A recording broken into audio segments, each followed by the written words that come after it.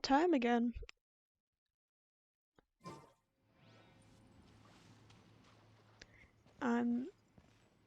Ah, that's where I am. I was about to say I don't remember where I was. I do. I do. Um,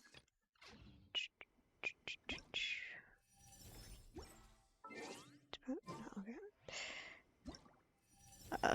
It's time to do this again, I suppose. Y'all get to watch me struggle yet again. Congrats on first, Mad Cat. Okay. Yep, your difficulty is already up. Cool. Elon, Tau. Geo, I have Goro. That's about it.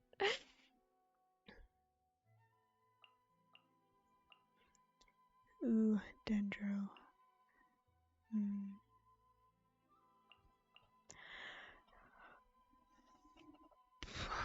Actually, yeah. All 5 stars. That's crazy. Hmm.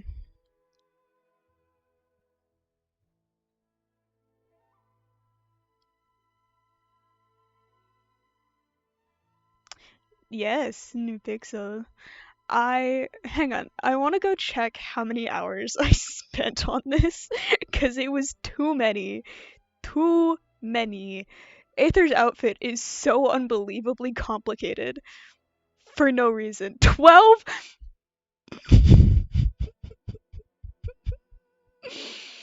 12 hours. I couldn't get the mouth right also. It was a struggle.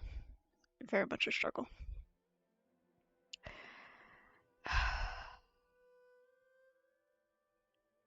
Yeah, I was grinding this out yesterday. Just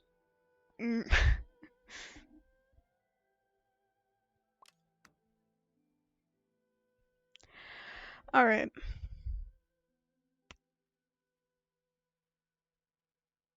Actually, Ngoro, get the fuck out. It's gaming time. I did level up his weapon yesterday, so we might have a bit more luck, damage-wise. That was also a struggle yesterday. Yesterday? Day before? Whenever I last put gaming on one of these. We'll just ignore my level 1 and 2 characters. I do plan on leveling up Toma at some point. But that's gonna have to happen after uh, after I obtain Kanichi, because I will be obtaining him no matter how hard I have to grind. No one can stop me. Alright, let's just try it out. This might take me a bit.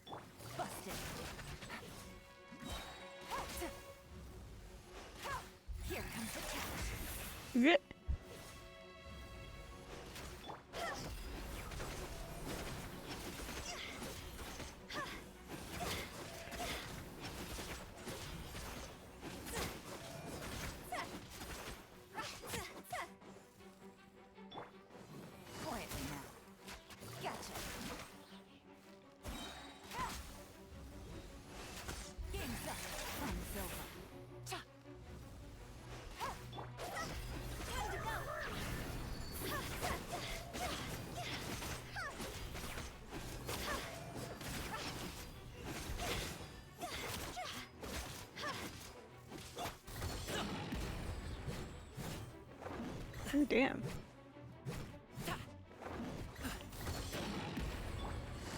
forget that leveling characters up is actually like a good thing.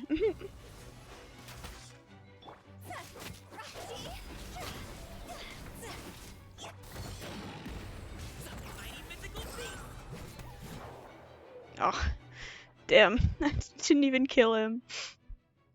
That's sad. Not a good sign.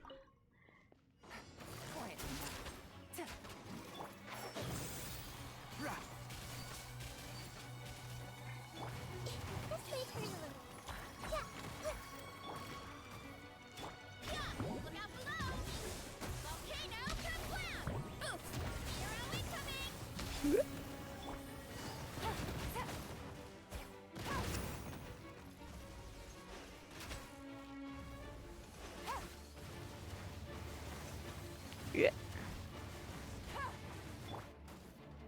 I forgot what the buff was for this. So.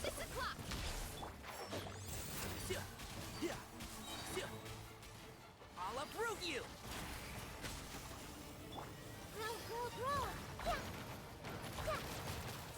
Ow. Shit.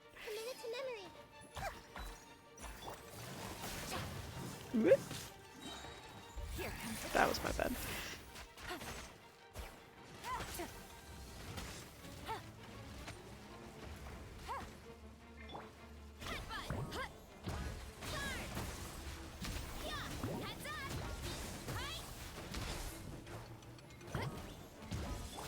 Yeah, I'm not doing well on this one.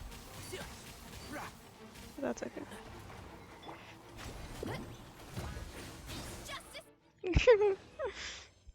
Oh.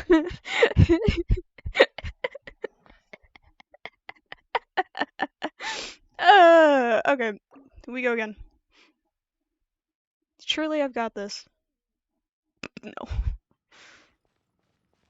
Oh, why'd it put me in the second half? I mean, alright then. I see everything.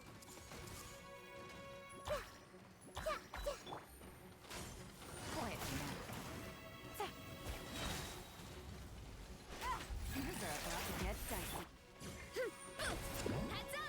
You're always coming! Yeah! Look out below! Can't see? Let's nip that in the bud. Gotcha.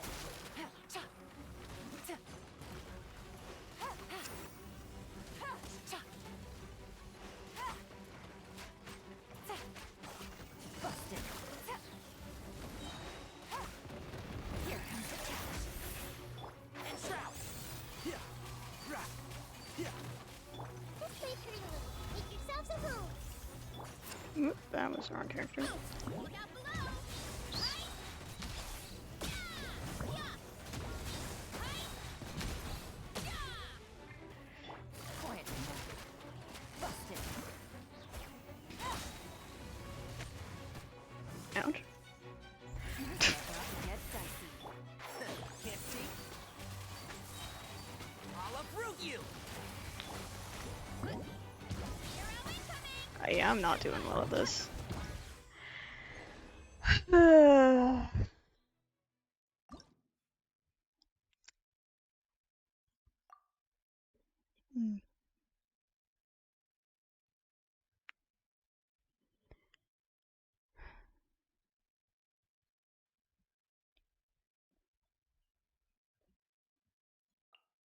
Oh, wait.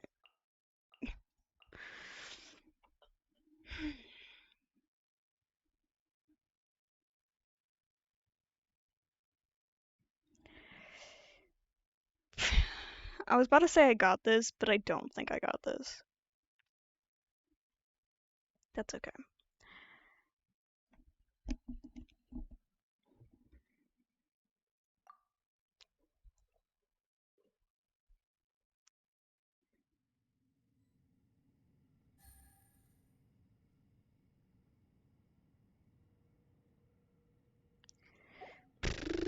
Take it Okay. easy.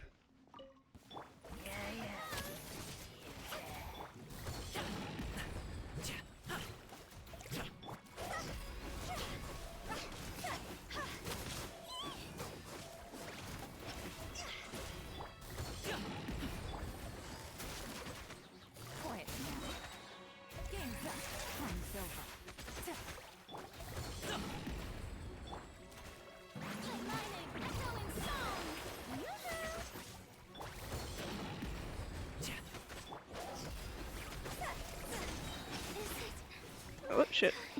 Bye, Hutao. Here comes the catch. Happy return.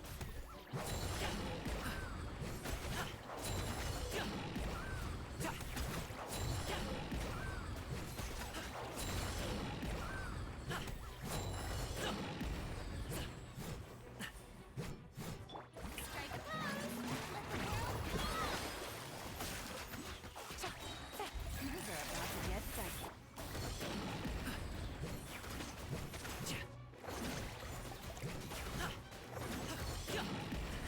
The feeling's mutual. Come on. Die. Oh, thank God. Up to it, Manzai. Okay.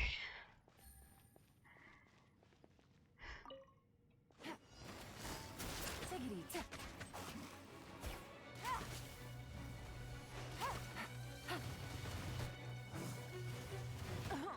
Ow.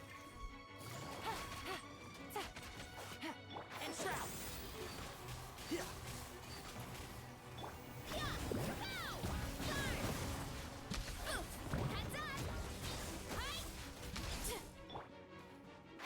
Can't see.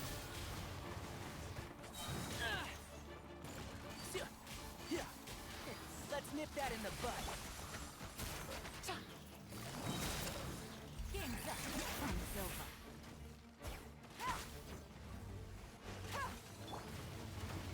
Too strong. Headbutt. Hi. And shroud.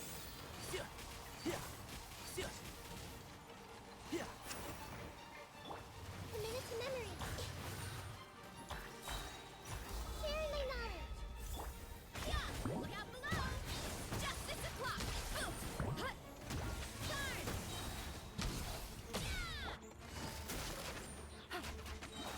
Things are about to get dicey. Headbutt. Justice o'clock. Yeah. Kapow. One with the force. I'll uproot you. God.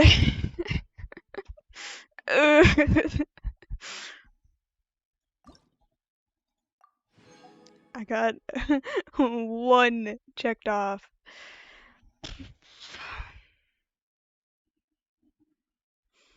Mm. If only I could have Farina both times. I think I would be a winner then. I'm just gonna I'm gonna do this later.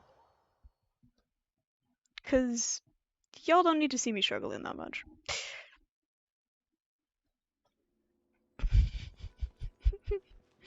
Okay,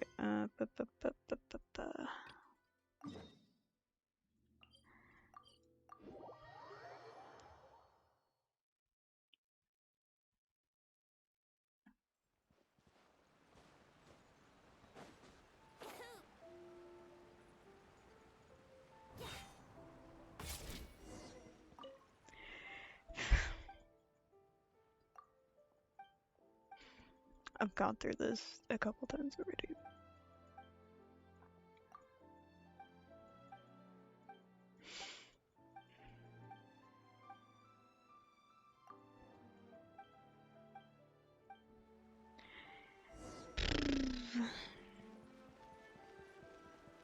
Wait, no, it's back here. I know what I'm doing. Maybe.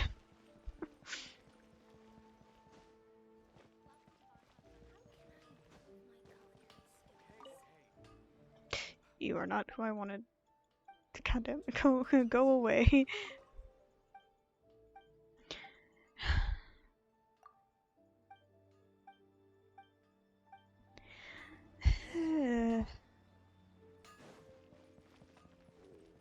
Back we go.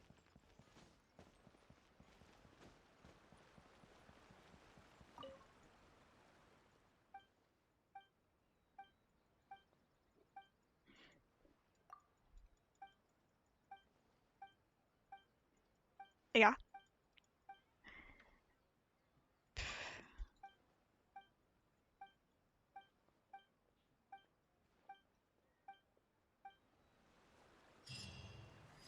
Okay. God. Hello?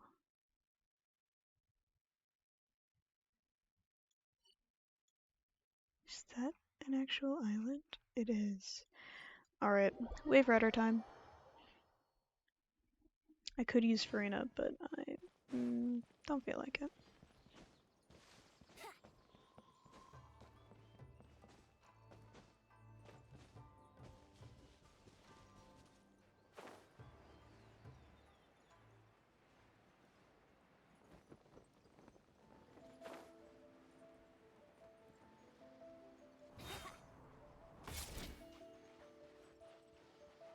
Brace yourself.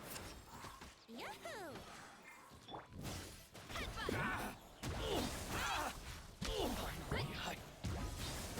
My blade! Justice o'clock! To the ferry! Can't see? To the ferry! Womp womp. So much stuff for me to eat.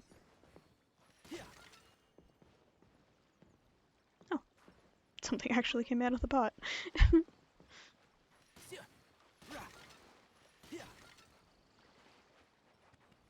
Oh. It's just taken a second to register that stuff's meant to come out. Okay, big rider. Yoink. Meow.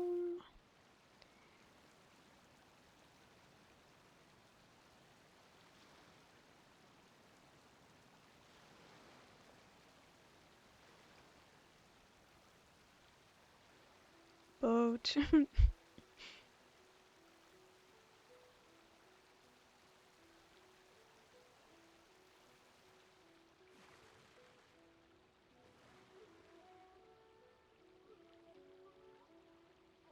Alrighty, let's kill some bitches. One with the force. I hear everything. Headbutt! Ow, ow, ow! Smash down! You're incoming! Yay!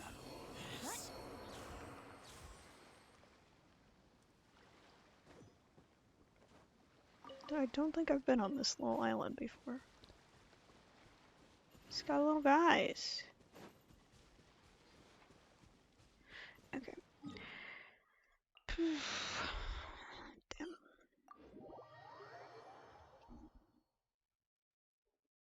I totally forgot that I put on my blue light glasses.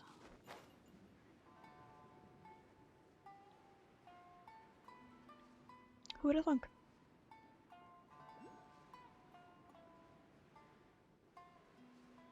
Hang on. I see shiny.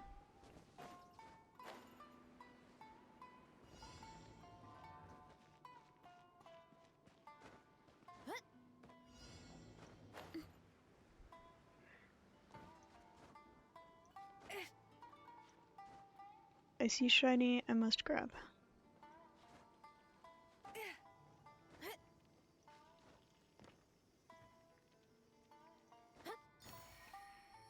Shiny. Why are there three? Have I just like not been over on this side? Probably. Realistically, yeah, probably. Look out below! Hey, she gave you a warning, bro. Yeah!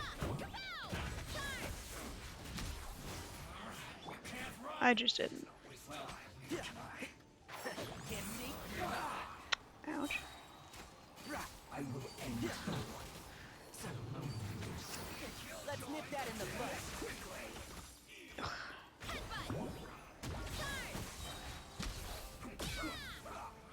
That guy got his shield. Ouch. Justice o'clock! Soar with praise! Time to shine! Kapow! Charge! Yeah! Heads up! Charge! One with the force.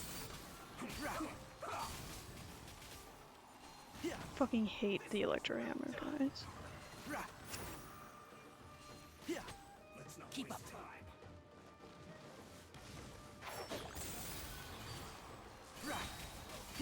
I hear everything. Justice o'clock! Headbutt! Here are we coming! Send this quickly. Yeah! Justice o'clock! Yeah! Can't see. Ow!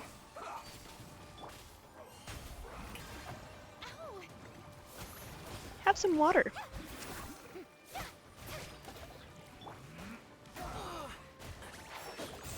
My bad, Tenari. Just fucking die. Christ.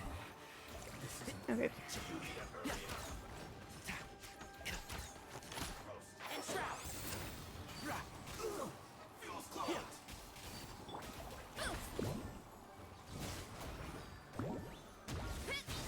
Smash down!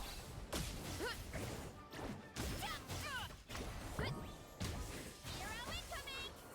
Okay, there we go. Jeez. Supplies.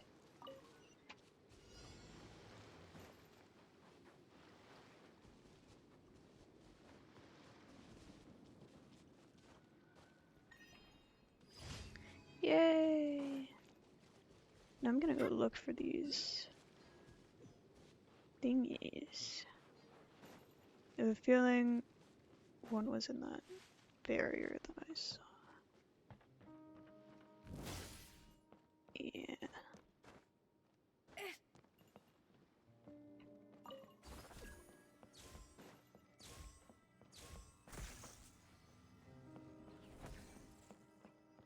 How do you get down there? I'll figure it out, don't worry.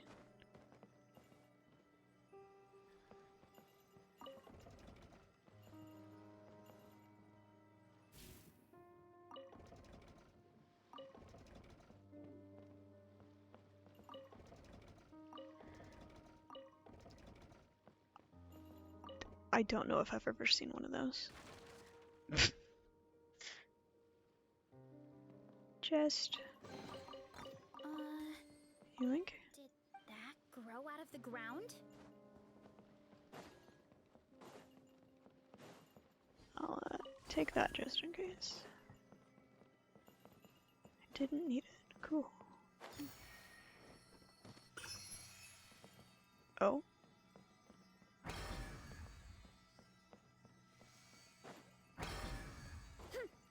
Trial and error.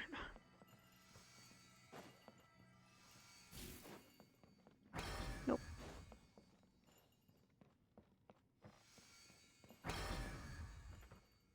Oh, is it matching?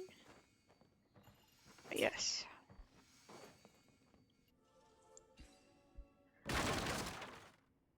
I'm doing things, apparently.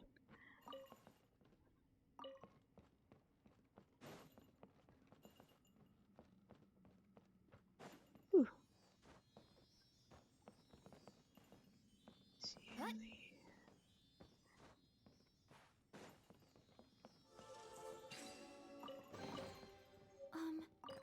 Are these edible?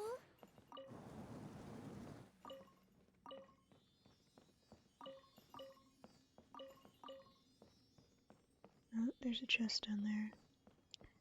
My bad. I saw sparkly and I'm following it.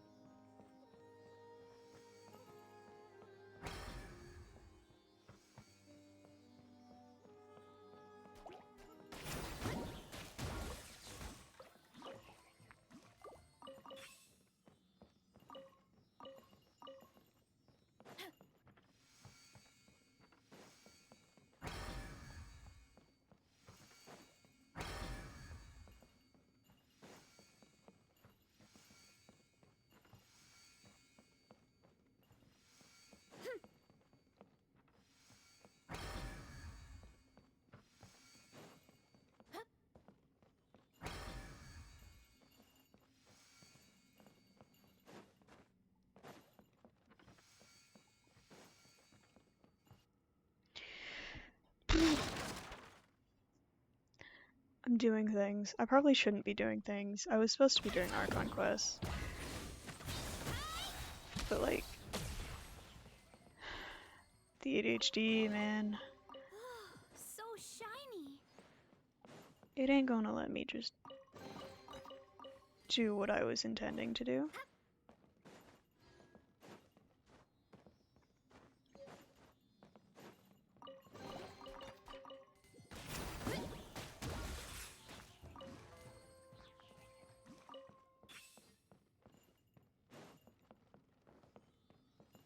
Wait, there was a puzzle that we passed.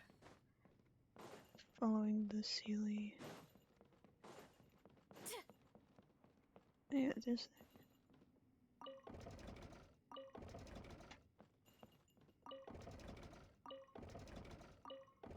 That could have been much easier, but I can never remember which ones are clockwise and which ones are counterclockwise.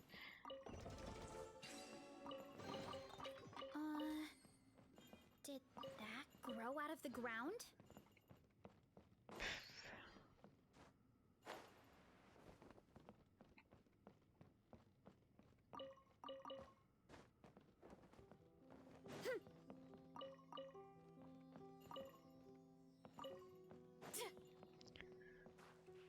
There's a key somewhere that I must have missed.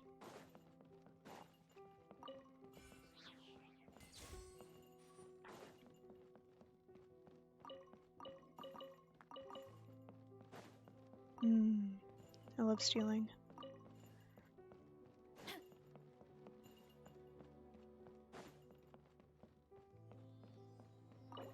Oh, I have it.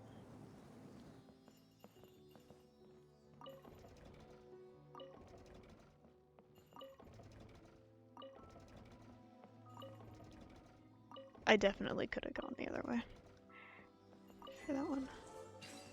Davy Jones' locker. So shiny.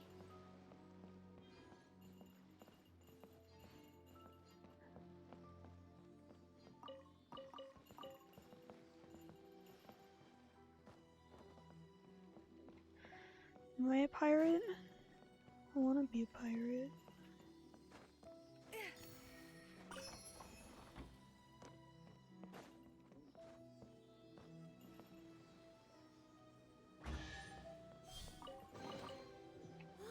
So shiny. Well, I guess I did that. And that means we're done with commissions. I totally forgot that's a thing that you can do instead of commissions. Add astro. I Thank you am. for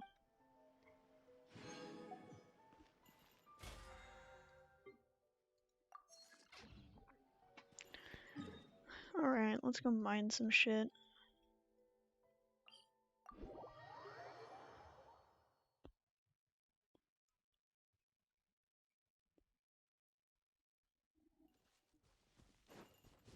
Ooh, white iron. Yoink.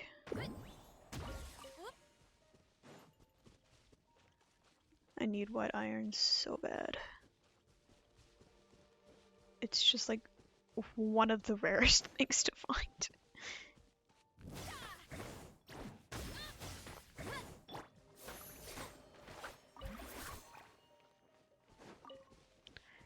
I just realized how bad my health is. We're gonna sit here for a sec.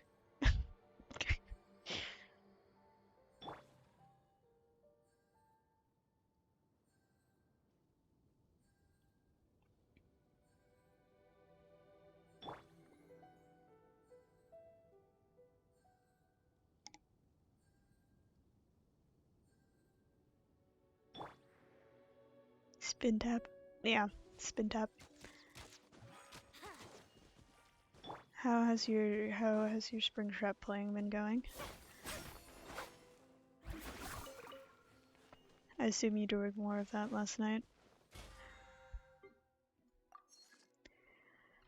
Do we have 150 resin to use? Nope. Ugh, I never do. Okay. No, that one.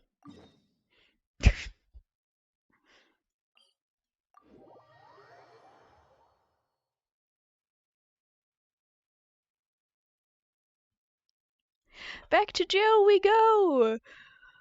Are you ready, chat? It only took me 30 minutes to come back.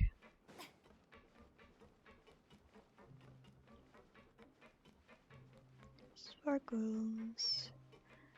I've taken Farina to jail.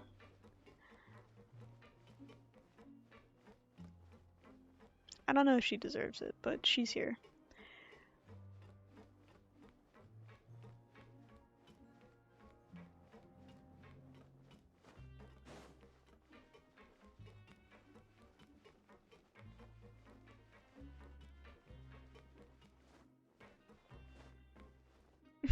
You've done nothing but play Springtrap for the last 3 days. Damn. Welcome back. Do you want a cup of tea? How can you be so much like Risley, always drinking tea? Huh.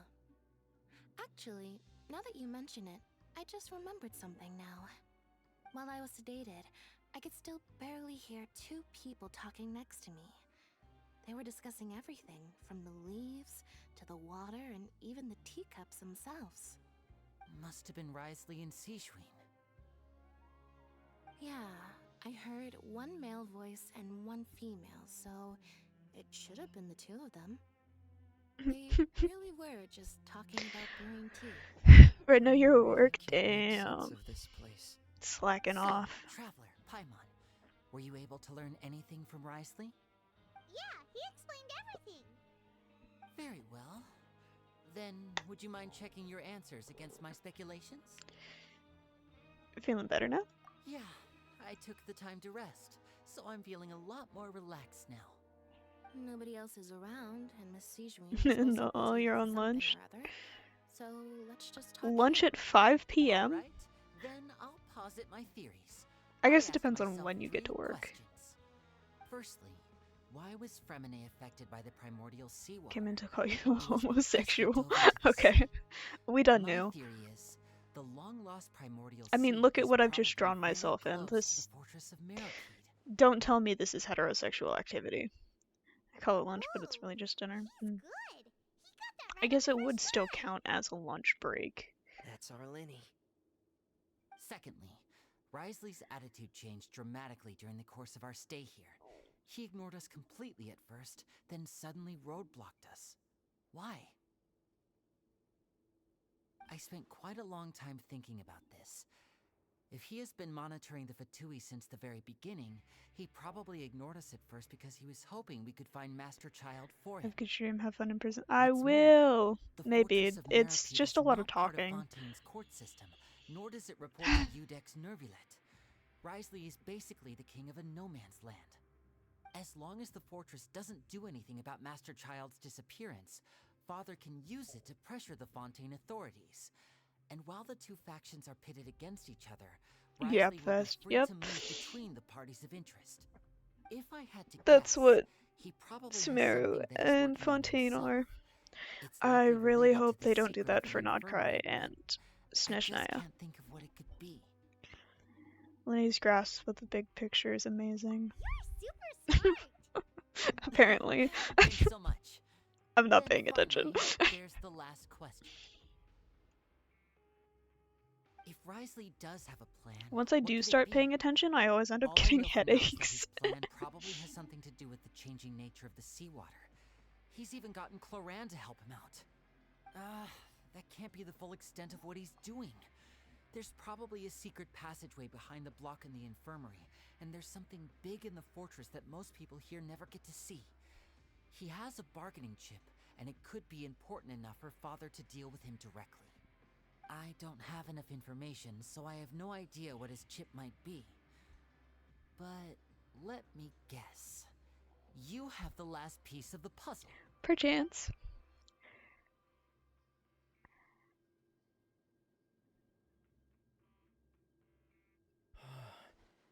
I can't believe it. To sum up what those just You said, see? we told them We'll the involve secret. everyone. Hydrate, but I Just just like the took a prophecy sip. said. I can still taste the Risley water never in my wanted to be mouth. bothered to figure out a way to deal with this crisis. If you remember, I once I took mentioned my another. father Are you sees the happy? House of the Hearth as her base of operations, and she truly wants to resolve the crisis. But how could Risley have known that? Or perhaps he didn't know and just wanted to bring father over to his side? Which could be why he said he just wanted to negotiate. Yeah, that makes sense to me. I understand your concerns as well, Traveler. I'll figure out a way to pass this on to our father. No matter what, we're on your side. The two of you have already aided us far too much. We probably wouldn't be standing here right now if not for you. If you ever need anything else going forward, please come to the House of the Hearth at any time. Though Yippee! you may not Fatui share support! the sentiment, after all that we've gone through together, the three of us basically see you as family now. Hydrate needed before consumption of You have Paimon. my gratitude. Alright, Russ. Thank you for protecting Linny when it really mattered. And thank you for sharing the secrets of the fortress with us. We didn't think you were going to do it. Why are you being so formal all of a sudden?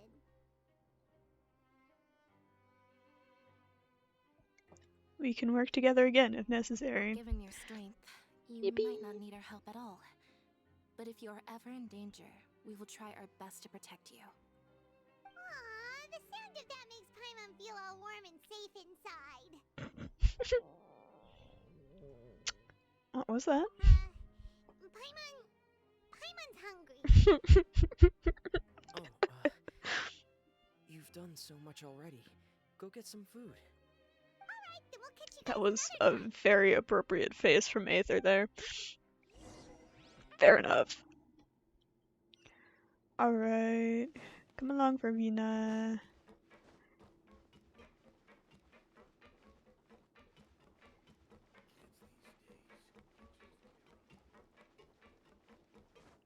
Are you ready to jump off? Whee! Okay. That works. Time for dinner. Welfare meals now being served in the coupon cafeteria. Come on, let's go pick up ours as well. Traveler and Paimon, over here. Are you here for dinner too, Miss Sijween? And I'm taking the opportunity to prepare Miss Cloran's dinner as well. Ah, I see. You're Special right. treatment. She's actually sitting in the fortress cafeteria. What would you like to eat? We can choose? Yep, you can. I've already talked to our chef, Mr. Wolsey. It's all on me today, so you can get whatever you'd like. I'll have the tastiest stuff you have to offer. Don't forget Paimon. No problem. Just leave it to me.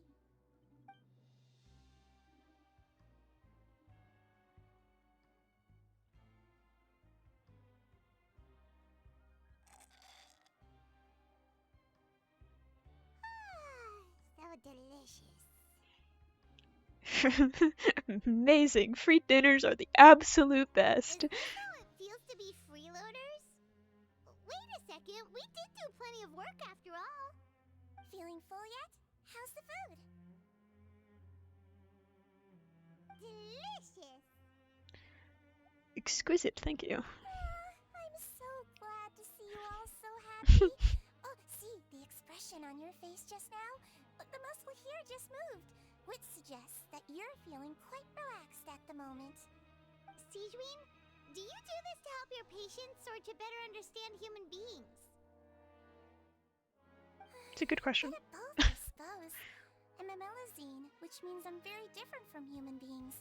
I must know what you're thinking if I want to take good care of you. You're really good at taking care of people. Even though you're so short, you still talk and act like an older sister. I can't believe Paimon just pulled the short You card. really have an older sister? That's great to hear. Oh, and what do you Paimon, mean by of the all rise of characters. When you said that you were protecting Linny and his siblings as well. Oh, that. I just asked His Grace to look out for those children, especially that diver boy. I was getting a bit worried after hearing that something was wrong with the water. Thankfully, Colorand is very strong and managed to save him in the nick of time. His Grace also sealed the pipes after Colorand left, to make sure that Linne wouldn't impulsively chase after his brother. Although the path was blocked, we still stationed some guards there to stop anyone from approaching. They were instructed to only open the door once Miss Clorand had returned. Oh, and I was keeping an eye on Mr. Linne as well. We had to press him, but we couldn't allow him to be in any real danger. You were all super considerate and really thought everything through. It's just what we do down here at the fortress. At least this has been His Grace's style for as long as he's been the leader. Oh, Excuse me cracking my I wish knuckles. Monsieur Nerva Don't could worry come about down it. here more often too. I feel like he'd like it here, with all the darkness and chaos.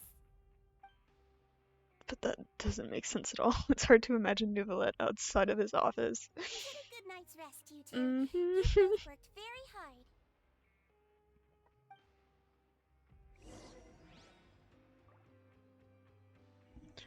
Okay. This quest just is a lot of up and down.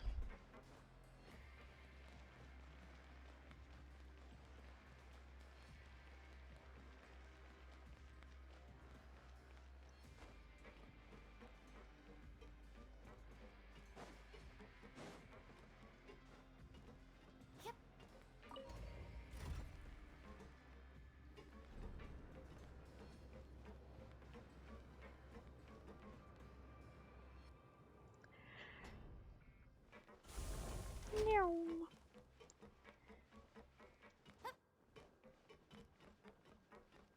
Stealing! Yippee!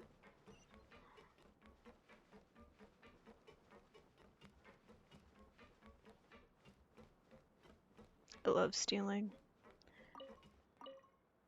Why was there a weapon in there? I mean, I guess I do have weapons on me. But like...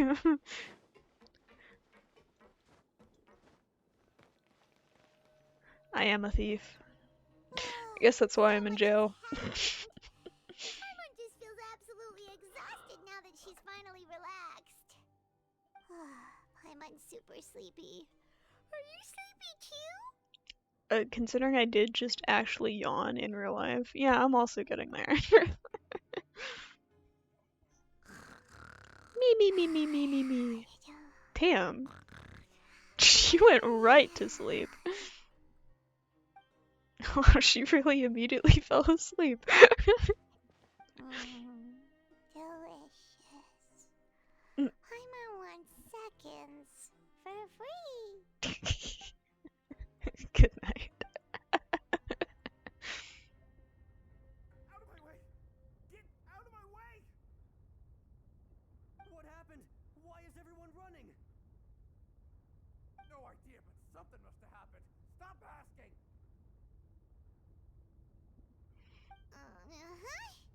Who's yelling? Paimon still wants to sleep. What's that sound? Paimon, wake up. We need to go out and see what's going on. Paimon, wake the fuck up!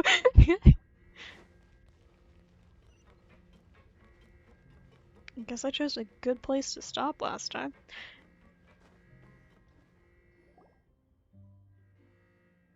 That's an alarm. What happened? Why is everyone running around? Hey, what are you doing? No time to explain, mate. Goodbye. Hey, wait! What's wrong with these people? They won't even talk to us. Don't tell me the place is flooding. There you are. Yes? Oh, thank goodness. What's going on? We still in Lavaroon. Do you know what happened here? We came here especially to inform you. Something seems to have gone terribly wrong just now. His Grace is telling everyone to evacuate and get out of here. Lavaroon was saying you two are new here and you don't have many friends, so you might slip through the cracks. Haven't you heard all the stories like that? An evacuation is successfully completed, yet you only find out once you do a head count that 1 or 2 people are missing. Mm-hmm. Wait, weren't you the one who brought that up? Why is it suddenly my idea? Hey, shut up! Okay, whatever. The point is, you should come with us. You said His Grace said to evacuate outwards? Yeah, he said to get as far away as possible, upwards and outwards. Then that means whatever happened must have happened down below. Oh no, isn't that gate at the very bottom? Oh no, it can't be that thing! Whoa, wait, what? What? Hey, where are you going? See ya! We have to go find the Duke! You two just go and get out! Go on without us! Look, you tried. Hey, We're hey, not listening. be careful! Okay. Attention! Please evacuate upwards and outwards, upwards and outwards. If you're already at the topmost layer, then try to move as far outwards as possible.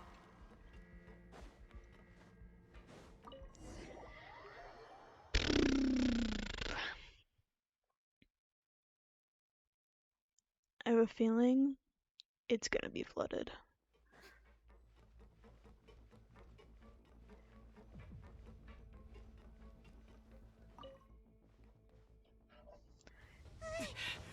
Oh, cutscene. They're here. What's up? Just like I said. We have it!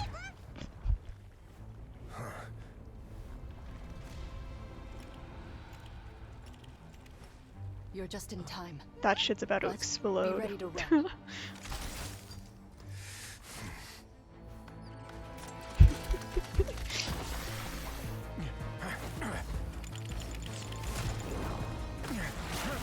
Shh.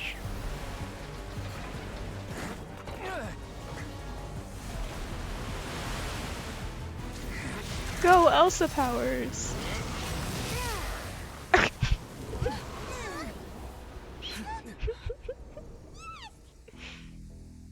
didn't mean to actually call that. Ooh.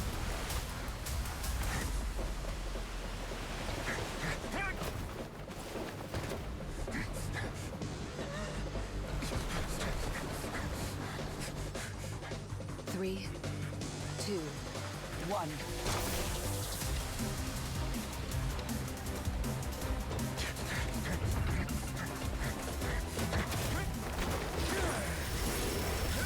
Ooh.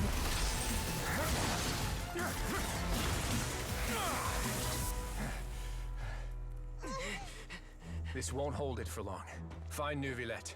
Tell him the defenses are about to collapse. Then what will happen to you? Until he arrives, we're the last line of defense. Just fucking run, Aether. Goddamn. The gate. How long do you think it'll hold?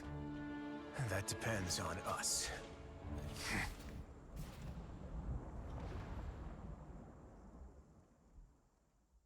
Yippee!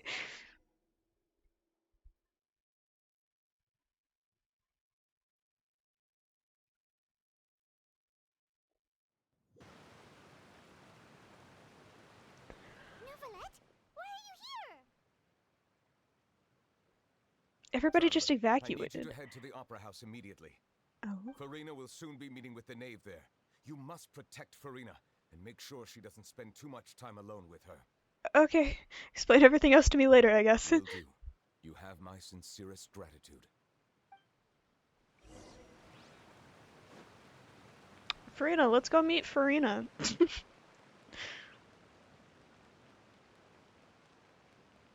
And father. Yay! What power? You want Elsa power? That would be funny. Just gonna walk up behind. There are a ton of Fatui and Palais Mermonia people over there. The knave is probably here already. We need to hurry. Are you two the traveler in Paimon? Monsieur Neuvillette has left instructions. Please follow me. Though I'm sure he's already explained, this should be a mostly cordial conversation, unlikely to give rise to violence. But it would be most appreciated if you could protect Lady Farina to the best of your abilities. I'll do my best.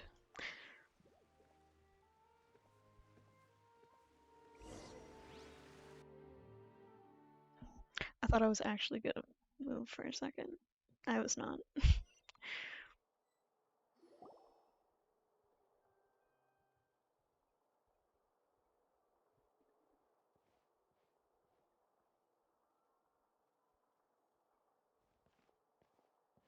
Oh, so you two are the honored guests Miss Farina mentioned. I Of suppose. course! How could they not attend a meeting such as this? I must always have 2 or more guests at my dessert table. Otherwise, the occasion would be too lonely and unbecoming of my station. It is my pleasure to make your acquaintance, traveler. I have heard much of your accomplishments. I am the Knave, one of the 11 Fatui Harbingers. So this is the Knave, the head of the Hearts of Houth, and the Linny siblings' father. She certainly does not seem easy to deal with. A pleasure to meet you too. I've already prepared seats for you. Come, sit beside me. Perhaps you two are unaware of how Miss Farina and I do things.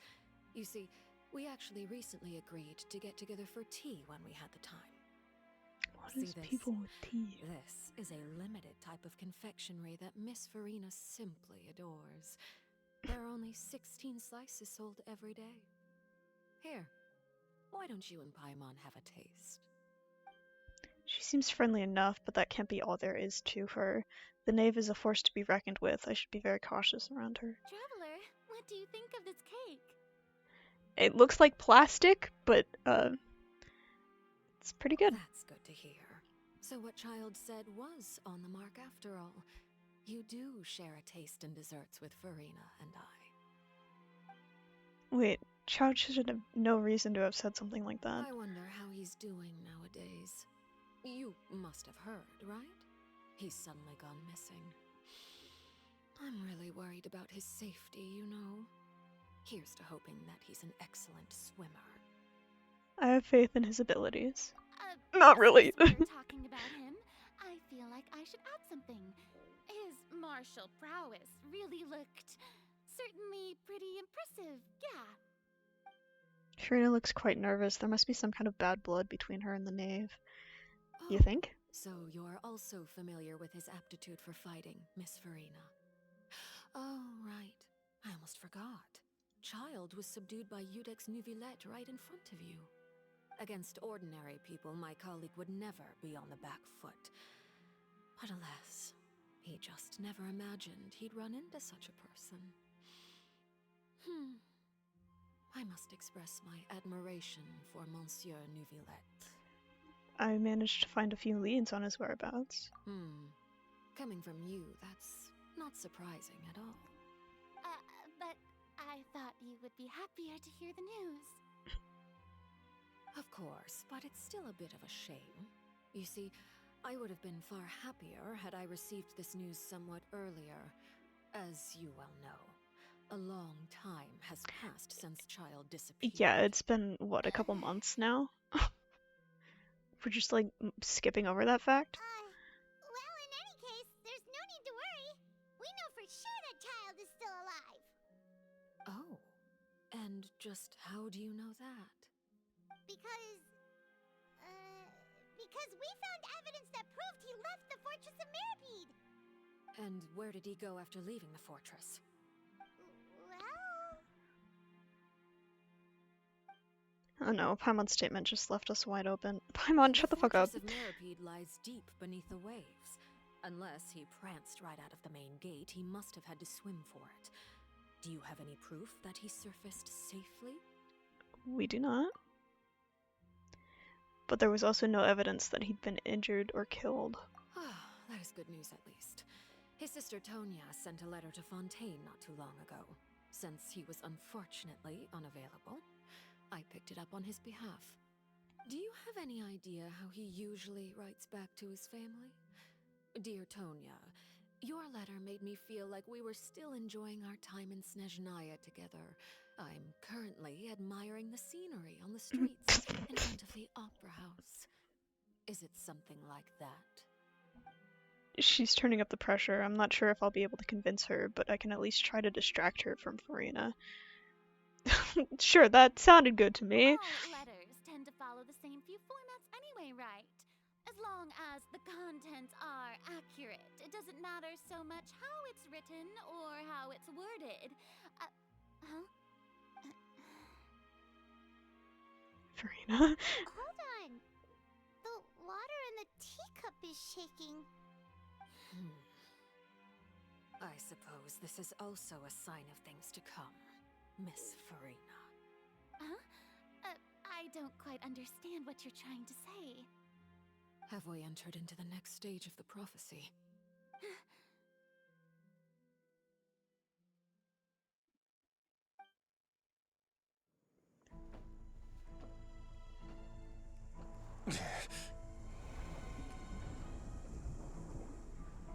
My thanks to you both. I will take it from here.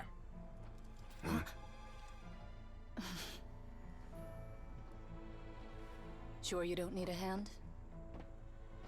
Quite sure. Wow. So, what's your secret, huh? Let me guess. Nah, who knows? Maybe it's just your sense of responsibility. Sounds about right.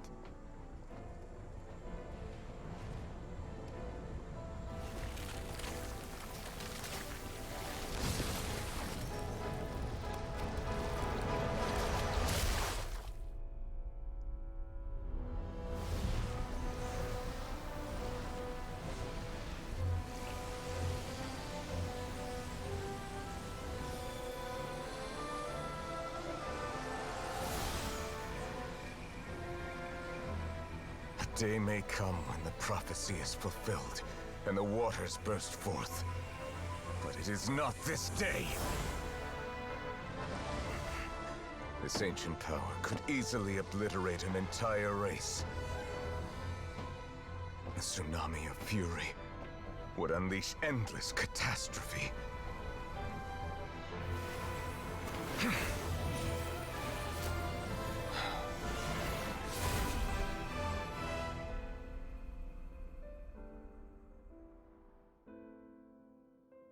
This sentence is too severe.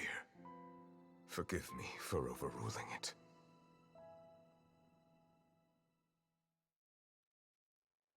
Goddamn.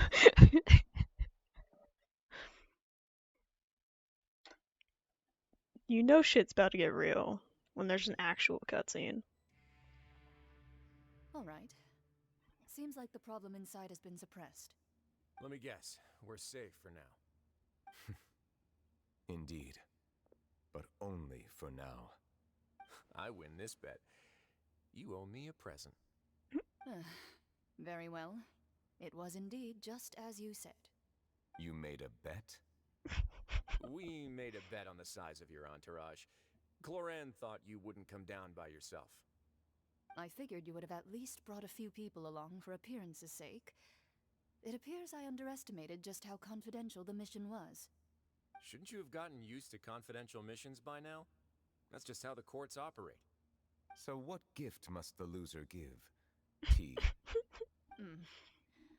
He already has tons of tea in his office. I'm thinking about a set of legal codices. That wouldn't happen to be a dig at my lack of legal awareness, would it? Well, I'm sure His Grace doesn't consider the fortress to be outside the law. I was under the impression the residents of a place like this would be uninterested in the legal codices. That was obviously a joke. Anyway, you've still got some unfinished business to attend to in the overworld, correct? Okay, No yeah. need to stay here if Hi, you have Forrest. pressing matters. We all know you can't leave Palais Mermonia for long. Thank you. I hope everything went smoothly with the Fatui Harbinger.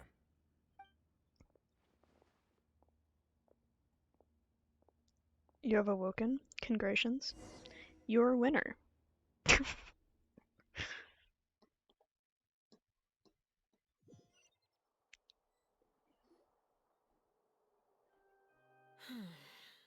I must say, we've spent long enough playing house.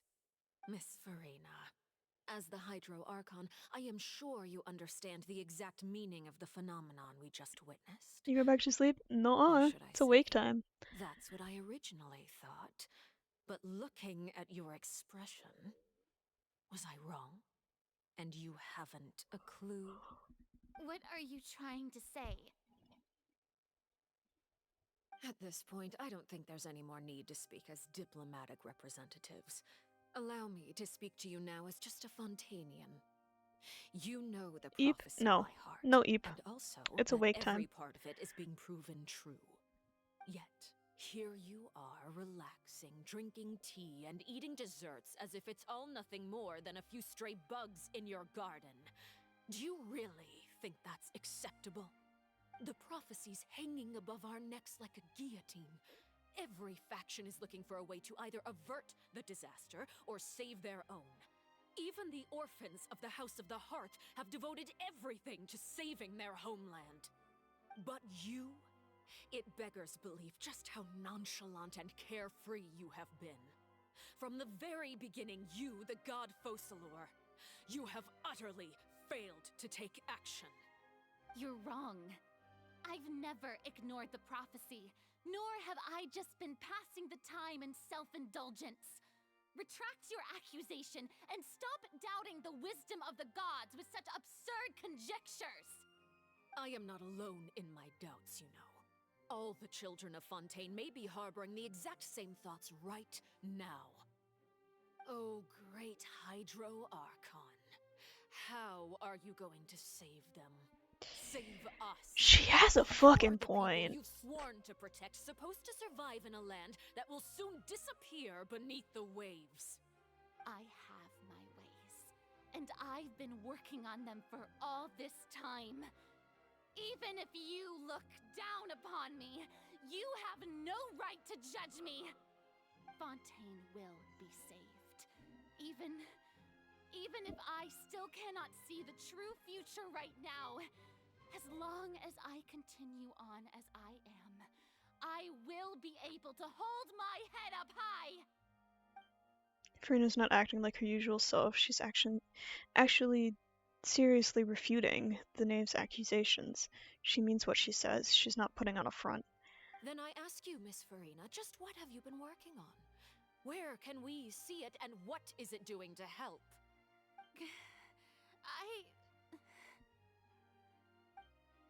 So was that all a lie, or can she really not tell us? She was so full of conviction and confidence just now, but now she's deflated like a popped balloon. My machinations are just like the prophecy itself. They will only reveal themselves at the fated time. It is just that beings like yourselves are unable to perceive them as of yet. I see. As a god, the proof of your labor always lies beyond prying mortal eyes. Allow me to be so bold as to ask another way. Would it be possible for you to tell us the parts of your plan that are not confidential? Such as your emergency response plan for the impending disaster? An emergency response plan?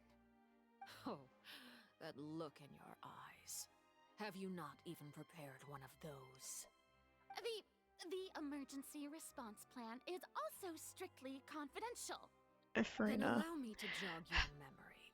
Miss Farina, what is the purpose of your oratrice mécanique d'analyse cardinal? And what do you plan to do with the massive amounts of indemnitium that has accumulated over the years? The oratrice? It's just like it appears to be. So you also have no idea. If I'm not mistaken, someone's using it to prepare for something. But unfortunately, it would seem that someone is not you, Miss Farina. I first caught wind of this when Linny tried to investigate the oratrice in the Opera House. You see, even just getting close to the core contaminated him with an extremely large amount of indemnitium. But even if that had nothing to do with you, then what could you possibly be working on, oh great Hydro Archon? Oh, right. I almost forgot. Udex Nouvillette is not at the tea party with us today. Miss Farina, I suppose you must have ordered him away to take care of some troublesome business.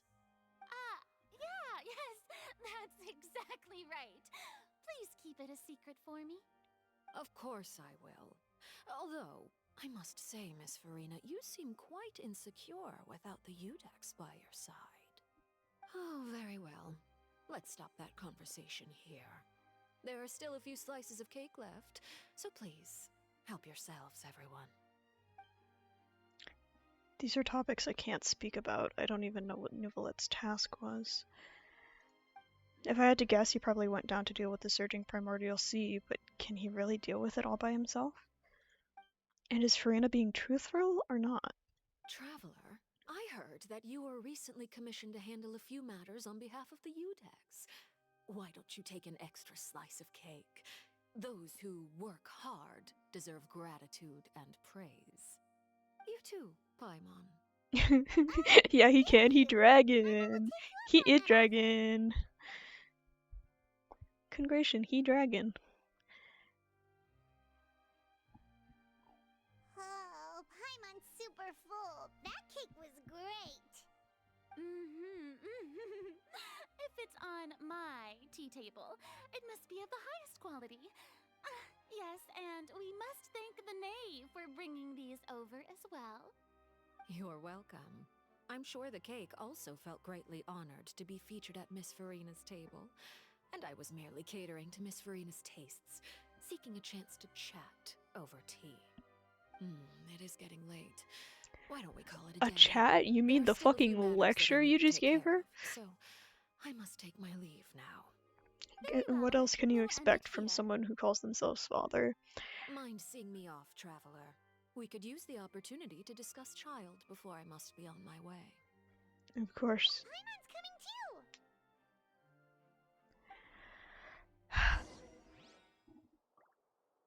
Bye, Farina. Where are we going? Out the door. Lovely politics talk. Yep.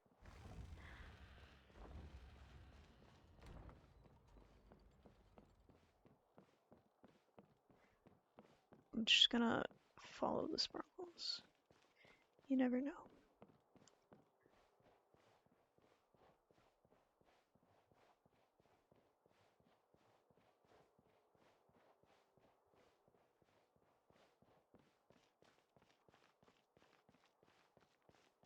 You gotta love my pyro-aligned traveler. Isn't he great?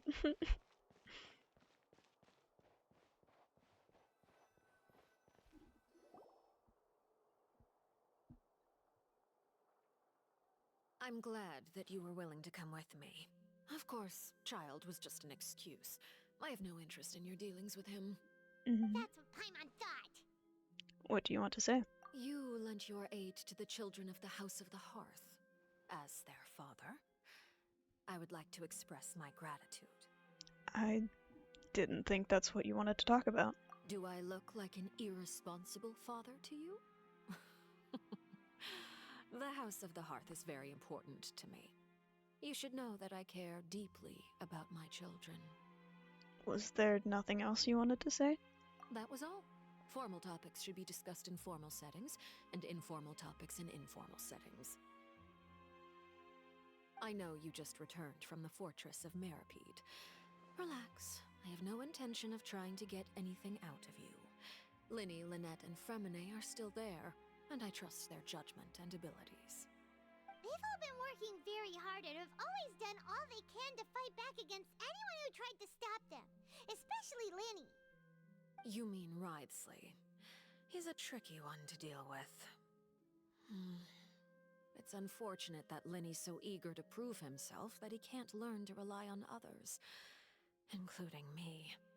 By the way, and you can just consider this a bit of idle gossip, but what's your impression of Farina? You are outside of our disputes, and the freest person in all of Fontaine, able to move around most easily. Allow me to share my perspective with you. And that's everything that happened during the trial. Master Child was declared guilty and immediately transported to the Fortress of Meripede. Didn't he say he was coming here on vacation? Does he not feel an ounce of shame for all the trouble he has caused?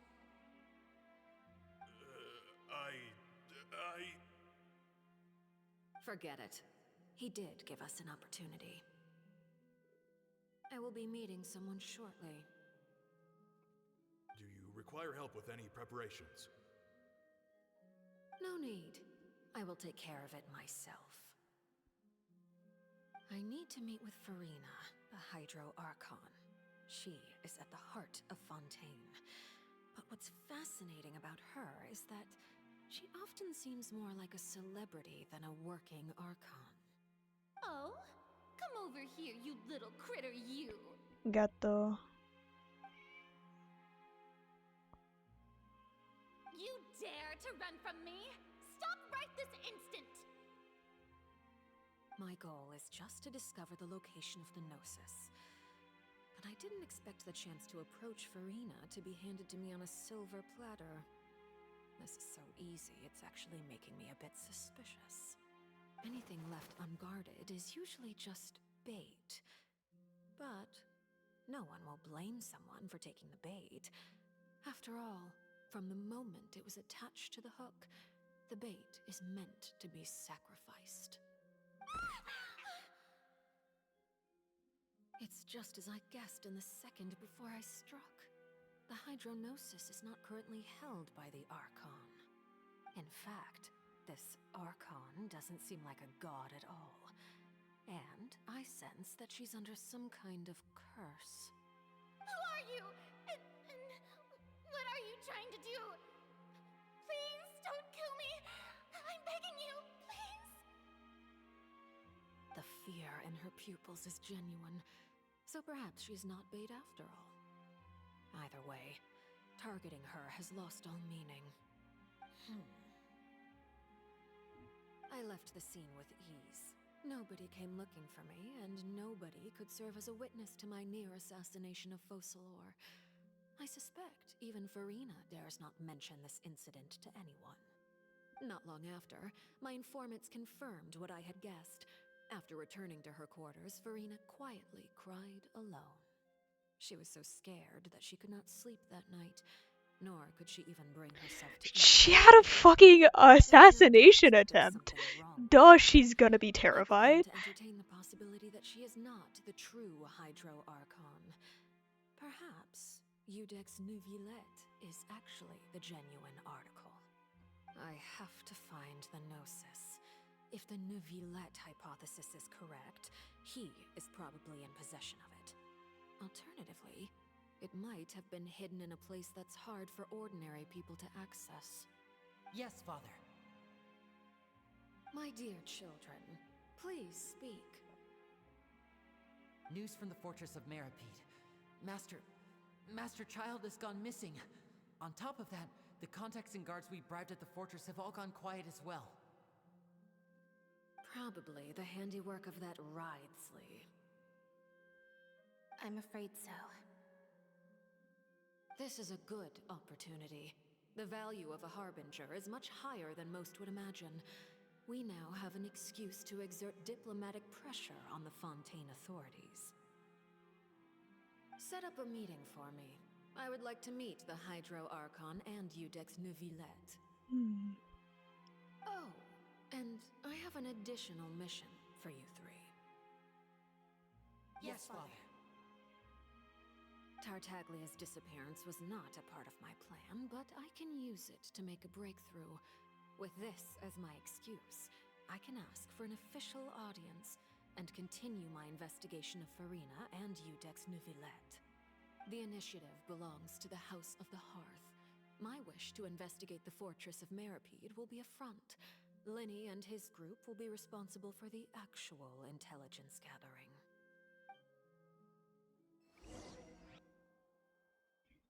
Uh-huh.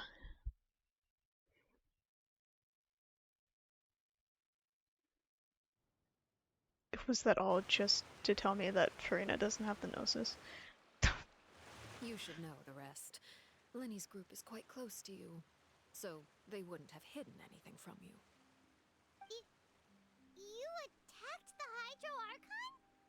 It wouldn't mean anything, even if you shouted it from the rooftops. After all, even Farina herself is still pretending that nothing of that sort ever happened. Alright then. I've now had I'm not a snitch. to enjoy tea with Farina. I have to say, the leadership of Fontaine is even more inscrutable than I had imagined. I once surmised that Iudex Neuvillette must be the Hydro Archon, but now, that doesn't seem right to me either. How did you come to that conclusion? I am a servant of Her Majesty the Tsaritsa. Over my years of service, I've learned how a real Archon conducts and carries themselves. Whether Iudex Neuvillette or Farina, neither fits the bill. It's hard to imagine either of them as the Archon. Of course, that is all just how I feel. Gut feelings often do not require justification. It is, however, quite amusing to me that after all my years working in intelligence gathering, I've come to realize I am at a complete loss regarding the identity of the god of the land of my birth. Don't you think Fontaine is quite intriguing? A catastrophe looms, yet many secrets have yet to rise to the surface. It looks like Fontainians will have no choice but to save themselves. Ultimately, though, one must survive in order to do anything else. Should the need arise, I would be happy to cooperate with you. You don't need to commit to anything right now, of course. I have a feeling that the situation will continue to evolve, and as your name is often connected with noble deeds, I'm sure we will work together someday. Neuvillette? He certainly returned quickly. You must want to catch up with each other, so I'll leave you to him.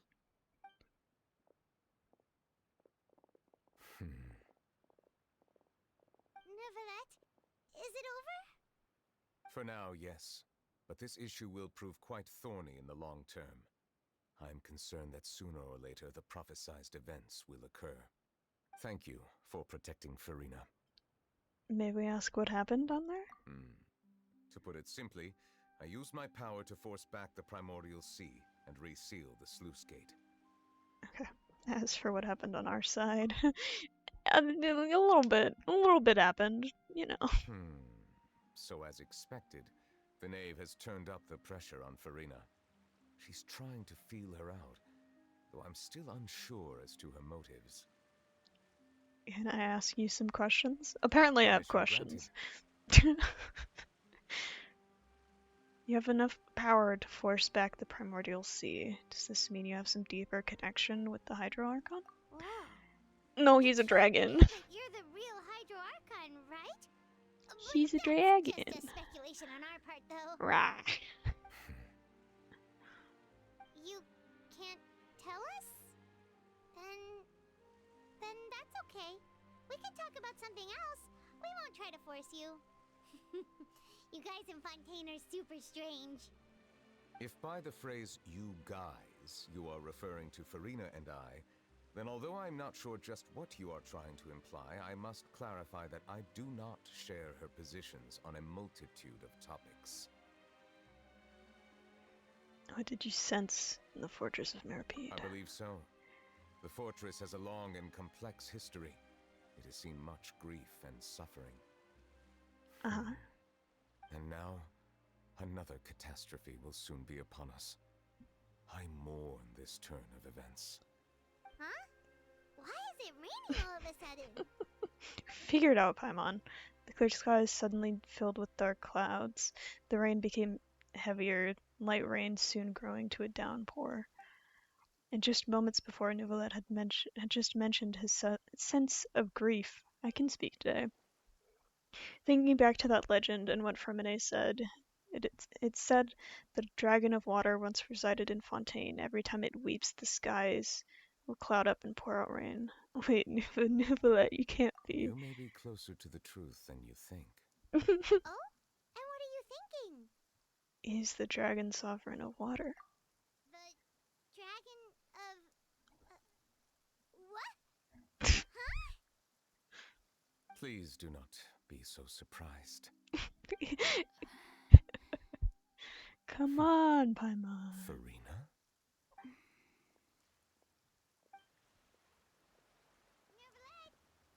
Neuvillette, are you listening?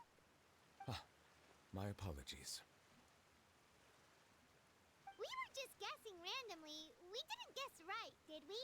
You're not actually the dragon sovereign of water, right?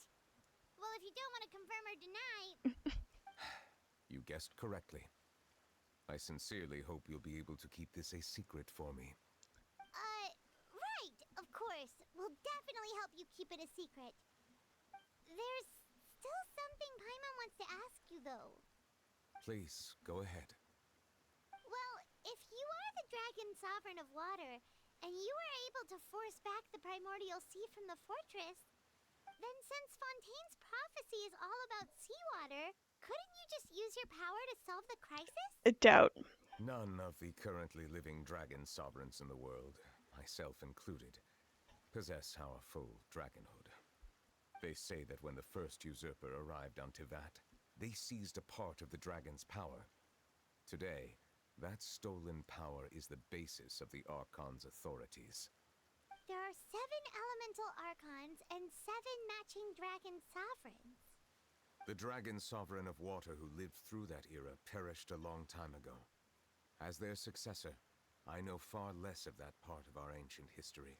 That makes In any sense. case, I believe I will not be able to do much unless the Archon disappears and returns their elemental authority to me.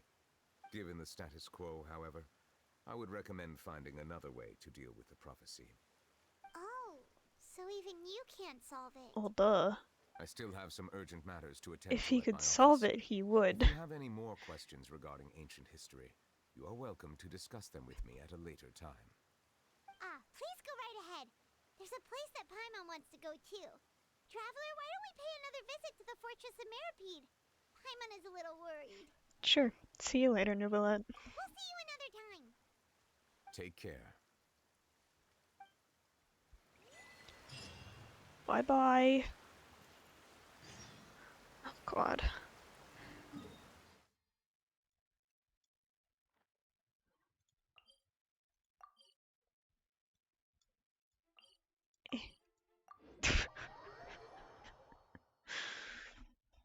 Let me just struggle to teleport down there because there's so many things.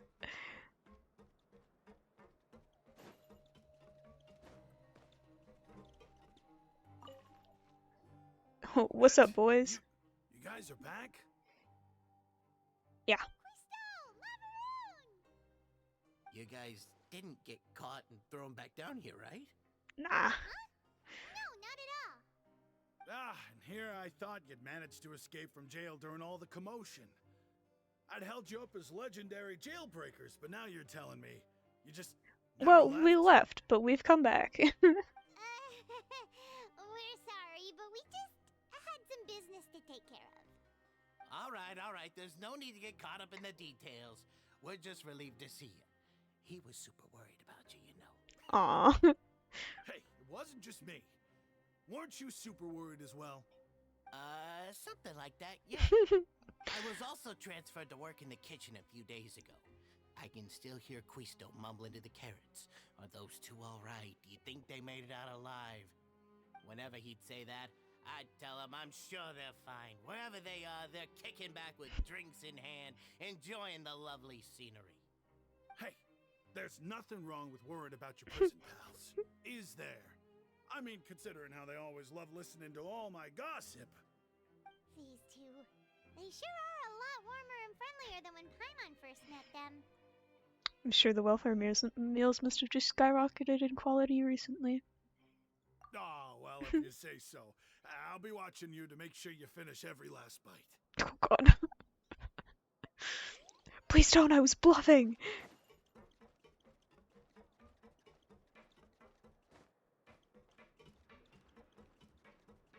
Tijrin? Yep. Tijrin! Traveler, Paimon, you're back! Yeah. Are you still doing alright? Did either of you get hurt? Don't worry, we're both doing great. We're fine, but what about you guys? It was such a huge mess. How bad was it? A few people sustained superficial injuries, but that's about the extent of the damage. Monsieur Nervulet paid us a visit. It was all thanks to him that we managed to suppress the crisis for the time being. Of course, we must also thank you for the help you provided. How did Nervulet know that he was needed here? Monsieur Neuvillette has strong resonance with the hydro element. When the water level rises, he can feel the waves produced. I ran into the bombshell bros while bandaging the injuries of the wounded. They were mumbling the whole time about how you just ran down without a word. I'm so relieved to see that you're both alright. If you're not too pressed for time, please stay with us a few more days. Just let me know if you get a craving for any particular dish, so I can have Mr. Walsey get your meals prepared. Oh, and please feel free to visit the infirmary for a break at any time. I'd like to take the opportunity to spend some more time observing your facial muscles as well. Your happy smiles are quite contagious, you know. They're so memorable, and I've missed them immensely while you were gone. Oh, thanks. That's very sweet.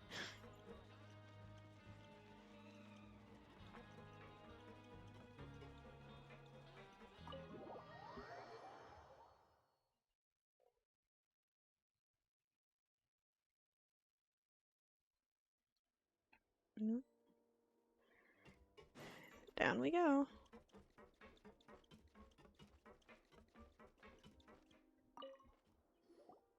Courier?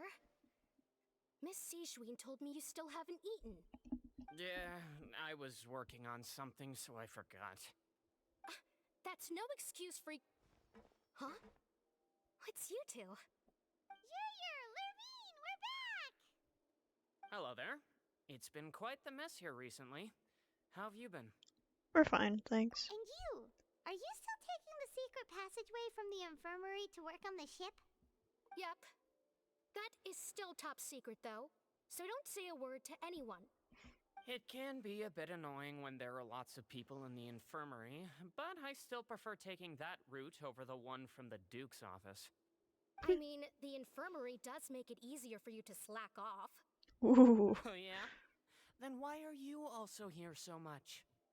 You two really are just using your jobs as a cover for your relationship, aren't you? Not at all! Try it. We know what you are.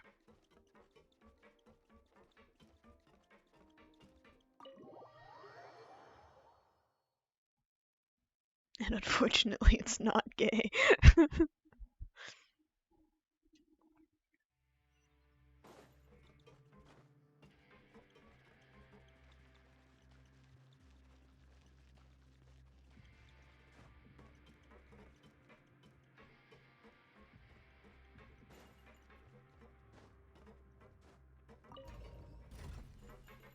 Uppies!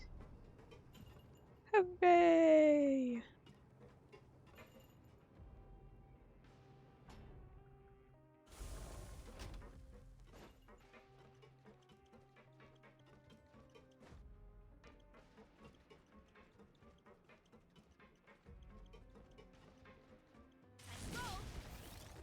Meow.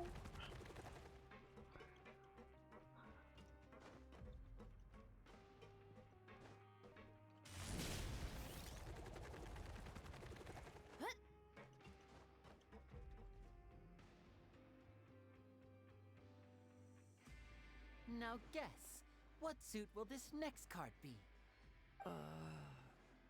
A bare-teethed cat? Well, well, look who it is. So, Traveler, Paimon. Hello, everyone. Looks like you're recovering nicely from an A. Mm-hmm.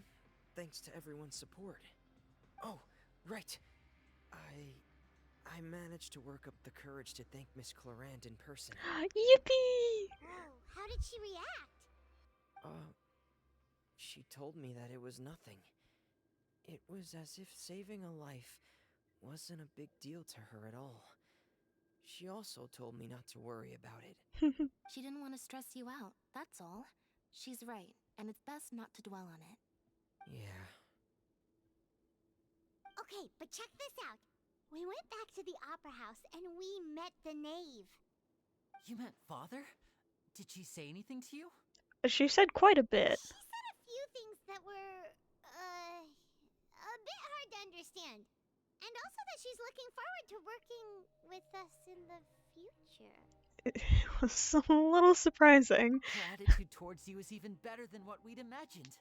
That's fantastic. You should believe her. She has her own way of doing things, and she'll do everything in her power to help those she considers close, which now might also include you. Father is very capable and also trustworthy. Oh, Paimon just remembered that she thought Lenny was a bit too proud as well. She said that you should learn how to rely on others sometimes. Got it. That does sound like something that Father would say. Hey! Are you going to stay here for the next few days? Looks like it, yeah. Excellent. I will host a tea party. For real? Then Paimon wants another serving of cake. Another implies that you were already served some delicious cake while you were up there. How lovely. Well, next time, you're going to have tea and snacks with us. Damn.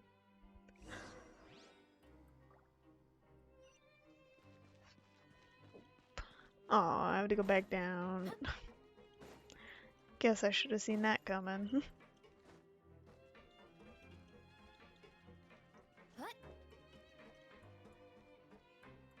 I guess starting at the top and working my way down probably would have gone better.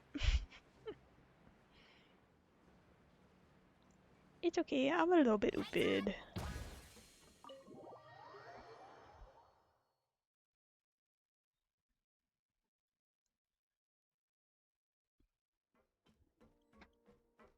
Uptime.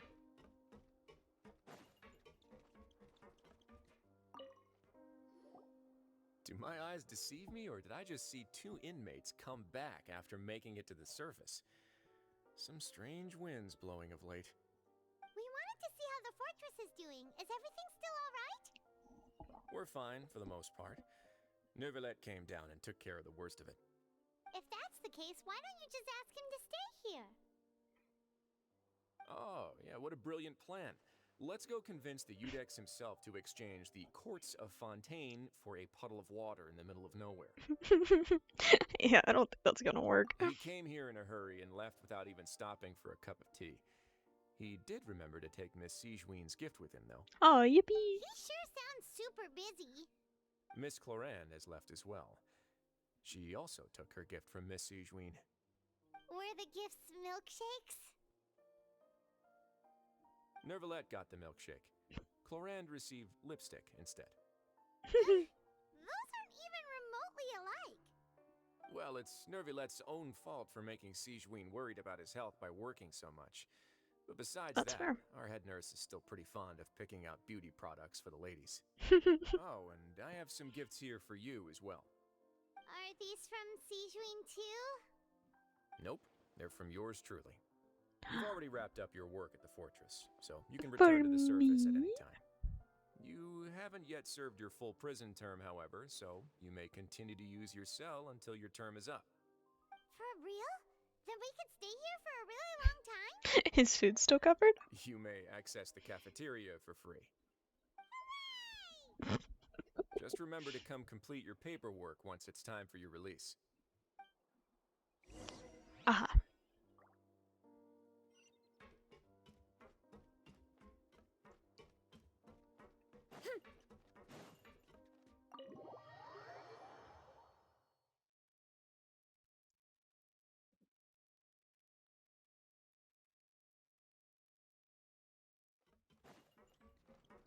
Meow.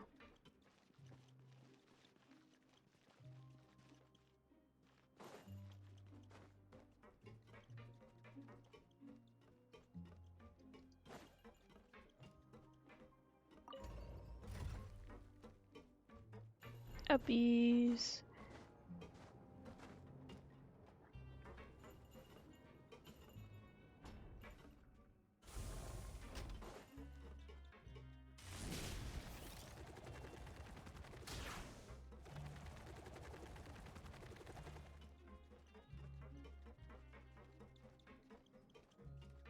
Running late again.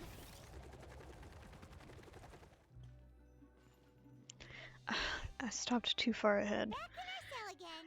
We're no longer prisoners though, so it really doesn't feel the same. Yeah, feels like we've gained our freedom. Being free sure feels pretty special now. Yep. Paimon, is there something you'd like to say? Huh? How did you know? Because you usually just immediately fall asleep. Hey, that's not true! Alright. Okay, Paimon just wanted to say that we really are an amazing duo after all. It's like, we've now gone to so many places together and become friends with so many people. We've never stopped traveling or stopped meeting new friends.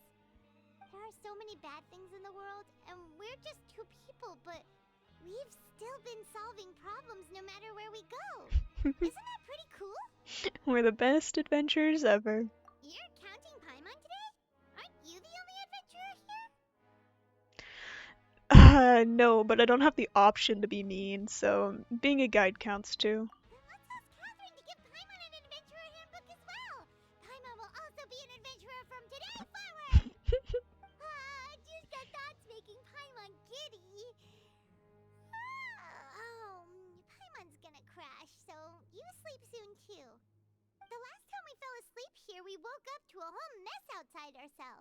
The primordial seawater nearly rose up. That was so scary. We should be safe now, right?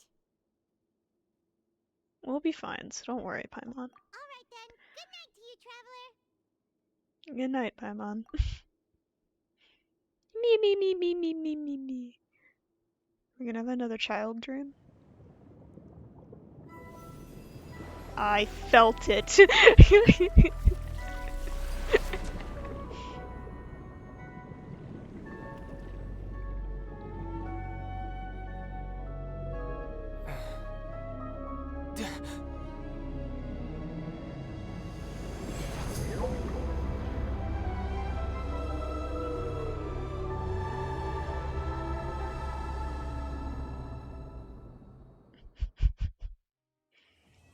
Well.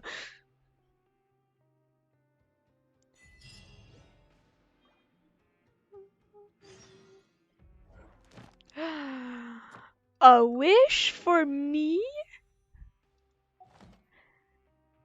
That's crazy. What story quest did we unlock? Ah, Nivelet and Risley. That makes sense.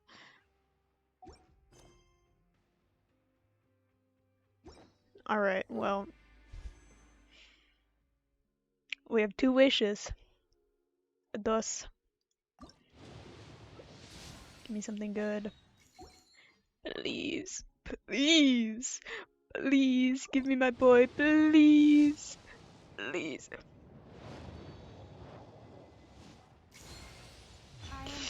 Fuck! No. We live in an era of change. The old order that has existed for 1,000. Kichi, no.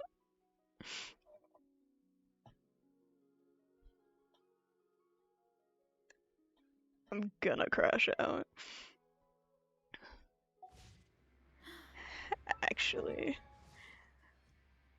Actually gonna do it. Why? You bitch. You stole my Kaniche from me. Fine. Oh, wait. I remembered.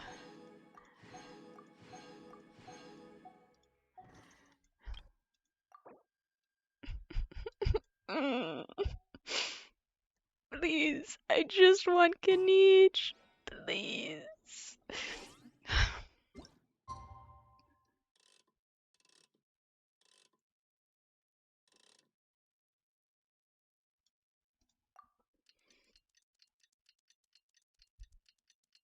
I don't get Kaniche. I can't have anything nice.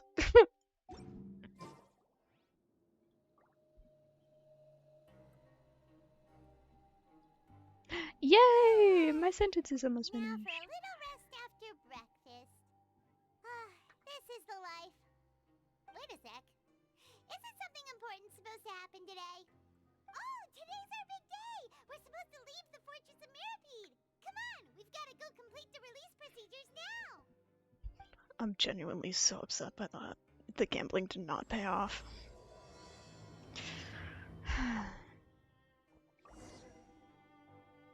I guess not. Next time I get a 5-star, it's guaranteed, though. I guess that's fine. Look out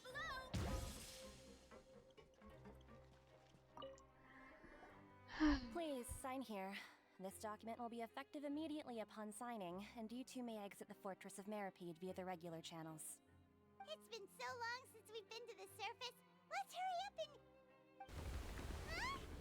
Oh. Well, that's lovely. What's happening? Are you okay? I'm fine, thanks. But I wonder what that tremor was just now. Let's go ask the Duke. Sure.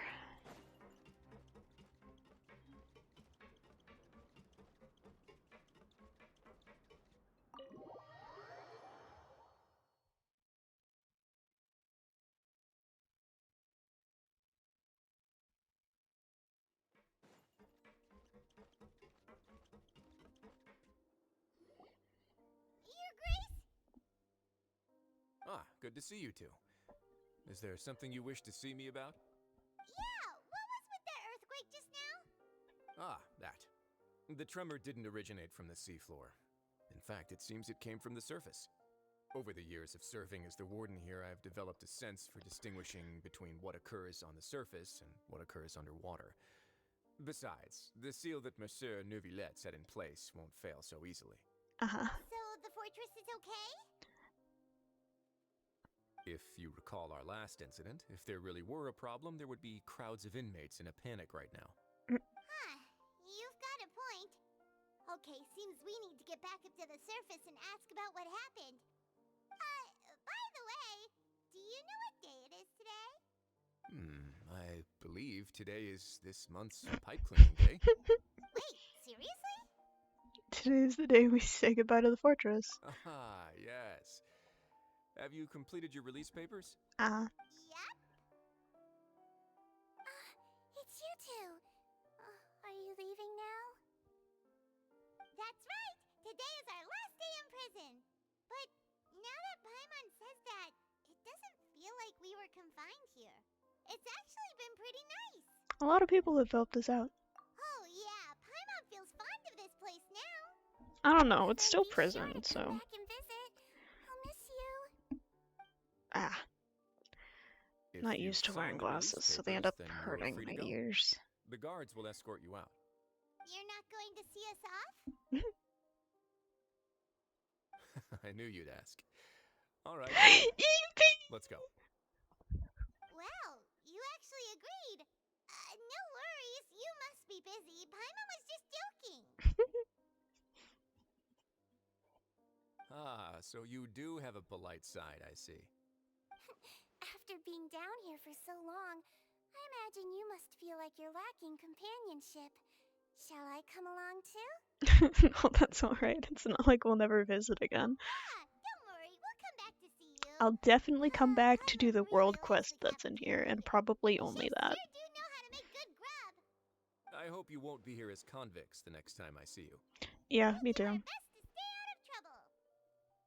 Well, it seems our work in the Fortress of Meripede is finished. That's the end of another chapter in our journey. And since Neuvillette was the one who asked us to come here, we should probably go report to him now. Next up, the Palais Mermonia. Okay. You're going to see Monsieur Neuvillette? Please pass on our kind regards. I'm sure just your regards will do, no? I believe it would be the polite thing to do. You're right. I've heard the Palais has been terribly busy these days. Tell him that I hope he hasn't been overwhelmed by the recent string of troubles. Okay. Goodbye.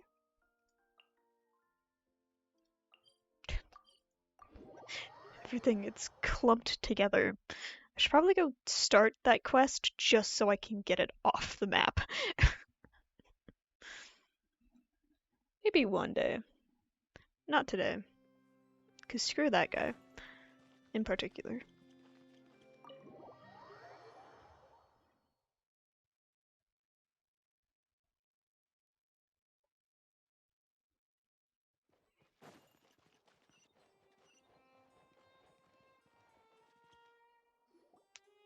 The Palais Mermonia sure is buzzing with activity today.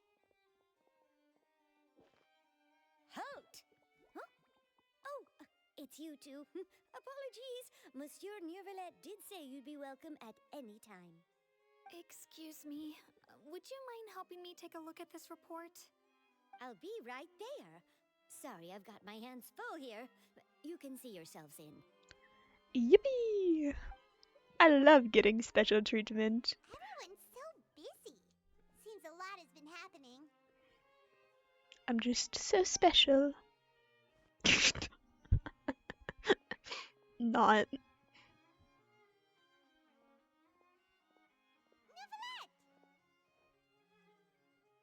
Hello. You've come at the right time, but you'll have to wait for just a moment, as there are some urgent matters I must tend to first. In the meantime, please, have a seat. If you'd like to have something to drink, let the Melusine outside know. That's all right. We just ate. Very well, then. Let's take a break over there while we wait for him to finish his work. He's a busy, busy man. Gotta let him do his job. Farina sure isn't. All right. That should wrap things up for now. Are you done with your work? Yes, sorry to keep you waiting. Today should be the day you were released from the fortress of Meripede, and it appears that you've managed to complete all the release paperwork. Yeah. That's right, and we came here to see you right away.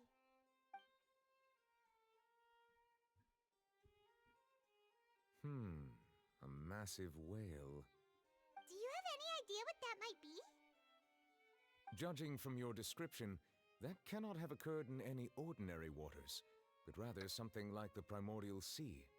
Oh. A whale of that size and shape cannot usually be found in the waters of Tevat. Therefore, we can only assume that Child is presently immersed in primordial seawater. Immersed in primordial seawater? But how? Is he okay? He's not from Fontaine. He won't dissolve. Most people wouldn't be capable of entering in the first place. I'm not completely sure how he could have gotten there myself. There's something we'd like to ask you about, apparently. Yes? What is it? Oh, what was that tremor we felt earlier? Oh, right. Paimon felt it too. We asked the Duke and he said it wasn't from underwater, so we figured you might know something about it.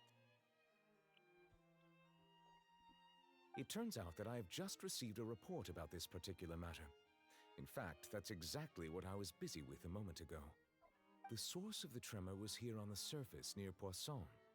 After the shaking stopped, the water levels in the Poisson area rose at an alarming rate. Ah. The water levels rose? Oh no! What about all the people there? Fortunately, the water levels only rose for a short period of time and have already returned to normal now. However, I still have a bad feeling about the whole phenomenon. If the change in water levels is connected with the leaking primordial seawater, then the situation in Poisson may be much worse than it appears. Navia should be in Poisson, right? We need to go check on her! Yes, Spina de la Rosa's headquarters is there. I would also like to go there as soon as possible, but I'm afraid I can't leave just yet. We must immediately formulate disaster prevention plans for the surrounding coastal areas to avoid potential catastrophes. I'll have to ask you two to go to Poisson first. I'll meet you there to check on the situation once I finish things here. Sounds like a plan. There's no time to lose! Let's get going! Please be careful. No water can do shit to me.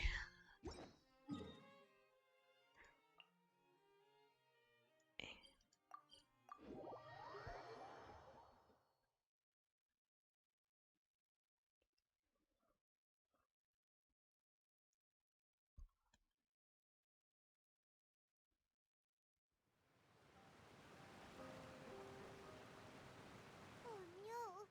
What happened here? Sounds about right. All the buildings here seem to be in pretty rough shape now. There's nobody around. Were they all dissolved? No, let's not assume the worst yet. Navia should be around here, right? We need to make sure she's still... Paimon means we need to check on her.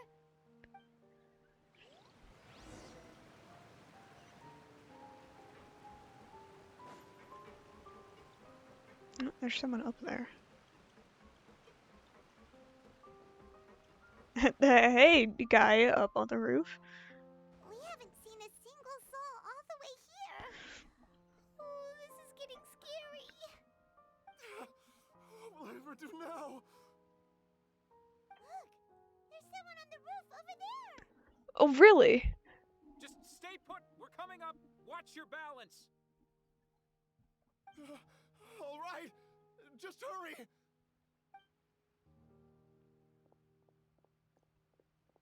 Hmm.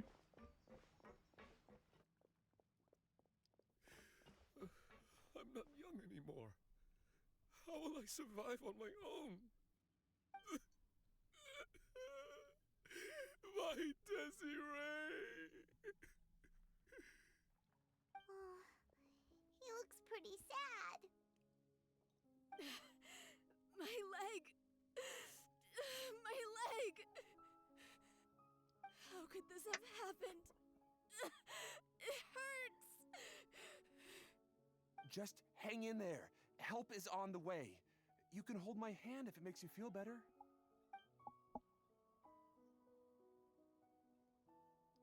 Hmm.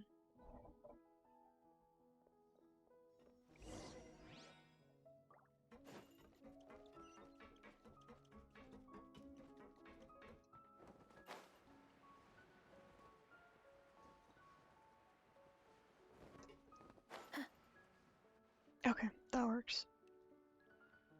Oh, it's Navia. She's over there. Hey, Navia, are you okay? I don't think she can hear you from down here, Paimon. Oh? She can! That's crazy. You're here. We heard there was a situation in Poisson, so we came as quickly as we could. Yes. As you can see, the water level suddenly rose. It caused quite the disturbance, in fact.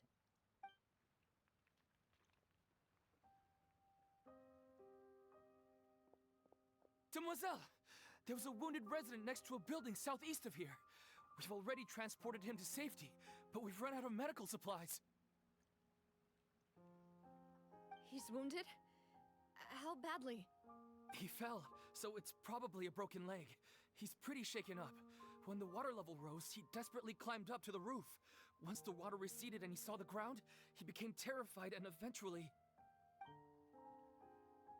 He jumped down then. Find the leader of Squad 1 and tell him to take the wounded resident to see a doctor. He should know where to go. Understood. I'll take over his search and rescue mission in the meantime. All right, you'll be in charge.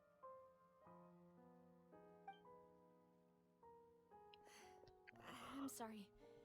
Where were we? The situation in Poisson? Ah, right. Allow me to explain. A little earlier, we suddenly heard a loud noise. At first, everyone thought that something might have exploded on an aquabus. But before we knew it, water started pouring out from everywhere. The rushing water seemed a little odd, almost like the unique color of primordial seawater. Some people didn't realize the danger and thought it was just ordinary water, leaking from somewhere. Everyone on the street who happened to be close to the water didn't have a chance to escape. As the water levels rose, they suddenly disappeared. They were all dissolved. Those who realized what was happening started to flee in a panic, desperately trying to get to higher ground. Many were injured in the stampede, and some people fell from significant heights.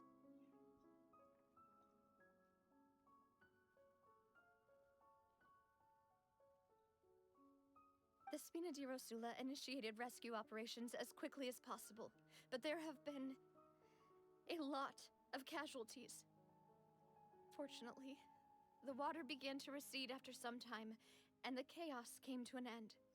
The water that flooded the area contained primordial seawater, so the lower levels of Poisson are still hazardous.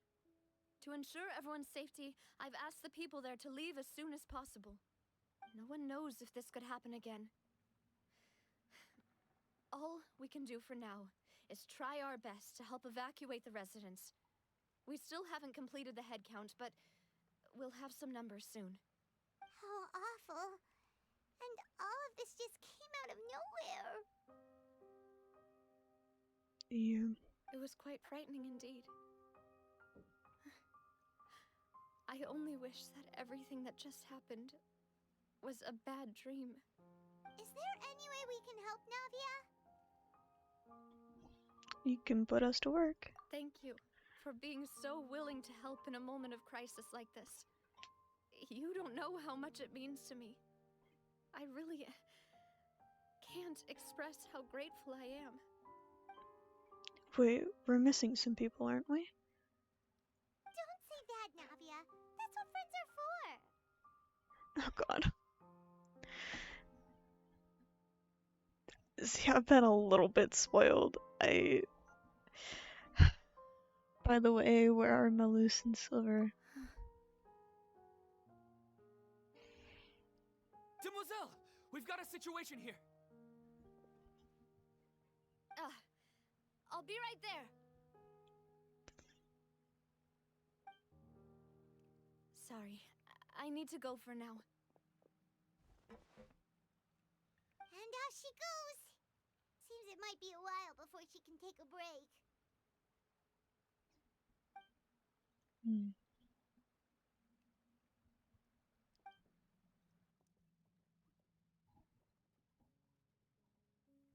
Okay, the wounded are being tended to, and we finished a preliminary head count. More support has just arrived, so I suppose I finally have a moment to focus on my own matters.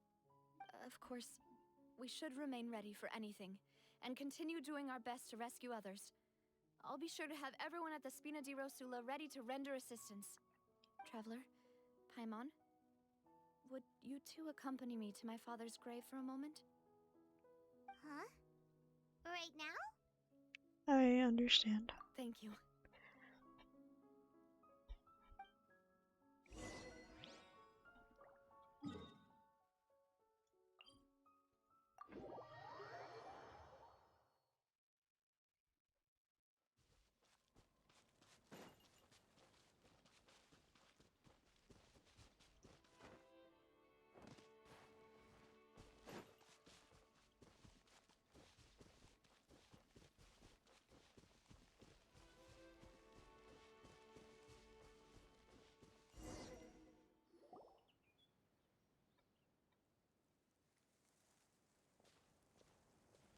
Not a lot of people here, huh? Well, given the time of day and the whole situation in Poisson, Paimon doesn't think there'd be a ton of people here visiting graves. Right. That's how things are now. The living are so exhausted that they've no strength to spare any words for the dead. Navia? There's no need to push yourself so hard.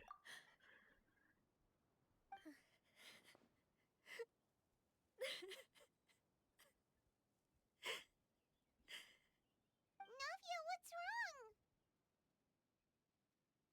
Sorry. I just... Melus and Silver. They won't ever come back here again. What should I do, Papa? Huh? What happened to them? I'm so sorry for your loss. Everyone agreed on the rescue plan, but still, I was the one who initiated it. They were helping evacuate the residents, but they couldn't leave in time. And they were caught in the seawater.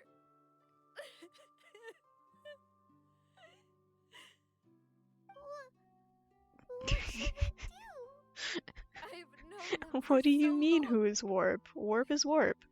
And I know they weren't afraid. But I could at least hold a funeral for my father. And I know where he rests. But as for Malus and Silver, they're just gone. I just can't.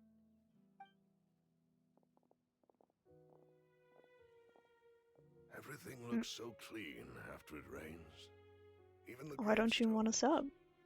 I didn't expect that you'd enjoy a glass of red wine in front of Master Callus's grave. That happened I can understand. 2 days ago. Besides, the scenery here isn't half bad. See, it's not just me. I always want to bring something when I visit Papa. Because I can't pay them back. Perhaps we might even have a picnic. Well, He wouldn't be angry, would he? you don't have to. How could Master ever be upset with you, Demoiselle? Yet the cemetery is the home of those who have passed. I wasn't on when it happened. I left because my phone was dead. Everyone ends up here sooner or later, no matter who you are. Buying yourself a plot in advance, are you? I don't think they picked who. But when I do, I hope you'll let me be buried beside Master Callus, Demoiselle. Hey, stop joking around. I'm gonna have to pay them back. I feel I need to because they were nice.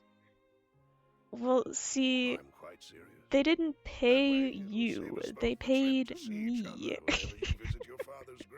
So you don't have to do anything. That makes sense. In that case, could I be buried on his other side? After all, besides you, Demoiselle, the two of us could certainly be considered Master's closest companions, no? Personally, I believe we fill those Okay, shoes you have just benefits being no ads and Are you bringing emojis. this up all of a sudden? But Seriously. All right. I'll remember your requests. I'm the one who got money for I it. really prefer not to talk about this stuff. And what do you mean by saving me a trip? I'd make the journey even if I had to visit you two somewhere else. I'd promised to let them rest in peace here. But here I am breaking that promise. My follow does have a sound. I'm It goes, sorry yippee! for letting you see me in a mess like this. I don't usually cry, really. Paimon doesn't know how to help you feel better. But, Oh, well, what are you she doing? understands how you feel. What are you planning? I'd always thought I could make my wishes come true. Ah, But now that I think about it, did you I unfollow never just to solely follow again? relied on me. Many things can only be accomplished with someone else's help. Malus Okay. and Silver have helped me so His is much. the warden sound though, In so contrast, I could do his is nothing actually spooky. for them. I'm so sorry. You can spend as much time as you need here, Navia. We'll stay with you. Yeah, we're here for you. Even though I'm Thank not you. paying attention. Rangel, you don't know how much. Don't let her hear means. that. Scare the crap out of him each time. Yeah. By the way, you can have a look at this. It's a list of victims from the incident that took place here. Obena, Khan, Burnett, Giverny, Francine, Karina, Daisy Ray, Joinville, Anyway, Julian, just checking in. Bye bye, be good. Okay, bye bye. I will be good. Malus, and Silver. Oh, I forgot I had to stretch. So, everyone else is safe. But still, Okay. It's okay. I know what you're thinking. And Time to stand up. right. We lost. You're the first Malus person to and redeem Silver, that. But we were able to save more than we anticipated. Yes, I hydrated. The overall outcome indicates that the cost was worth it.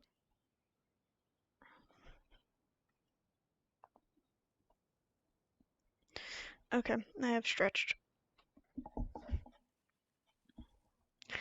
No one's sacrifice is truly necessary. right. Don't think that way, Navia. One person might be saved at the expense of another, sure, but that isn't something we should ever consider a trade. Malus and Silver were not the price for saving anyone. They're heroes. You're right. Thank you, Paimon. What you said just now was pretty amazing, actually. I'll remember your words. Oh, really? Seems you've become more eloquent in the time since we last met. The knave? What are you doing here? Is everything going well on your side? Yes, my people are carrying out the mission according to your request. All the residents of Poisson have been evacuated, and we're preparing to relocate them to higher ground. As for these supplies, we have everything taken care of. There is no need to worry. Thank you very much. Wait, do you two know each other? We just met recently. Right, Miss Navia? Usually, I would call this a coincidental encounter. That doesn't quite fit this time. Besides, it never even crossed my mind that a Fatui Harbinger would come looking for me. Thanks to the Knave, Spina di Rosula received generous support from the Fatui, which allowed us to complete the rescue and evacuation work so quickly. Mutual aid is essential to fostering positive developments. We were already in the area, in any case, so it was nothing. That said, I must say that you're a lot sharper than you let on. I'm sure you understand what I mean. I apologize for all the ways in which I tested you previously. We've never worked with a Fatui before, and it's extremely important for us to know who we're working with. My subordinates have reported that Fatui soldiers have been observing water levels and taking head counts in various locations. I hear that they've also prepared a large amount of emergency supplies. I'm quite surprised. This is nothing to brag about, nor do I intend to. It is simply the way of powerful organizations to act forcefully, whether they are doing good or ill. You've witnessed that firsthand, in any case. As I've told this traveler before, I know of the prophecy, and I intend to prevent the impending disaster. Lending your organization a hand was a natural first step in accomplishing that. As such, do not be troubled by this token of our sincerity. Perhaps one day, you'll also be able to help me in the same way. Without your help, there would have been many more casualties. I won't forget your kindness. Furthermore, I sincerely regret what happened to Malus and Silver.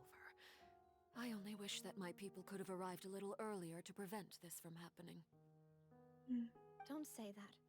You and your subordinates did everything you could. As Paimon said, Malus and Silver didn't choose to sacrifice themselves for any specific person, and they weren't the price paid for other salvation. They chose to become heroes themselves. I've never liked hearing people put it that way. It's like trying to relieve pain by saying some noble-sounding words. But right now, there's nothing more suitable. They really did become heroes. You're right. I'm sorry for your loss, Miss Navia.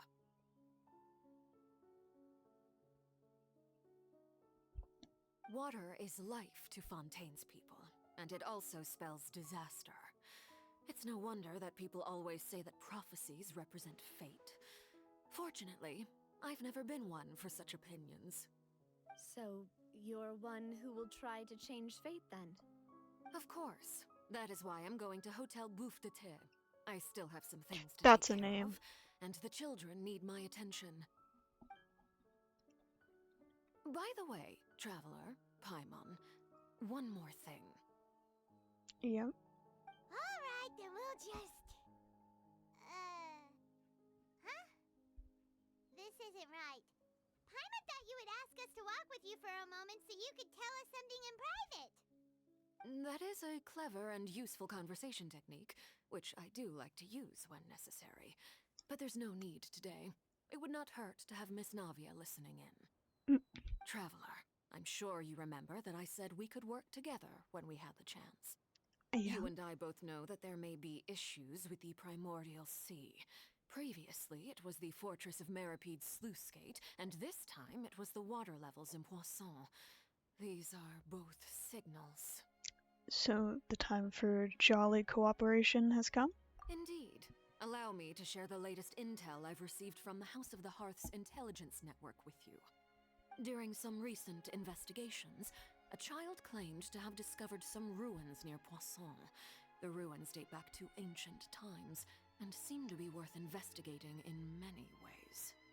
Judging by the dating of the ruins, they may be related to the prophecy and the You coming can see my crisis. unexplored The fontaine in situation that. is becoming more urgent, so any pertinent information will prove extremely precious. My people initially came to prepare for ruin exploration. Unexpectedly, this disaster struck, and at present, we're all busy prioritizing the rescue effort. So that's why the Fatui were already in Poisson. I wanted to take the children along, but unfortunately, Linny, Lynette, and Fremine have all been dispatched to higher ground to assist affected residents. Linny told me that outside of the house, the person they trust most is you. Which is why I want to give you this task. Are you sure this will be okay? The House of the Hearth's members see each other as family, but Linny, Lynette, and Fremine said that they also see you as such, even though you are not from the house. I'm sure you already understand how earnest they consider their friendship with you to be. Oh, that somehow makes Paimon feel kinda happy. The intel I just shared about the ruins could fetch a high price. But since the children consider you family, it's only natural that I freely share it with you. Got it! So all we gotta do is go to some ruins, right? We can handle that. Excuse me, but may I tag along? You wish to join, Miss Navia? But are you sure you're up to exploring some ruins? You need to rest.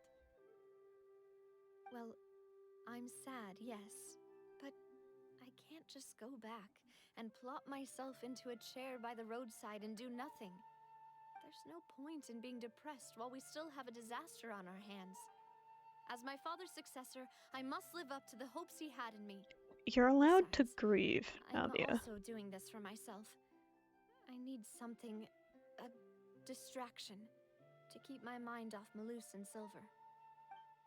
Navia's strong, but she needs company right now. We can be that company if she goes to explore the ruins with us. Since you put it that way, I have no objections.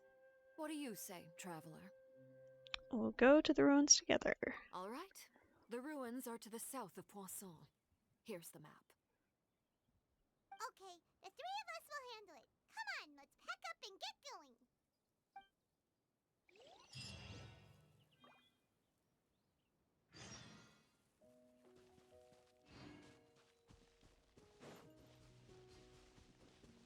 Oh. Whoops.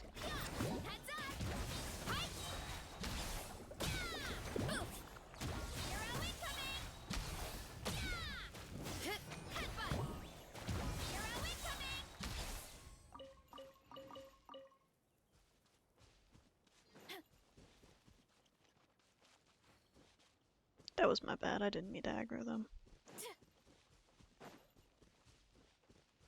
A puzzle. I'm quit. Where?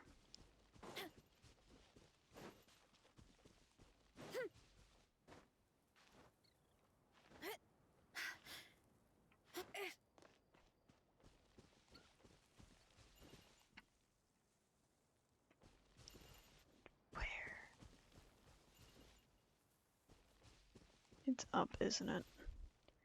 I don't see it. Where? Wait, no, there's a thing. Wait.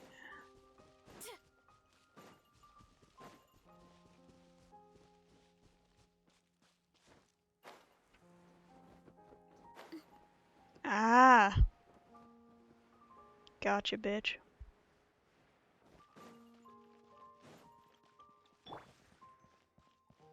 Brace yourself. Nope. Okay, where am I going?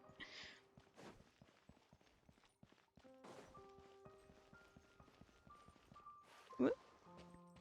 My fault. Meow.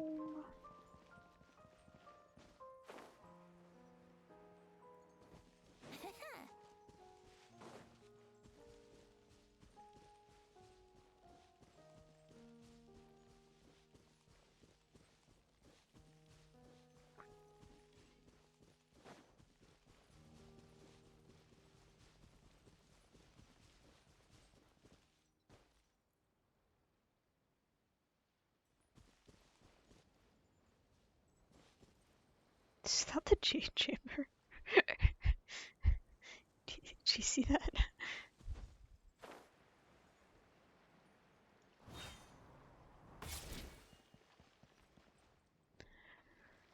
So, are these the ruins the knave was talking about? Whoa, talk about old.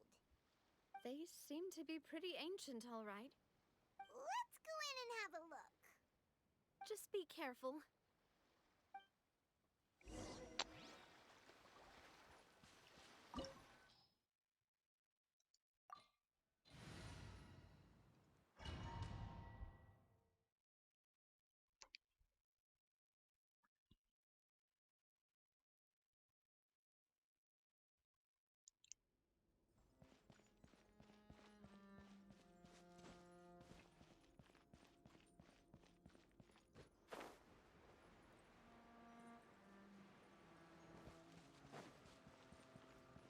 I'm like immediately looking for treasure.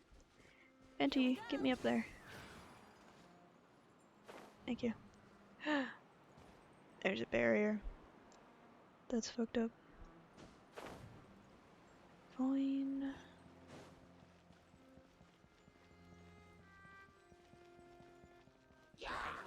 Time for takeoff. Let's play.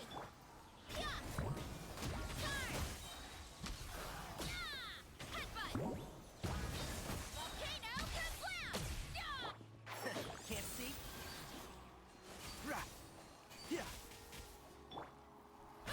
These guys kinda suck. What have they got so much health for? You know?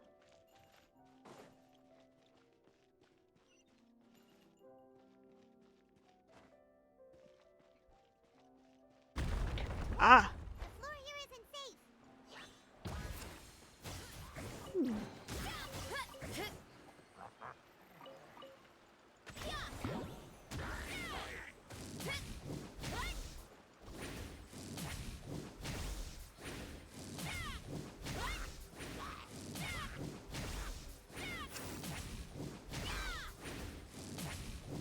Come on, Versa.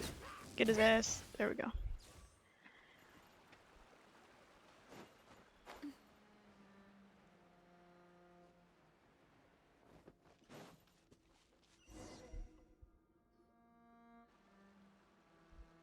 This place has also been contaminated by primordial seawater.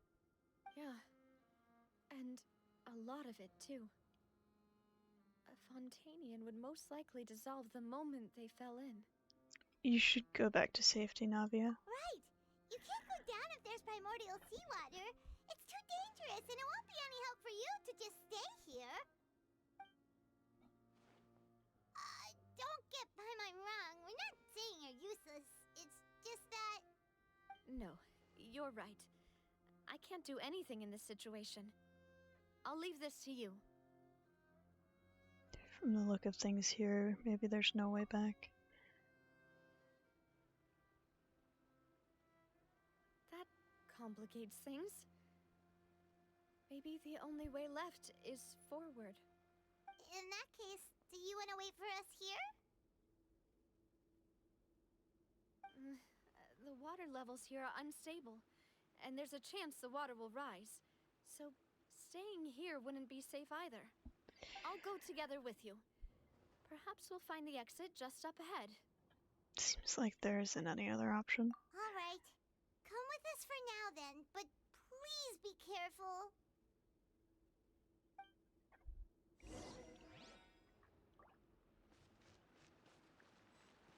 Oh no, it's a dead end! Let's try climbing over from the side.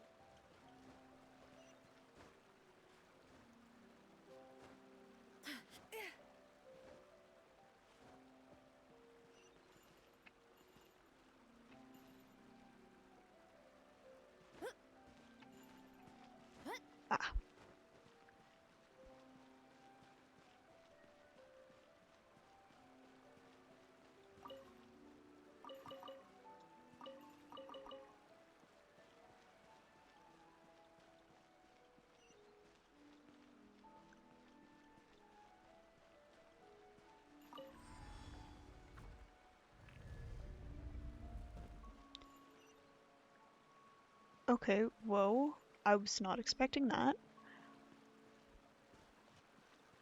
No wonder they had a door there.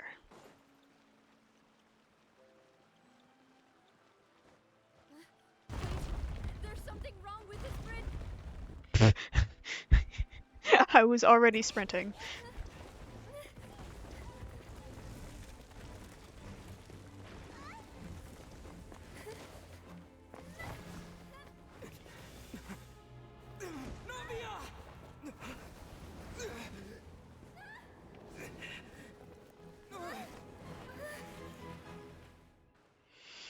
Ugh.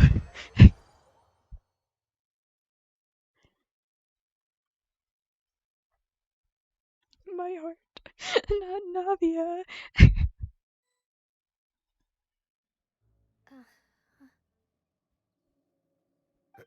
Demoiselle? Huh? Demoiselle, what are you doing here by yourself? Would you be standing here till dark if I hadn't come to get you? Maybe she just wants some time to herself, Maloose.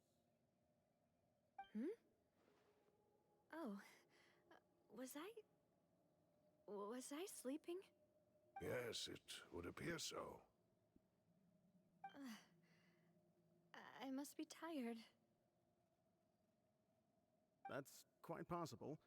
However, you were the one that suggested we go out for a walk. Oh, right. I nearly forgot. It must have slipped my mind when I dozed off. I haven't had a nap today yet. Have I? This is a familiar feeling, yet something's a little strange. Is something the matter, Demoiselle? Oh, no. No, I'm fine.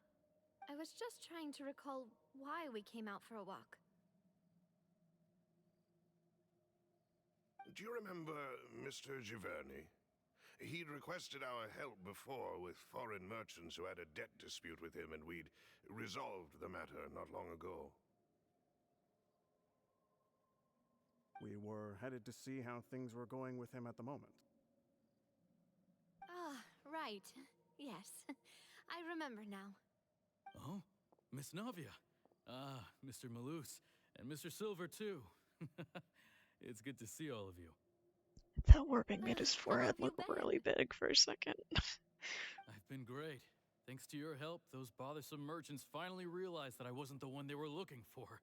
Why, I wasn't even the guarantor for that person. They were knocking at my door day and night. Even my neighbor Obina was getting fed up with them. Sometimes force is required to calm someone down and get them to listen to what you have to say. That's right. Oh, by the way, Burnett, what was it that you wanted to give to Miss Navia again? Oh, yes. One moment, I have it right here. Miss Navia, these are some flower seeds that I prepared. Please take them. They're a very good variety, and they'll become very big and beautiful once they bloom. I don't know what we would have done without your help, so this is a little token of our appreciation.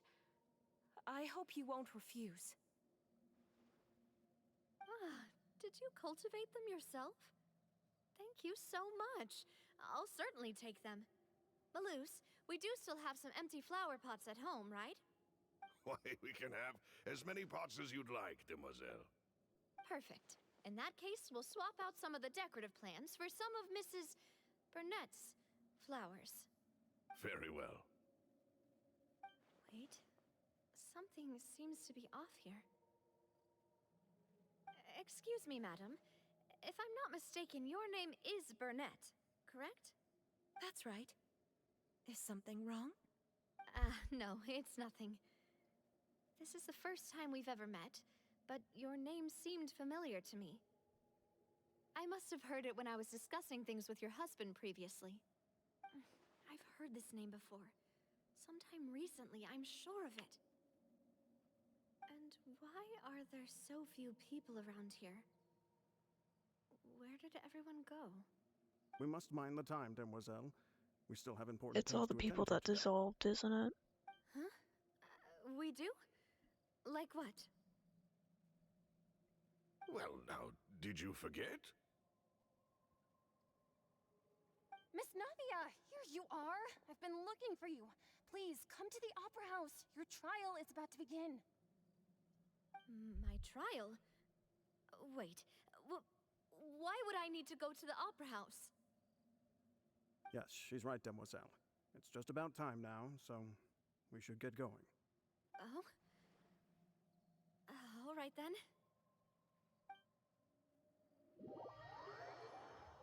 Ow.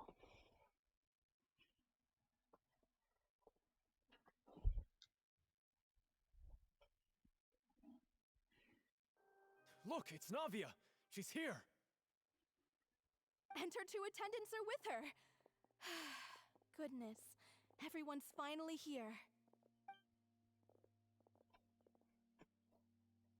There sure are a lot of people here to see the trial. And they all seem to be oddly excited about something.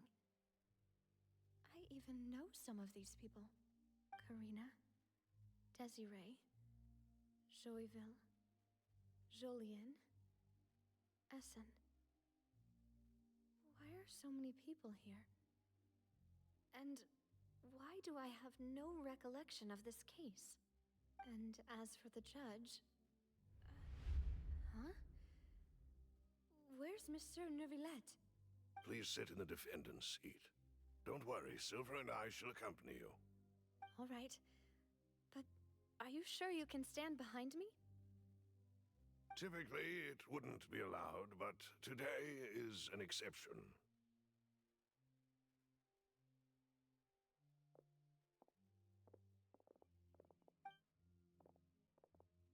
Hey, what kind of place do they think this is? Come on, do they have any idea what they're doing? Seriously. Enough with the whispering! Could someone please tell me where Monsieur Neuvillette is? And why I'm standing trial? My dear Miss Navia, have you not yet realized what you've done? In that case, allow me to explain. As all here know, you are Master Callus's successor, the head of the Spina di Rosula, someone held in high regard by every soul in Poisson. After you took over the Spina, you treated all of us just like the late Master Callus had. If anyone in need reached out to you for help, you responded. Not only you, but your butler, your subordinates, nearly everyone in the Spina di Rosula fought for the well-being of those in Poisson. Wait a moment. Aren't you just proving that I'm a good person? Yes, correct. Absolutely right. And that is why you stand accused. You have helped so many people get through so many difficulties. You are one with us. We are inseparable. We are one big family, all of us who are from Poisson, inextricably linked. And with you being so important, we couldn't possibly do without you. Therefore, this fair and honorable court shall declare you guilty, and you shall stay here. You will be together with us forever. Huh? What are you saying? Everything you have said is correct. I have indeed done a lot for my hometown, and I would be willing to be with you all, but what is the purpose of having me stand here like this? What is there to discuss?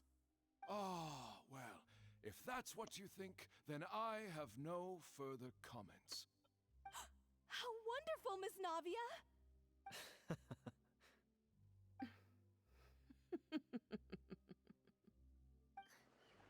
I know all these people. Why are they laughing? I seem to remember now. Yes, I get it. This trial is... Wait just a moment. This isn't right! Melus? What was that, Mr. Melus? Our conclusion is very clear and unanimous. Let the court judge her now. She's guilty! Stay here, Navia! You're one of us! Demoiselle, don't admit guilt. This trial means to keep you here forever. I wish to exercise my right to defend Our Lady. Mr. Joinville, you only know of Navia's goodness, but nothing of her utterly independent mind. She was born a free and independent spirit. She has never been tied down by anything. Indeed, even the death of Master Callus couldn't stop her. Her actions cannot serve as proof that she identifies herself as part of any group. She merely acted as an individual, extending her hand to help others. Please do not mistake her actions as being otherwise. Really? As an individual, you say? Don't forget, we are all Fontainians here. This is the nation of justice, the nation of Hydro. Even if Miss Navia only voluntarily rendered her assistance, that doesn't change the fact that her beautiful soul must return to everyone. Water accepts all, blends with all. It will surely accept her kindness. Everything is measured here in the nation of Hydro, and in the end, everyone shall meld together. Thus, when a unanimous opinion emerges, that opinion represents justice. Now I speak for everyone. Our opinion is consistent. Navia should stay. We and Navia are one. And you would call this justice? Preposterous. You are merely jealous that Demoiselle still has a chance to exist as an individual. Have you forgotten how much you all once longed to become individuals, to become independent? Do you mean to defy our justice? If your justice is flawed, then why should we acknowledge it? As you said, we can also have our own justice. Silver and I shall defend Demoiselle. And that is how we will enforce justice. My head... It hurts. Demoiselle.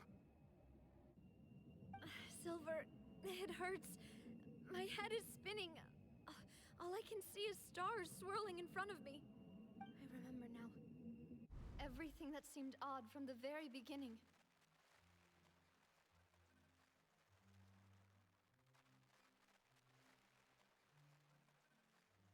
Karina, Desiree, Joyville, Jolien, Essen, and Mr. Giverny and Mrs. Burnett, who we met earlier. Even Malus and Silver. I don't want to admit it, but they're all dead. Don't be afraid, and don't admit guilt. We will protect you to the very end. Absurd! Who are you to say that she cannot be judged? We are the majority, and in the nation of trials, the majority is absolute justice.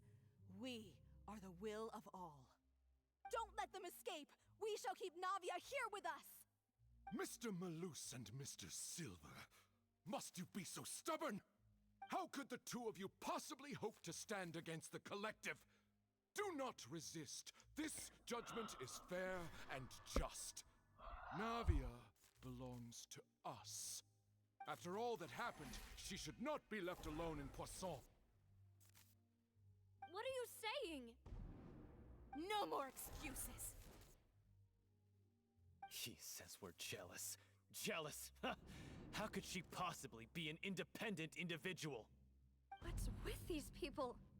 Who's jealous of her? She belongs to us! Miss Navia, she... Silence! That's...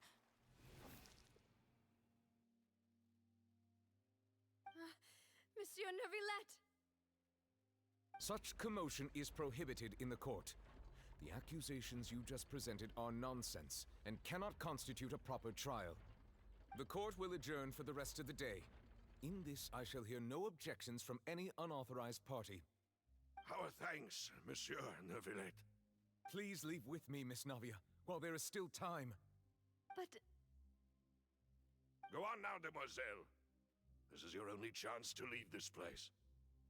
What, can't bear to leave us behind or something? Malus. My apologies. I couldn't resist making one little joke once I realized that this shall be our last goodbye. Malus. Silver. Quickly, you must come now. Goodbye, demoiselle. Farewell. Oh.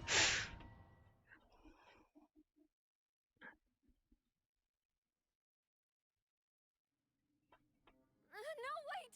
Just a second! Navia? You're awake. Good.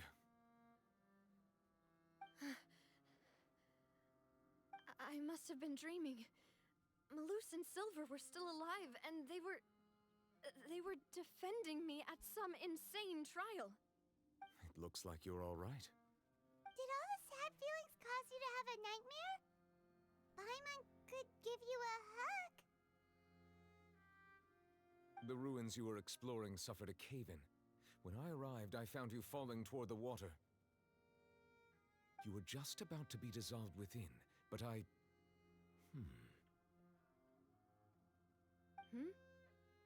What is it? I think I saw 2 Oceanids protecting you. It was only for a moment, perhaps even a fraction of a second, but they gave me the chance to retrieve you. Oh. Were it not for their intervention, I would not have been able to rescue you before your consciousness dissipated. Wait, did you say Oceanids? You mean like what happened with Vache? So people that are dissolved become oceanids? Perhaps those 2 Oceanids were the people you saw in your dream. I always told them that they didn't have to protect me. To think that they'd keep doing so even after death.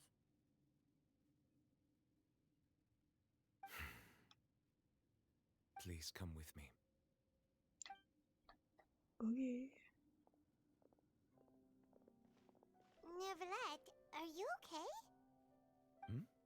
Oh, I am quite all right. Perhaps there's something we could chat about? Why do you look so stiff all of a sudden? Oh, Paimon knows. You're the type who feels awkward when there's nothing to talk about, right? I merely thought that we should give Navia some time to herself. Huh? Why didn't you just say so then? Don't you think it's even more awkward to call us over like this and then have nothing to talk about? I suppose so. By the way, Sigewin sends her regards. Ah, Sigewin. I hope all is well with her these days. Her work in the fortress of Meropide has not been too much for her, has it? No way, don't worry. She's doing fine down there. She's an amazing head nurse. I see. Well, that is good. I have always worried that Sigewin would need a lot of time to understand the world of humanity, just as I have. Oh, and the Duke also says hi. Even though Sigewin made him do that. He hopes that you haven't been overwhelmed by all that's happened lately. Thank you. I have indeed been busy lately, and I also hope that everything is going well in the fortress of Meropide. He still doesn't know what to talk about. Let's chat about something else then. Well, you're the expert here, Paimon. What should we talk about? So, Neverlet, you're probably quite the swimmer, huh? This is so awkward. Yes, of course. This isn't going anywhere. Let's try something else. How did you find these ruins? Did the knave tell you? Yes, in fact. I had arranged to meet you in Poisson, but when I arrived, I discovered that the Fatui were helping the residents evacuate. They had even transported a large quantity of supplies to the area. Amid my astonishment, I ran into the knave, and we had a chat.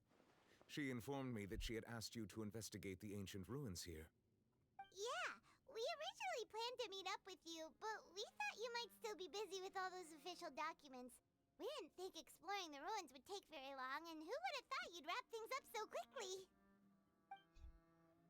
I hope Navia can get back on her feet. Yeah.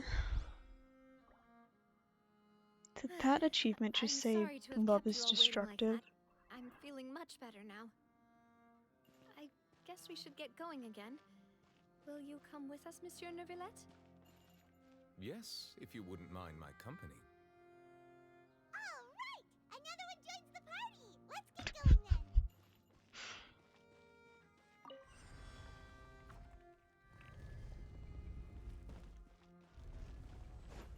then! Hey, bitch!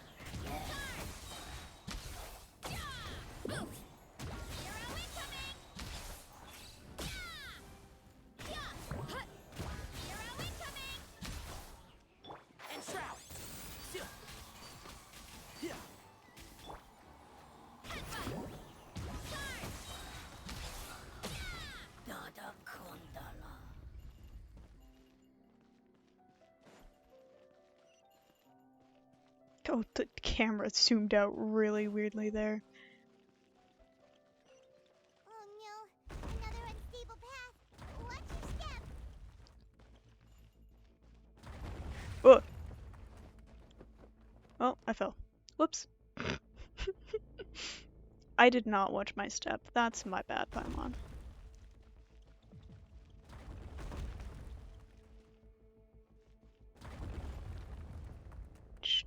Taking a second.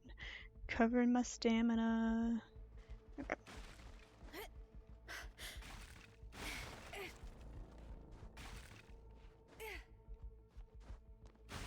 There we go.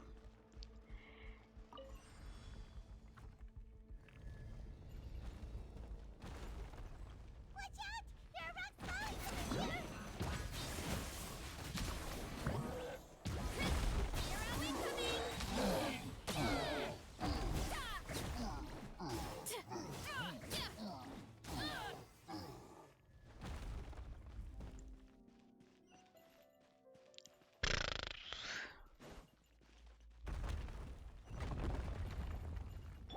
Brace yourself. Seems we're almost at the top. Keep it up! Ooh. Yoink.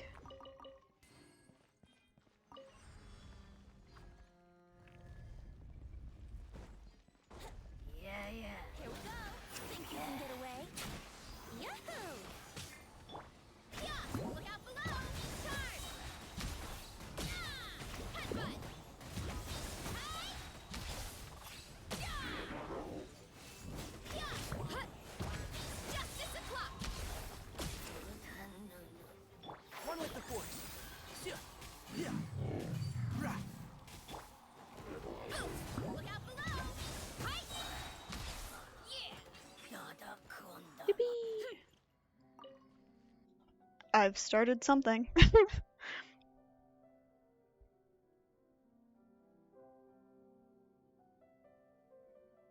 Elevator? Elevator.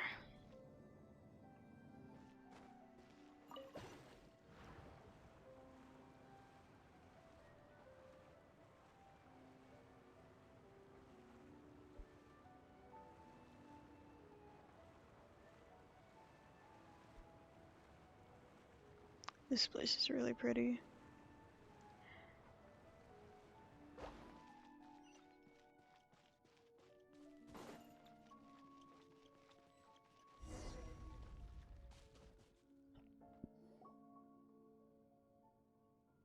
Looks like we've reached the end.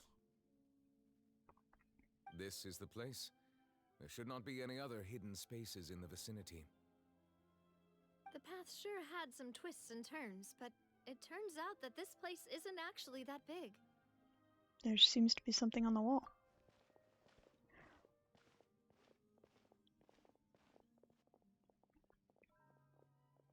Stone slates.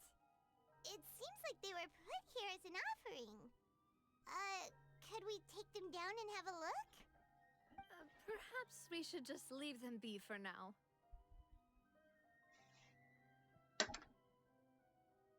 Oops. There are 4 locations in total, but only 3 stone slates.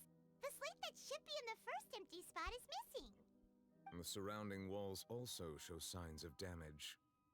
There's something written below. Let Paimon see. Reason Dick nation be destroyed. I shall record the history of its future here in its past. Say what? Okay. It feels like someone left these slates and these words here for a purpose. But does he mean that Fontaine should be destroyed? That would fit the circumstances dictated by the prophecy, yes. Indeed, the slate's contents correspond to it. Take the second slate, for example. There's a person kneeling here. She seems so dedicated. And there's a whole bunch of other people behind her doing the same. She's facing this... what is this? Some kind of island in the sky? And is that Lady Farina in the third image? Did the Hydro Archon fall into the water? And is that a ring of people around her? Paimon doesn't quite get it. Are they all in the water? The fourth image. I know this one. This exactly matches the content of the prophecy. The people will all be dissolved into the waters, and only the Hydro Archon will remain, weeping on her throne. Yes, they do seem to match.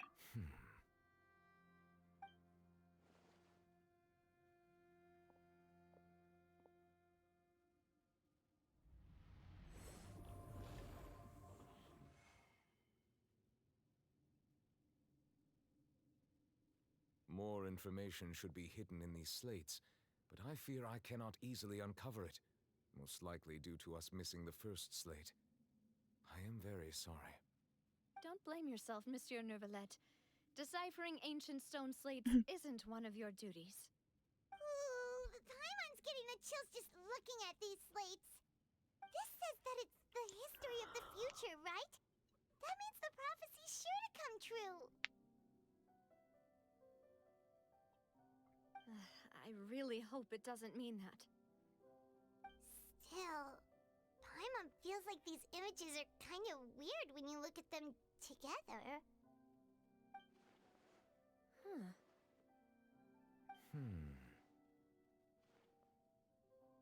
The issue is the order of the third and fourth images, right? That's right! If the images are in chronological order, shouldn't the fourth, the waters drowning Fontaine, come before the third, where the Hydro Archon herself falls into the water? And yet the order is reversed here. Second image is also quite concerning. What sin are the people in the images confessing to? If we go by timing, Lady Farina only emerges in the third image. That means that the person in the second image might be the previous Hydro Archon. Egeria, then. I had never met her, but her appearance here does match the records. The previous Archon kneeling before the floating island in the skies, as if confessing a sin. Did she herself commit that sin? And another stretch. Why would she be in such Fine. a posture? Also, I'm still wondering I'll why get up these and ancient stretch. stone slates are here at all. Judging from their contents, could this place be the origin of the prophecy? Glad I put a cap on Does that one mean too. that someone, or some people, once saw these slates? But who would have created these slates and left these words here?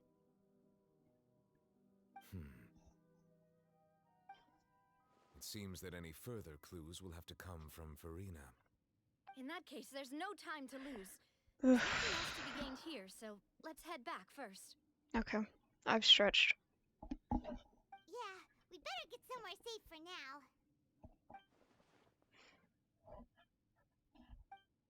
Honestly, who created the slates doesn't matter now. The real question is whether things will truly play out as the prophecy foretells or not.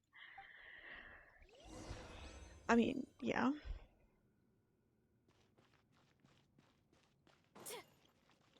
Just... let's go.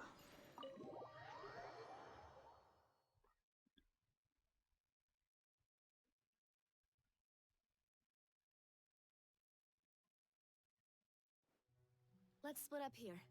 I'm going to check on what's happening with the Spina. You know how it is. There's some things you just need to be there for yourself.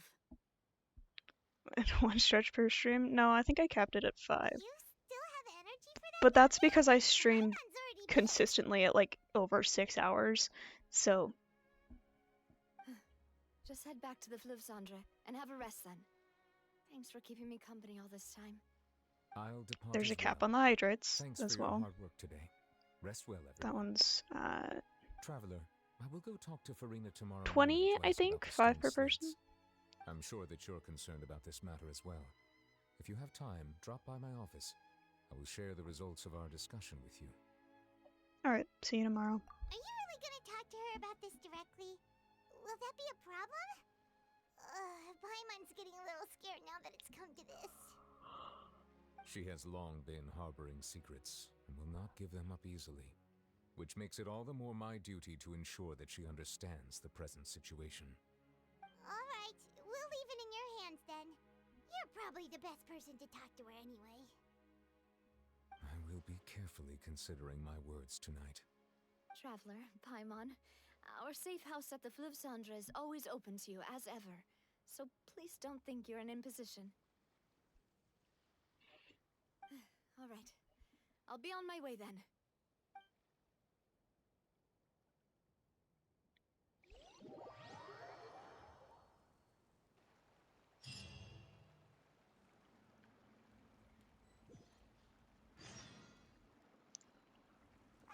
We're finally back! Welcome back. We've got a special menu prepared for you two tonight. Yay! And there's good food too! No, the boss is the best. You did great as well, Paimon, apparently. Ooh, desserts! Nice, these are all Paimon! Is that garlic bread? Ooh, Paimon's already starting to forget what happened. garlic bread. Mona. That voice. Is that who I think it is? Huh? It's you two. What are you doing in Fontaine? We've been here.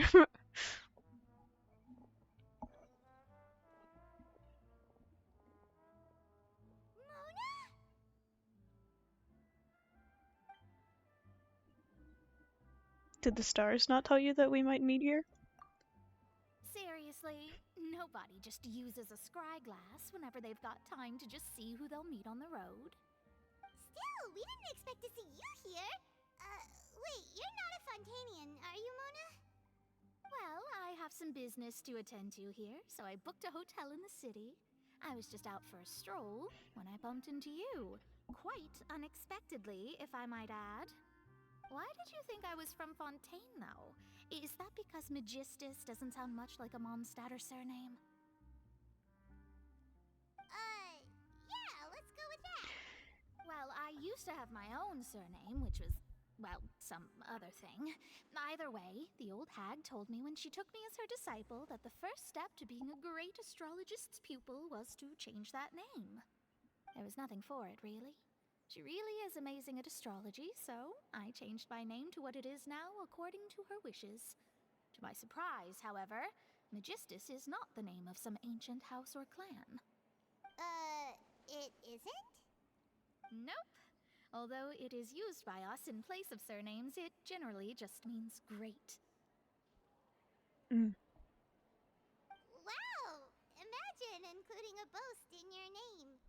Wait, are you gonna have to put that into your genealogy as well? I reckon so. In any case, I'd give my disciple a name like this as well, if I were to take one. And may I ask what your master's name is? Astromancer Barbeloth Trismegistus. Whoa, that's a long one.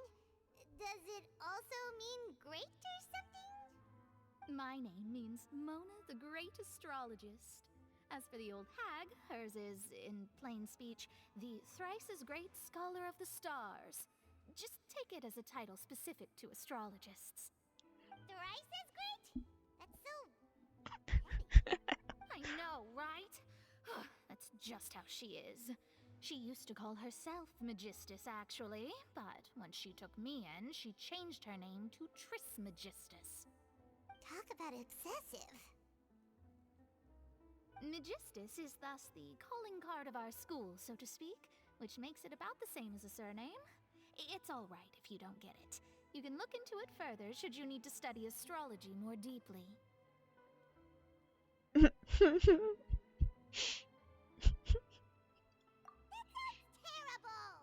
Aw, dang.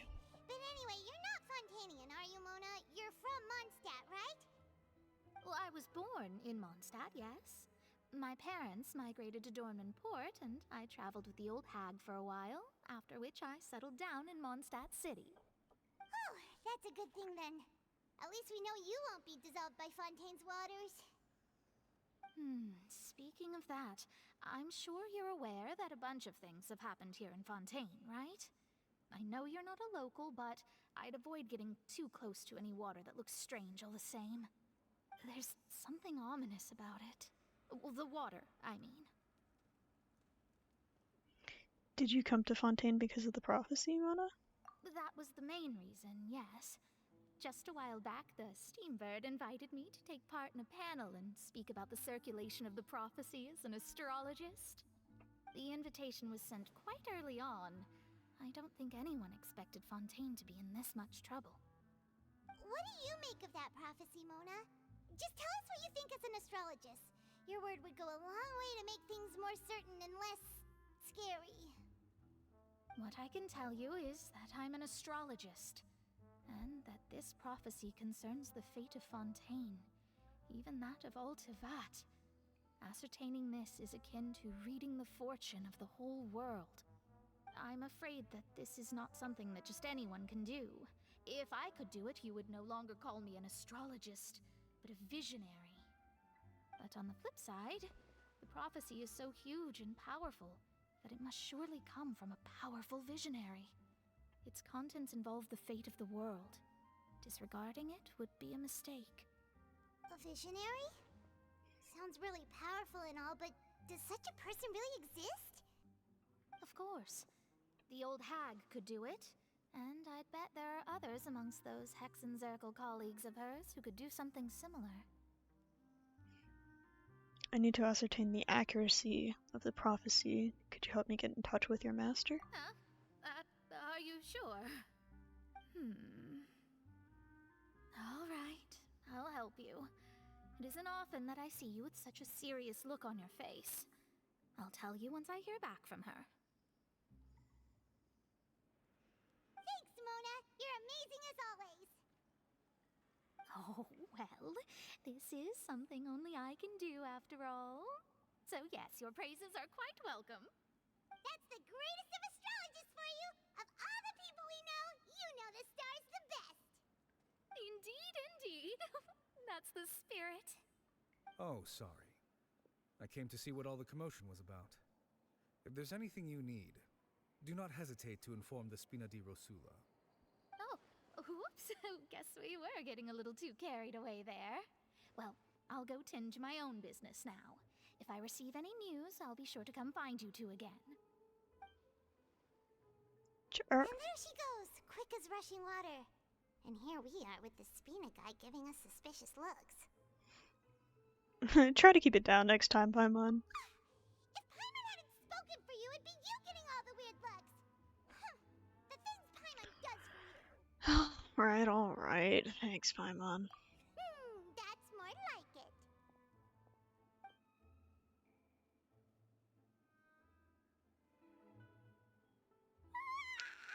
Good morning. To be honest, Paimon's still feeling kind of sleepy. But it's time to get up, traveler. We agreed to go see Neuvillette, so let's pack it up and get going.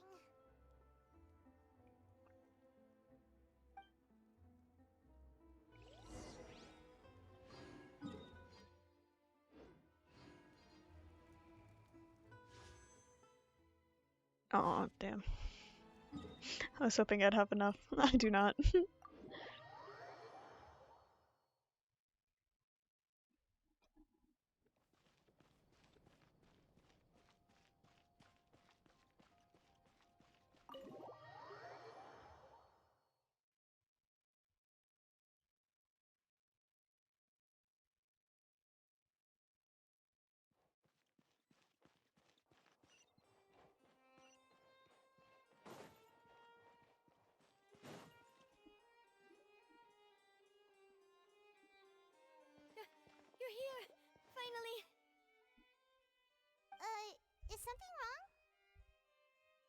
Monsieur Neuvillette and Lady Farina, they seem to have gotten into Oh a no. dispute. Please go see for yourself.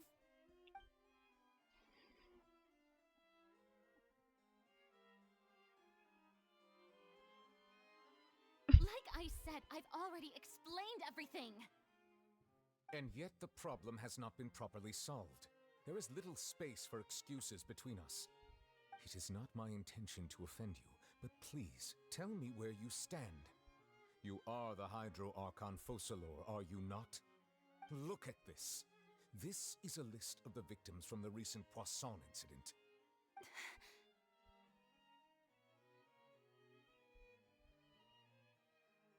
Something sure is happening.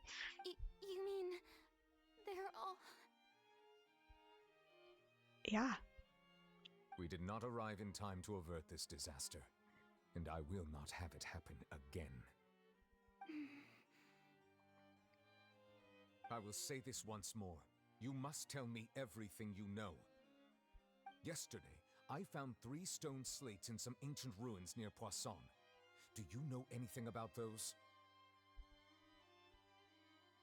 Seriously? You're questioning me like this is a court case now. I don't know anything about that. But you found them in some ancient ruins, you say? That's correct, which is why I came to ask you some questions. There should have been 4 slates, but one of them was missing. The other 3 feature different images that seem to correlate to the prophecy. The prophecy? The second of these slates depicts the previous Hydro Archon Egeria kneeling before a floating island in the sky, as if confessing something. Do you know nothing of this either? I don't. I've never seen such slates. I'll ask you again. Do you really have no information regarding the previous Archon? My deciphering of the slates indicates that the Hydro Archon Egeria once had to confess to, or apologize for, a certain sin. If anyone would know about it, it should be you. All gods don't have the same secrets, you know. She was herself and I'm me. Is it really so strange that I know nothing? I understand your concerns, but I'm sorry. I just don't have anything to tell you. I don't know about that. Forgive me for saying this now, Lady Farina, but I have long known of your various secret investigations into certain matters. There are several indications that you have been investigating the prophecy on the sly. This is not strange in itself, considering that you are the Hydro Archon. But it is strange that you should also claim to not know any of Egeria's secrets, as well as do nothing following your inquiries. You have never been as superficial as you have presented yourself to be, nor are you a fool. And yet, your behavior is very inconsistent.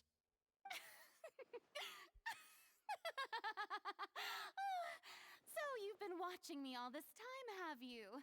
I didn't think you were that type. You...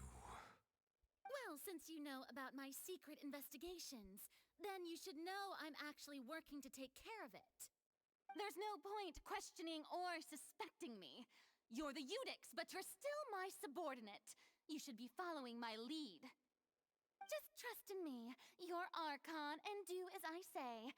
Never mind whether you can truly convince yourself to or not. It'll all turn out fine. That's all I have to say. We do not discuss this matter again. Oh, the opera's about to start. Toodles!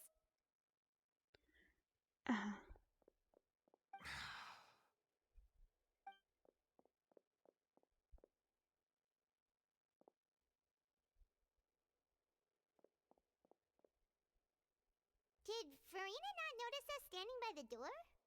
Wonder what's up with her. She was smiling. She didn't seem in the mood to care if we were listening in or not. She seems to be deliberately hiding something. I assume you've been outside for a while now? Oh, you noticed. Seems Farina didn't even realize we were here. She was in a great panic, though I cannot discern the reason. Our discussion reached impasses time and again, a state of affairs that we cannot allow to continue. Still, I do not understand. Dialogue is the basis for understanding, so why did she keep refusing to engage?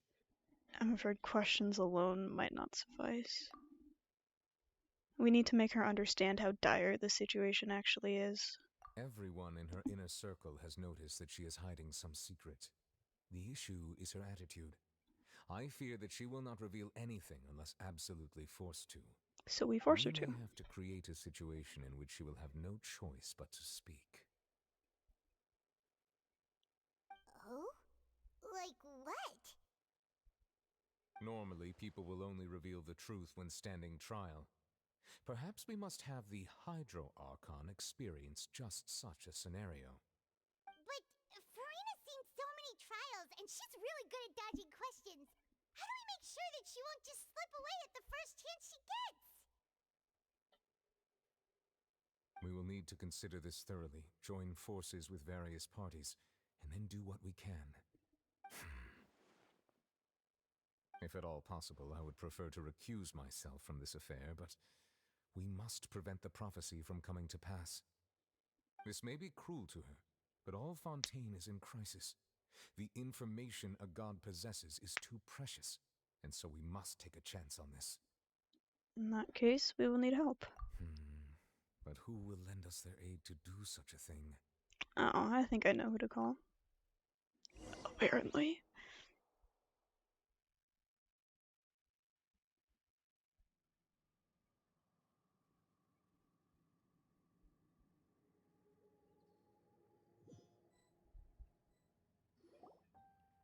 Well, that's everyone, huh? Speaking of which, it was pretty smart of you to think of hiding here. Poisson was just involved in a disaster, so it's presently devoid of people. That naturally makes it the best choice. And here you are drinking tea like it's the most natural thing in the world, huh?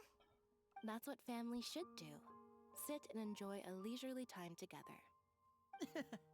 It's nice to enjoy tea here, you know? Care for a cup? Lend me your ears, everyone. Or perhaps one of you might like to start us off. How about you, friend? Me?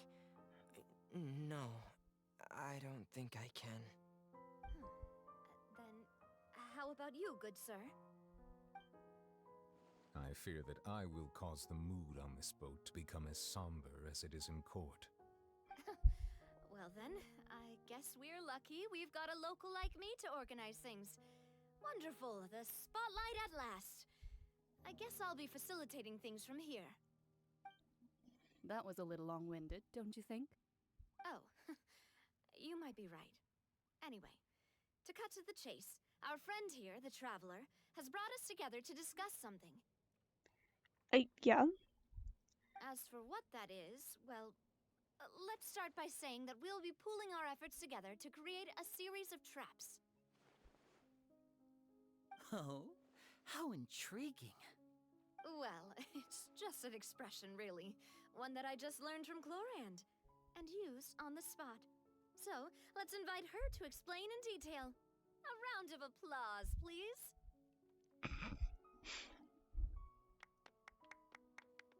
Huh? Didn't you say that you would be facilitating this? Oh, come now. Your work doesn't involve much public speaking, right? This is a good chance to practice. You might even pick up some fancy oratory tricks to impress your boss with in the future. I see. And what does my boss say? He is glad that you consider him your boss. Do go on.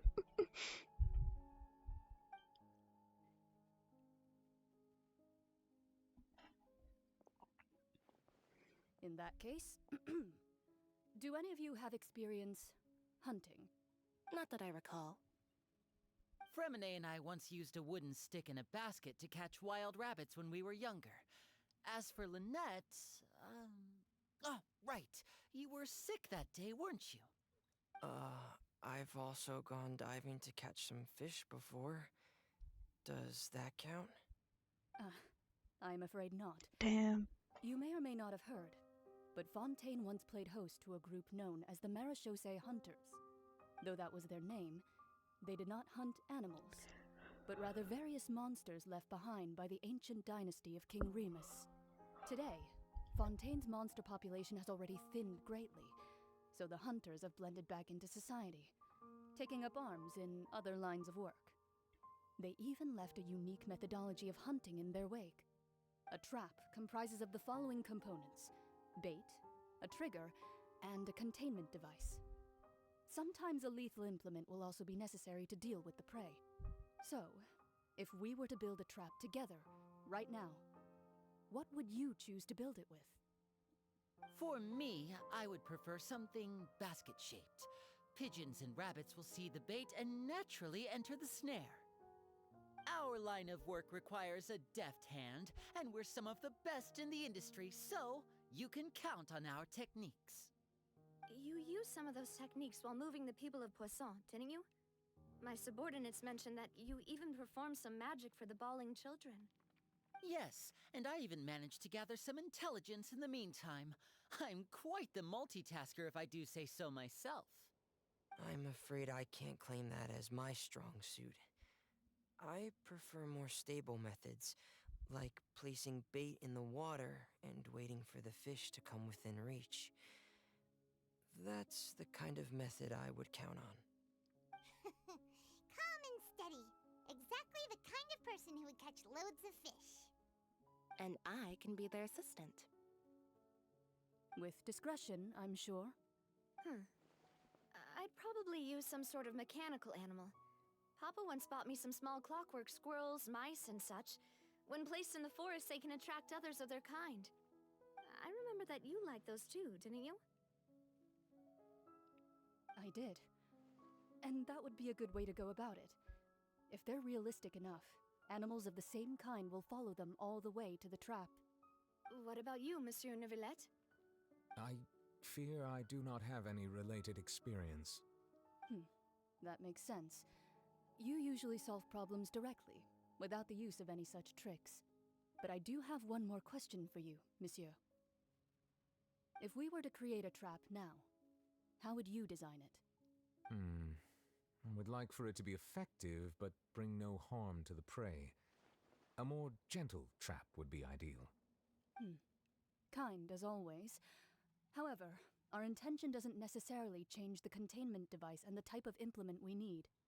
If we wanted to kill the prey in one strike, we would need a powerful implement. However, that also goes for prey that must be captured and safely contained. Wait, why's that? Only a hunter who's a true expert at subduing their prey can snare it without harming it. The line that divides life and death is often exceedingly thin. So, are we going hunting together? We hadn't thought of seeing ourselves as hunters. It kinda works, but maybe it's still not the best metaphor.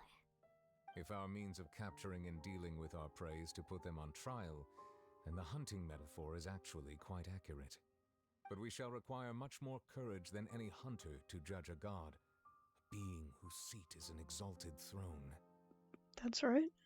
Oh, so that's what's going on. Sounds very interesting.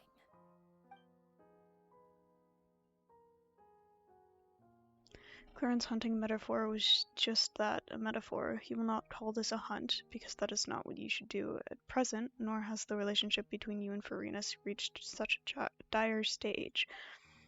What you need is simply the secrets she is keeping. Attempting to make her secrets... To take her secrets is an act of sacrilegious disrespect, but must be done to prevent Fontaine from sinking into the waters as foretold in the prophecy. There is neither hunter nor prey, but there must be a trap. That is what you will need.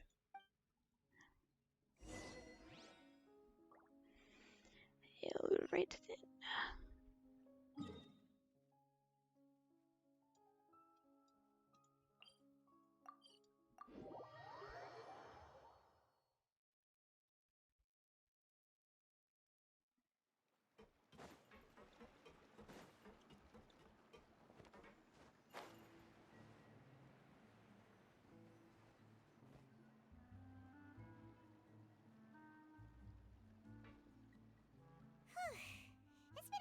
few days, hasn't it? So much has been happening. Those meetings sure did make me hungry. Paimon didn't think the meetings would go on for so long, but everyone seemed pretty fired up, huh? Paimon thought they'd be at least a little frightened. Well, Fremine was, now that Paimon thinks about it, but everyone else just looked a little surprised. Do you feel more confident after the meetings, Paimon? Well... It's hard to say. Paimon doesn't have any experience with this sort of thing. But with you around, Paimon sure will do great. After all, you're the most reliable person in the world, aren't you? Is something wrong?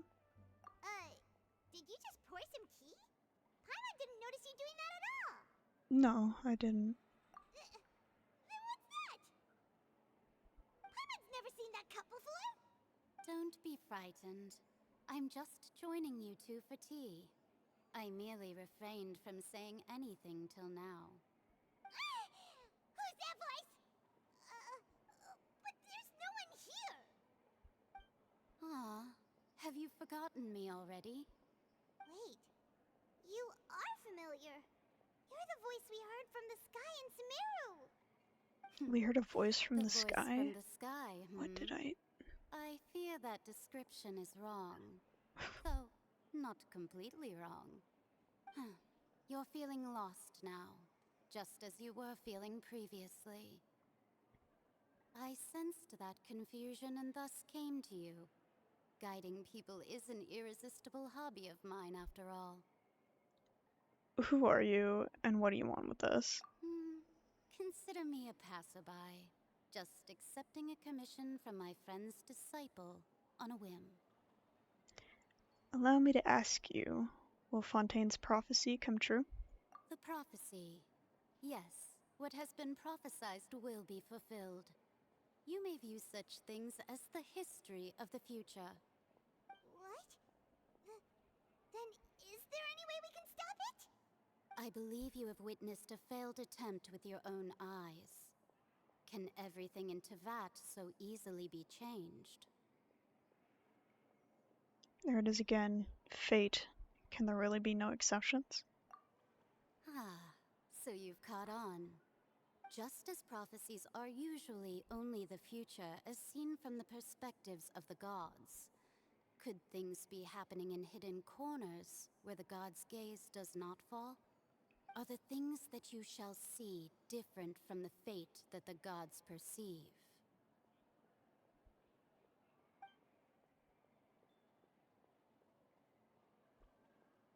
What is she talking about? It all sounds really impressive and important and stuff, but it also sounds kind of scary. The tea in the teacup is just about gone as well. I believe that you understand, right? Some things are insignificant, but others you must reach out to change. Ultimately, fate shall serve as your only guide, no matter what will happen in Tevat's future.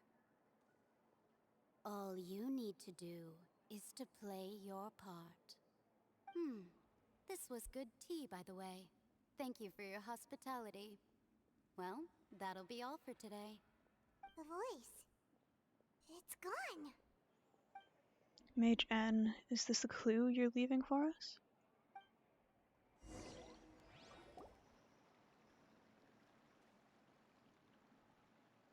Someone outside!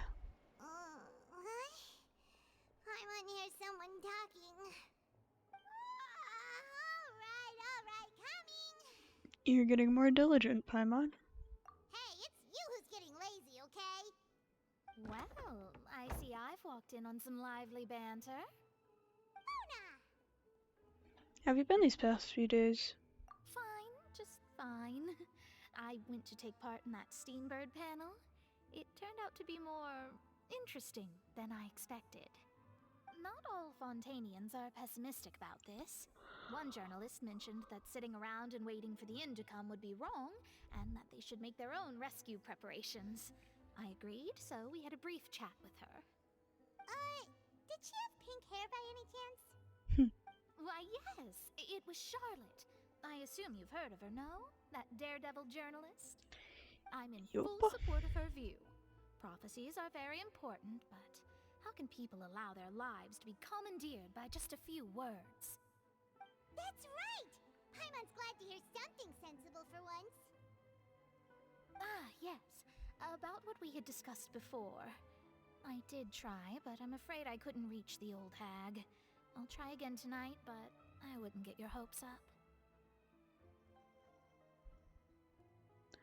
Actually, someone already came over. Huh?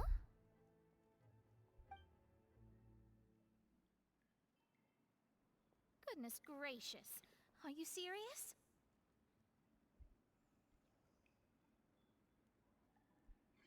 I believe she came to pass a message to us. She said that even the god's gaze has blind spots. Pretty bold if you ask Paimon. Most people would believe the gods to be all-knowing, right? The Hexen Circle members are certainly anything but ordinary. As for the mage named N, the old hag has mentioned her a few times. She said that N's sense of direction is incredible, and that she loves guiding those who are lost. But I've never met her, and if she were still alive, she'd be... well, suffice it to say that the hag's at least a few hundred now, and N's been around for longer than that. Whoa. The Hexen Zirkel sounds like a scary group. But they must really stay in shape to live so long. Their abilities alone are pretty terrifying. If she came to see you personally, then the problem you're facing must truly be of great importance. Well, it's not like Paimon could understand anything she said. Yes, she was quite cryptic, but I suspect she means that there is still a way to turn things around. She didn't say when or what that would be, though, so... perhaps it is something that you cannot know right now. True, her words were meant as a helpful hint, but when will we realize their value and meaning? Was that the best answer that my question could have gotten? Traveler, Paimon, are you two alright? Oh, we're fine. We're just a little down right now. It kind of feels like the end is coming, you know? I see. I feel that same sense of desperation, too. I guess you could consider me someone who has often witnessed fate. So far as I have seen, it cannot be swayed. But even so, I still hope for and believe in miracles. Astrology is eternal and rational, but fate may not be. It is cruel, but it can also be beautiful. Perhaps that's what N was trying to tell you. Not to lose heart, and to believe that what you are seeing playing out before you is not yet set in stone. I did originally think of steering clear of all this, but I couldn't. Even if this is all futile, I still wish to help everyone. If we don't struggle to the last, then how can we face the end when it comes? Huh. You do have a point. There I go, talking about astrological principles again. Sorry about that. The moment I start talking about work-related stuff... I need to get going. Don't worry about it, Mona, and thank you. It was worth trying to comfort you, even if only a little. I believe that you'll help those who are struggling in the same way I did. I suppose that might be why we always seem to meet by coincidence. Paimon feels kinda moved by what Mona said. But also kinda sad, too. Hey, Traveler. Paimon suddenly feels like going outside for a walk. Let's go. Let's walk around the city, shall we? There's a few spots we always like to walk by.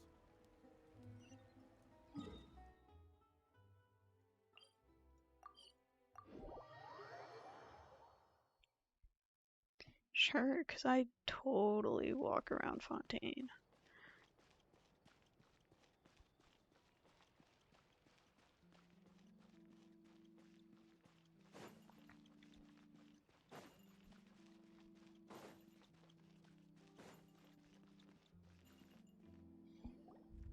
Huh? Our names are written in this newspaper.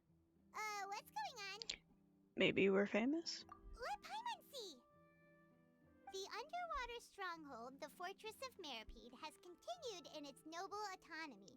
but that does not mean that others cannot interact with it. My recent attempts to enter the fortress bore little fruit. Huh. Guess Charlotte still hasn't given up on that. Thus, did an Outlander friend become the focus of this report? A blonde adventurer with their white fairy legends trailing in their wake. It is said that this mysterious traveler once visited the underwater fortress. So while the fortress's interior remains a mystery behind closed doors, do not fear, for the tales of the traveler contain surprises in spades. Journalist Charlotte's biggest scoop yet, the Traveler's Trail, World Walker. Huh. Charlotte took so many awesome photos of us and we never even noticed her. She hasn't been able to get a hold of anything at the fortress, so since we're easier to find, she's using us as the subject matter instead? That sure seems to be the case. Seriously? Well, fine. Those headlines and photos do look cool, so Paimon will forgive her this time.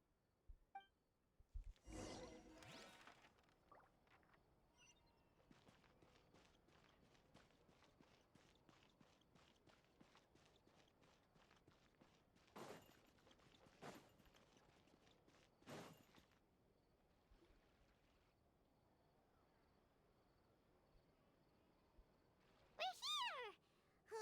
Paimon's hungry. Should we go in and get something to eat?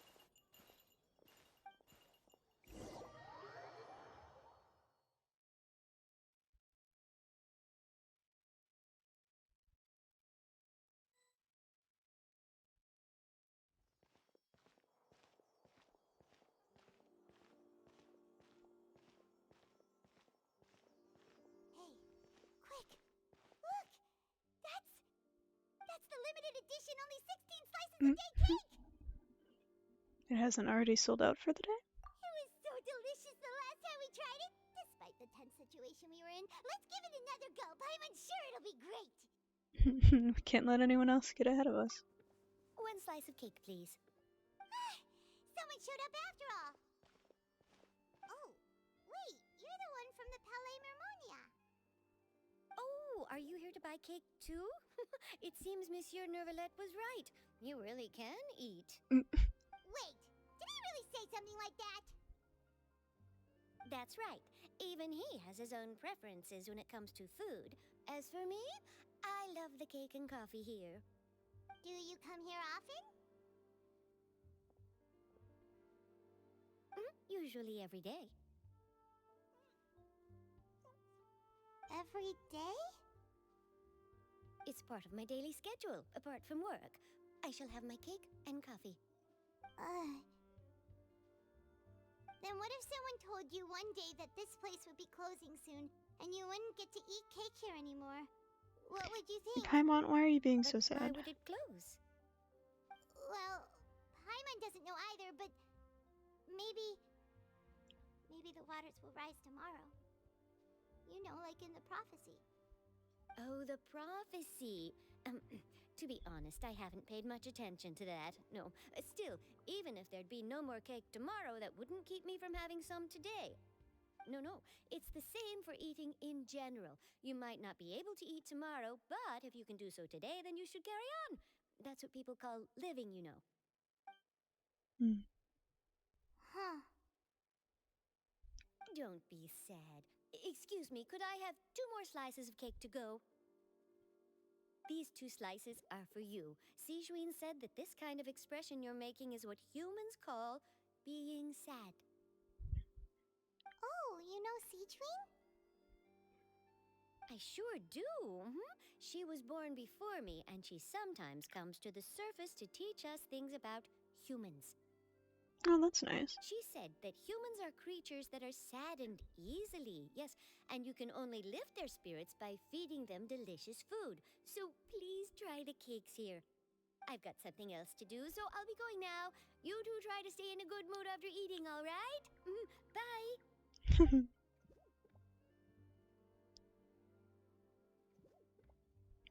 And there she goes. All right, let's dig in. I'm sure this cake will be delicious.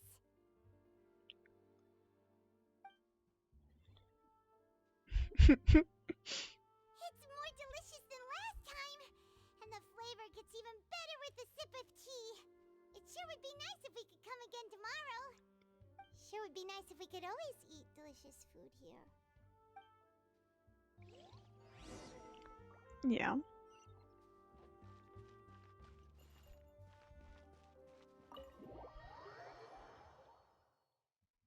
Paimon's getting all sappy. I don't know how to feel about that.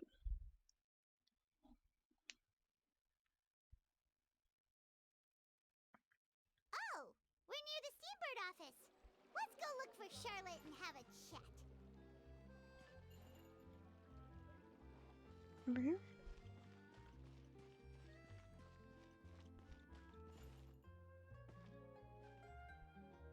What? No, I fear I've gone the wrong way.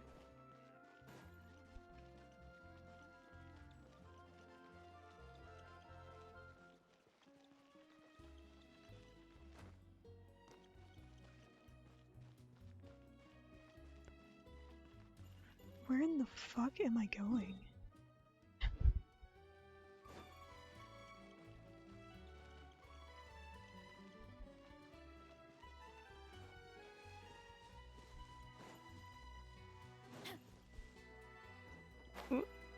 Oops.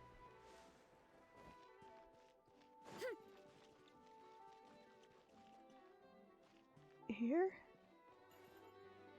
Question mark?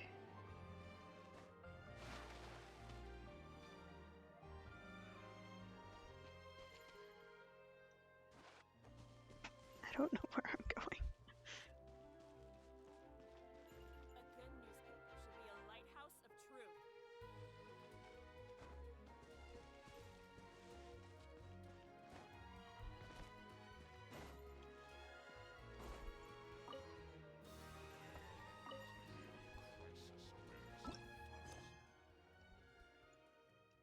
Ah, I see.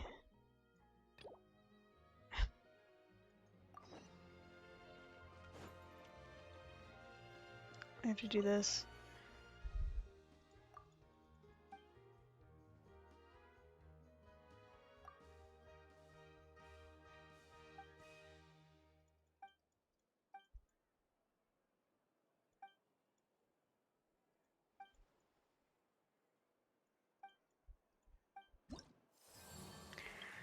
Okay.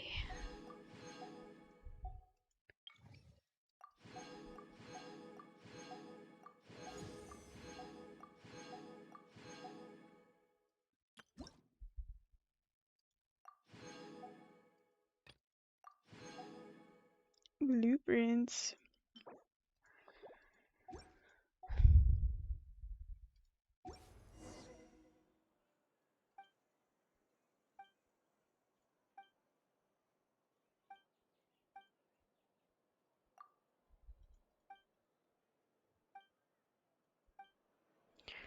Okay.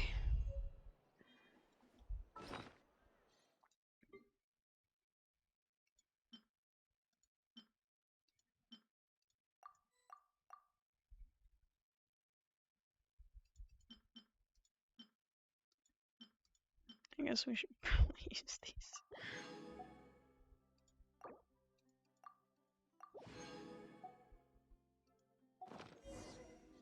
Okay.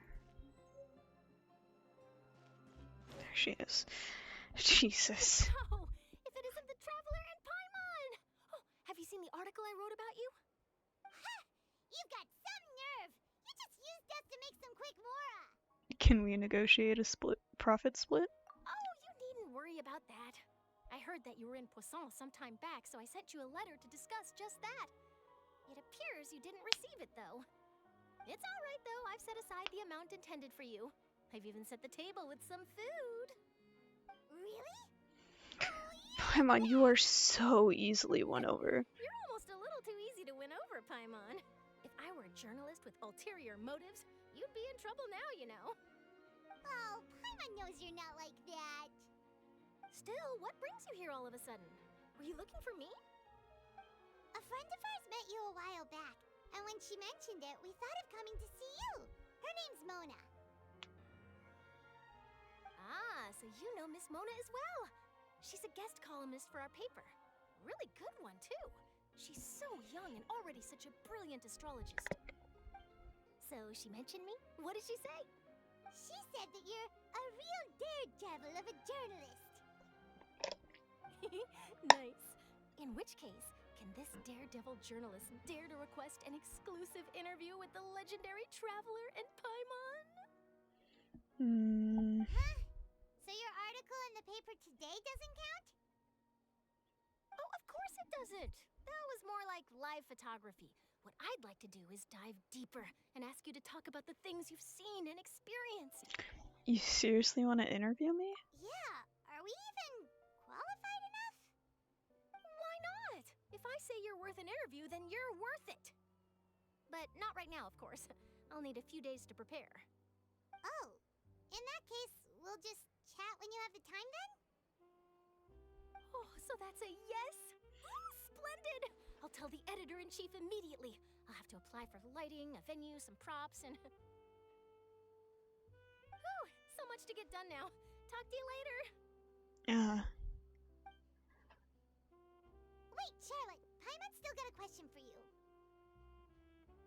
And what's that? If, just for example, Fontaine were to be flooded tomorrow, what would you do today? Huh. That's the prophecy you're talking about, isn't it? I mean, I do hear about it often, but I've never once thought that the day could be tomorrow. If you're seriously asking, then I might try and think of a way to leave Fontaine. Oh, but I'm still a journalist first and foremost. That means I have a duty to be reporting from the scene. And secondly, I wouldn't forsake my homeland that easily. From what I've seen, most people don't know what they'd do should the worst come to pass. In truth, it might be better just to behave like normal rather than worry over such an end. So in all likelihood, I'd probably still be prepping at the office for that interview of ours. I know what you're thinking.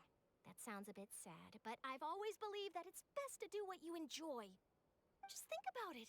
If this nation really were to be suddenly destroyed tomorrow, but I still successfully finish an exclusive interview with a truly unique person, then the story I would wind up writing would truly be timeless. And then do you know what I'd do? Well, I'd write that story, send it for printing, and use messenger pigeons to get copies out to the various nations as soon as possible. I'm not a dreamer, nor am I a workaholic, but I do love my job, and I'd be proud of leaving such an article behind. I guess you could say that I was born to be a journalist. But anyway, that's my answer. And on that note, I'll get back to my preparations. That's so nice. All of a sudden, Paimon actually kinda envies her. Anyway, let's go and take a look at the sea, shall we? Sure.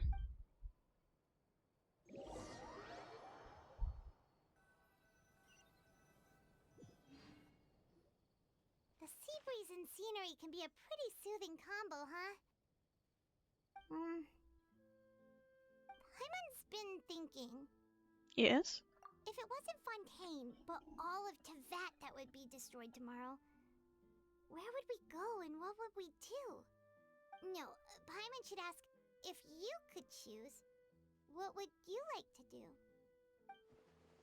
If I could choose, huh?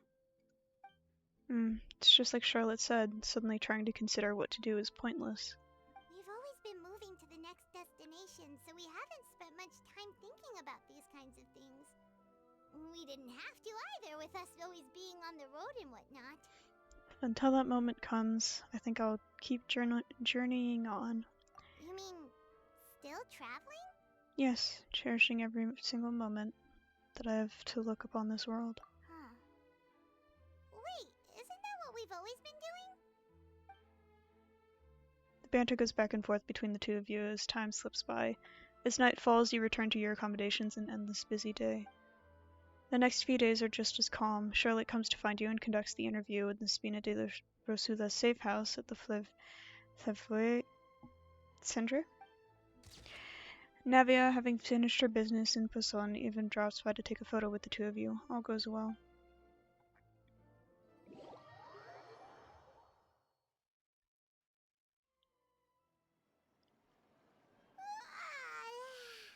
Feels like you'll grow mold if you stay here long enough. better than the Fortress of Mirapede, that's for sure. It's not only damp there, but salty too. Ah, so the two of you are still here. Wonderful. Oh, you're from the Palais Mermonia, aren't you? Yes, I'm Isadora. Monsieur Nervillet sent me to look for you two before. I heard that afterward you went to the Fortress of Mirapede. So are you under the impression that we might be wanted criminals? Not at all. I'm well aware that you're friends of his. Actually, I'm here to pass along a message from him. Did something happen? Yes, inside the Opera House. The Maréchaussée Phantom has declared the incident a small-scale riot. A riot? Well, that said, I don't personally think it was that serious. Lady Farina was watching a performance at the Opera House, and while she was resting during an intermission, some other audience members suddenly started harassing her, loudly accusing her of doing nothing about the prophecy crisis. And before she could respond, others started to join in. The crowd continued to grow, and protests against the Hydro Archon started to break out. So people have started to put the blame on Farina. Guess they finally found an outlet for the pressure they've been under due to the prophecy. I agree. People will naturally rely on gods, as is customary. But the moment people feel threatened, gods are also the first to be blamed. So what happened after that? Is Farina okay? Seeing that the situation was spiraling out of control and that further argument was pointless, she claimed that she'd gotten tired of this and left in a hurry. The Maréchaussée Phantom had their hands full maintaining order and did not catch where Lady Farina had gone. Only when things had stabilized did we realize that she had gone missing. So, you mean she's still missing? That's right. The Maréchaussée has dispatched many people to search for her, but we don't have any leads yet. That said, I don't think there's much to worry about. She is a god after all. Even if she were to fall into the hands of rioters, what could ordinary people do to her? I understand the situation. Good. Monsieur Nervillet sent me to tell you about the situation, but he didn't say anything else. Don't worry, this is more than enough to go on. Thanks for keeping us informed. Ah, is that so? Well, all right then. In that case, you two take care. You cleaned your room? Good I'll job. be heading back to the Palais now. Congrats, Forrest. You're a winner. Well, sounds like we should hurry over to Poisson then. You sure caught on quickly. If we know Farina, she won't try to fix things in this situation. Instead, she'll look for a place to wait out the heat.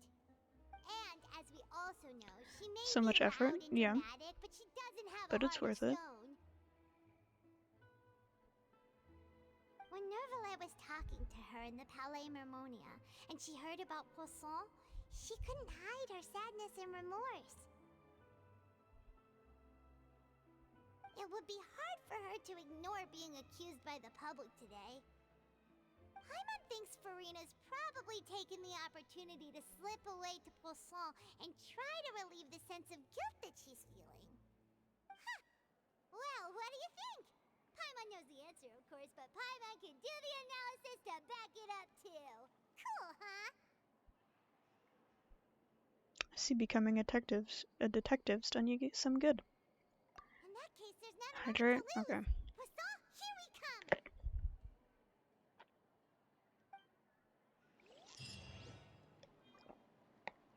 Yippee!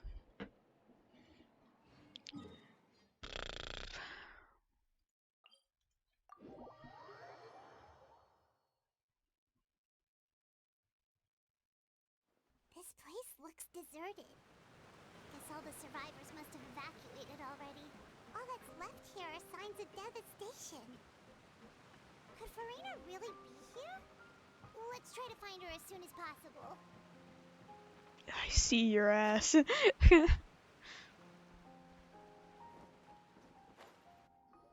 I'm glad I caught myself.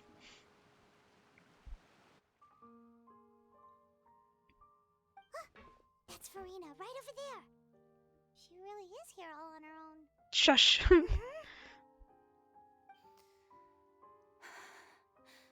Should I just give up? This is all. You're gonna dip now? That's rude. What was meant to happen did How dare you? after all. Everyone's dead. I'm sorry. I am so sorry. Give up, Farina. You have a dog to There's no walk and point eat. in holding out. You're eating your dog? What the fuck? I'm sorry. But what can I even do other than to repeat meaningless apologies over and over? Farina. Who's that? Don't worry, Farina, it's just us.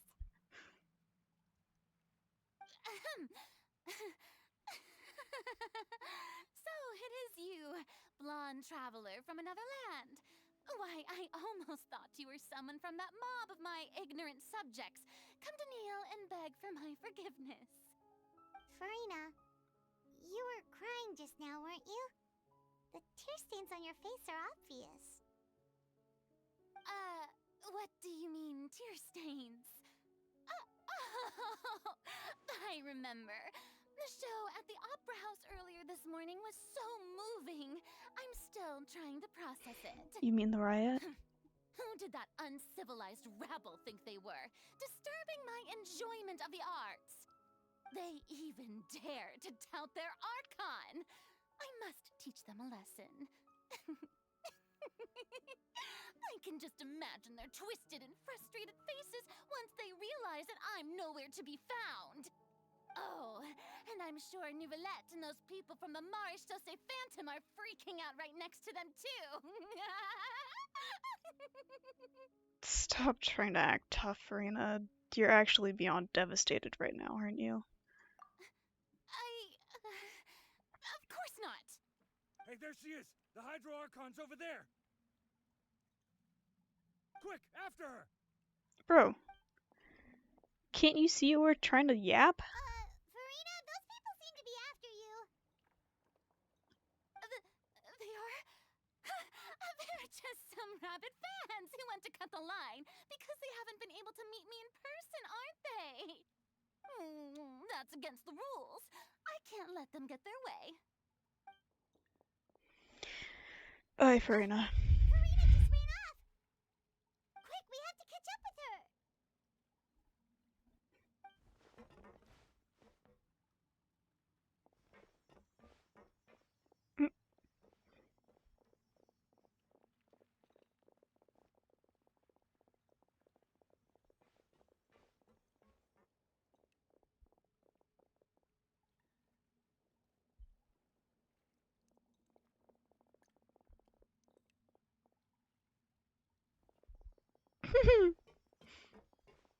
You know what? Fair This enough. should be the place, right? Hey, Farina! There's a good hiding spot over here. Quick, come to Paimon before the rest of them catch up to you. What is this place? Hurry, they're almost here. Fine. I suppose haste is warranted. Lead the way. Yes! We got her.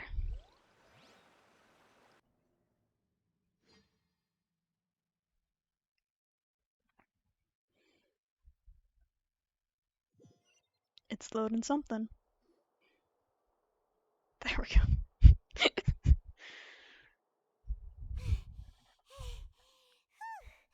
Paimon's exhausted.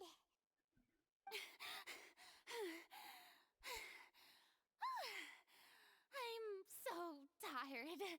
I totally thought they had caught me. No, I merely gave in to the sheer enthusiasm they displayed. This place is not what I'd call soundproof. You might want to lower your voice to stay hidden. You're right. Yep, that's a good girl.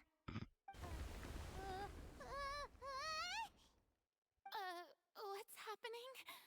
The ground's shaking. Is it an earthquake? Another disaster just struck, I suspect. Yeah, a quake of this kind preceded the flooding in Poisson, didn't it? It can't be.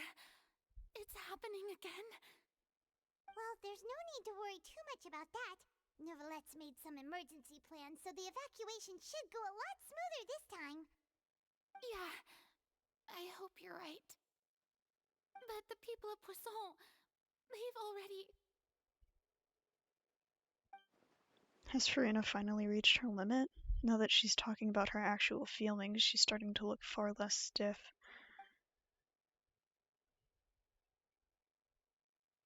It's true.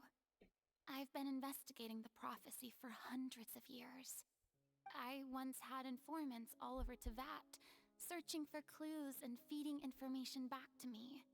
I've tried all kinds of ways, too, to hold back the sea.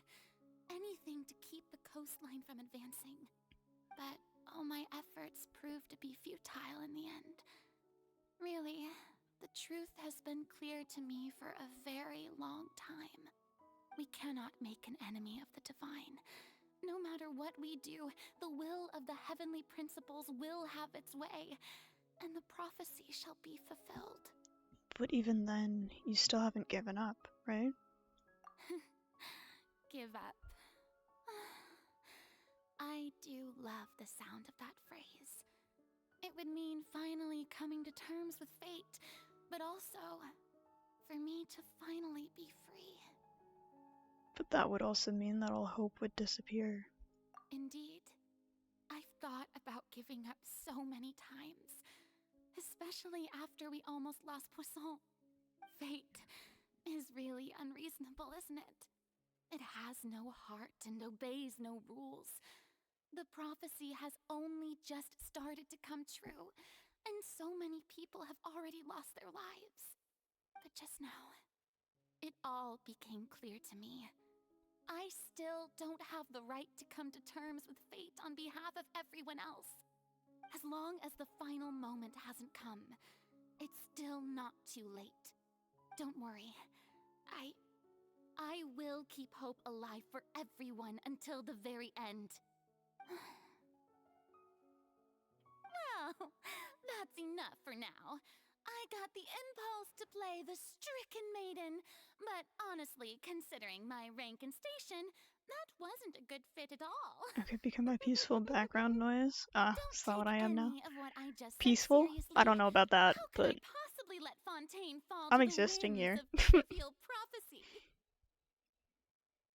Come on! Paimon could have sworn you were actually being honest just now. Do I want to become a part of your crappy art? I'd love to. We're running out of time. We can't just go back to square one like this. I have to get more information out of her. Farina, you might not have to shoulder this burden alone. Strike a pose? I am striking a pose.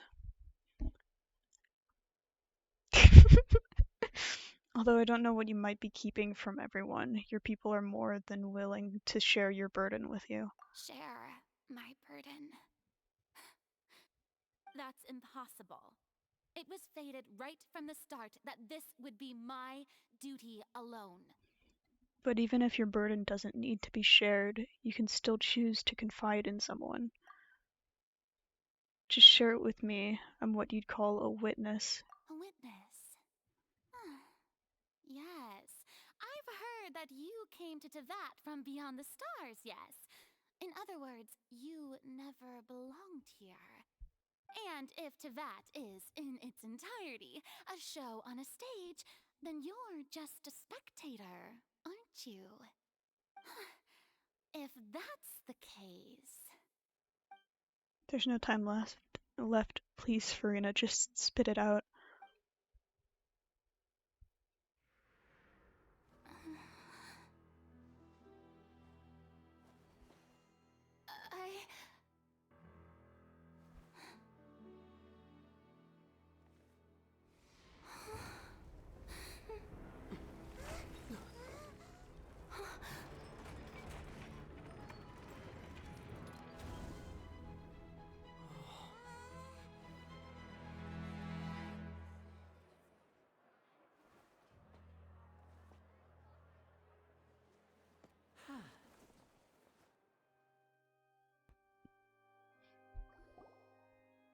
Sounds about right. Ladies and gentlemen, this concludes my opening performance. Now, without further ado, we may proceed to the trial of our Yeah, that does sound like a pretty good day. So, this is what it is. Yes, you deserve praise for the effort you took to raise the dramatic stakes. Do not forget, however, that I am Fosalor, the god of justice, the embodiment of justice itself. Does it not strike you as even the least bit absurd to bring the very concept of justice to trial? May I interpret these words as your refusal to stand trial? In that case, you will have the opportunity to defend your honor through a duel. You would draw your blade against a god? Yes, obviously. I see. It seems like you have made up your mind.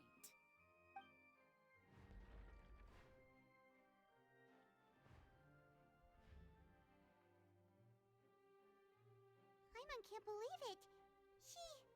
She just surrendered. What the heck is going on? Did I just see an archon surrender to a human? Wow, how utterly humiliating. Lady Farina, what is the meaning of this? Pupils or voids? That there has been a misunderstanding. To be clear, the raising of both hands is not always an indication of surrender. Looking for excuses again, huh? This is a good question. Hands just now to indicate I'll take my some voids. acceptance of the I like trial. voids. No duel shall be necessary. Make sure there are no thoughts at all. Running away for a long time.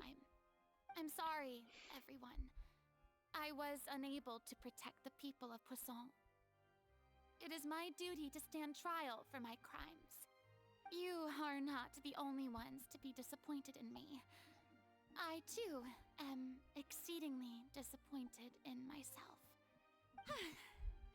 But now, it is time for the Hydro Archon to show you her courage and resolve. I, Farina, will use this trial to show the world the true meaning of justice. This time, I will protect you. Applaud and rejoice. One of the most outrageous and fantastical arcs known to the opera epiclese is now unfolding before your eyes. Mark my words, this shall be one of the most exhilarating and brilliant shows ever to grace the stage of Fontaine.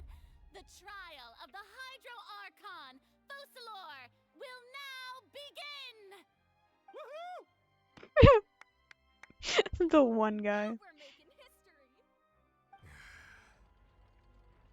does it feel like Farina just took over the whole thing? Like, come on!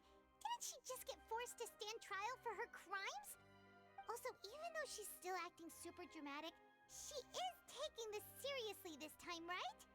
The world may never know. Who will be my opponent in this trial? The court asks the prosecutor to please take the stand. Thank you, Your Honor. Is that so? Very well. Then please speak, witness of Tivat, my accuser and fated opponent. We were so close to getting her to tell us the truth, and it still turned out like this in the end. It's okay though, as long as we can defeat Farina in court, we'll still have a chance to figure everything out.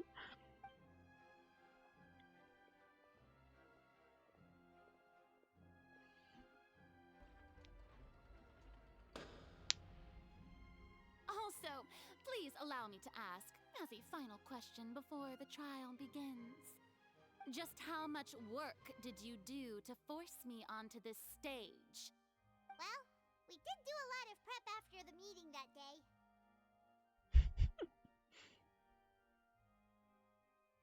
I can go over the tasks assigned to the Spina di Rosula. Time to whip out the rather colors. straightforward and Oh yeah, easy. get that red and blue in there. Yeah, the president of the Spina di Rosula. Most of the people who participated in the disturbance this morning were my subordinates. They changed into plain clothes and came to the opera house as regular audience members, waiting for the perfect opportunity to incite insurrection against you. The people's resentment against their archon has been building as more and more of the prophecy is fulfilled. A spark was all we needed to turn smoldering anger into a flame. Moreover, according to our understanding and analysis of you, when something like that occurred, you would likely flee the scene and head to Poisson by yourself. So, we arranged for a second group to lie in wait there. So, you mean the ones who scoured the settlement for me were also from the Spina? And their goal was to force you to step into the giant magic box so you may personally participate in the greatest magic performance in all of Fontainian history. That's right. That house was a magic box, rather than someone's residence. As the super ultimate version of the setup that I used when I first performed at the Opera Epiclese, the volume of the box was increased by a whole order of magnitude, and the distance it traversed was the entire gap between Poisson and Areneas. Its cargo, of course, was an archon instead of a human. My thanks, Farina. Without your help, we could never have pulled off such an extraordinary performance. You're welcome? Of course, this performance was only made possible with Father's support. The House of the Hearth spent a massive amount of labor in Mora to pull this off. We had to select a location, construct the giant magic box, dig a tunnel, and open up a path through the water. It was a lot of work for all of us. So, in other words, the earthquake that we felt within the giant magic box was just a normal tremor from the transportation of the whole house? That's right. It wasn't a sign of another disaster to come. Sorry about that. Then, I can guess Nervilette and Cloran's parts. You gathered a crowd, prepared a stage, and made sure that the champion duelist would be immediately ready for a fight. Also that as soon as I appeared on the stage, the trial may commence without a hitch. Am I right? Yes, that is correct. Well, Clorand, I must commend you for your courage. Only the most outstanding champion duelist in all of Fontaine would accept a duel with an archon without flinching. Thank you. As for you, traveler, I suppose your role was to keep me distracted with conversation once you found me in Poisson. You'd make sure that I didn't notice anything amiss before revealing yourself as my prosecutor once we'd arrived onto the stage. No, you guessed wrong. Oh? My mission was to give you one last chance. We hoped that you'd share your secret with us before the magic box arrived onto the stage. Is that so? Then I suppose I must have missed my final chance. It's fine. It matters not. What's done is done. The stage is already set, so there's no reason to disappoint the audience. Let's see this trial through to the very end. Yeah, the only thing we can do now is judge the Hydra Archon. Still, I can't help but be a little bothered by that conversation earlier. What did Farina want to say to me right before we arrived on the stage? Sir Prosecutor, please allow me to pass this along. This is a document that Miss Charlotte applied for and received permission to share with you during the trial. According to her, it should speed up the proceedings. Dope. Huh? Charlotte wanted to give us something? Oh, so she's here too! Hey, Charlotte! Oh, let Paimon see. Isn't this the exclusive interview that she did with us before? So she's already finished it, huh?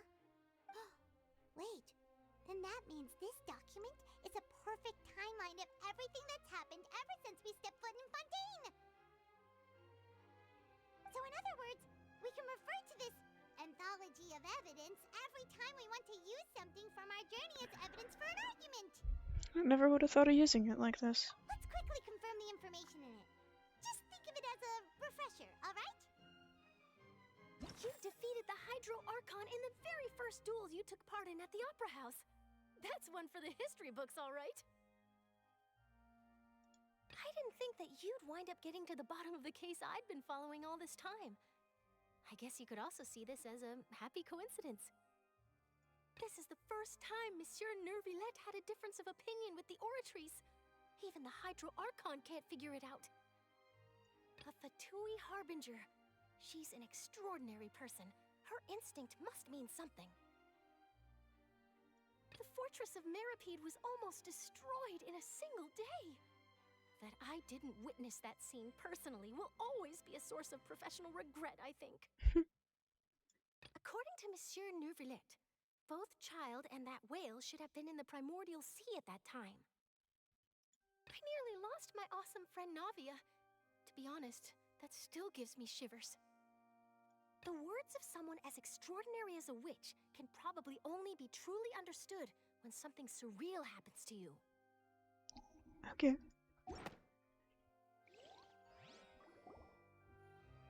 The prosecution and the defense are both in position. The trial shall now begin. Oh, come on, Nervillette. There's no need to repeat all the unimportant legalese. Just fast forward to the part where the prosecution lays out my offenses.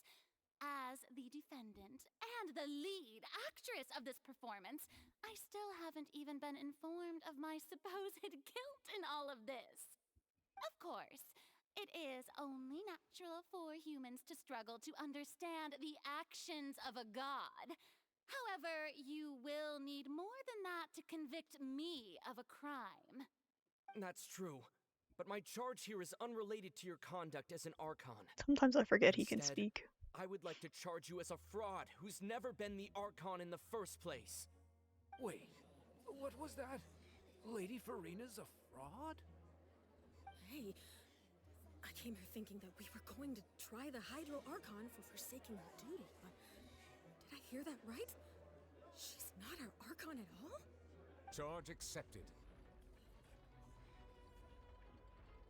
Lady Farina, do you plead guilty to the charge?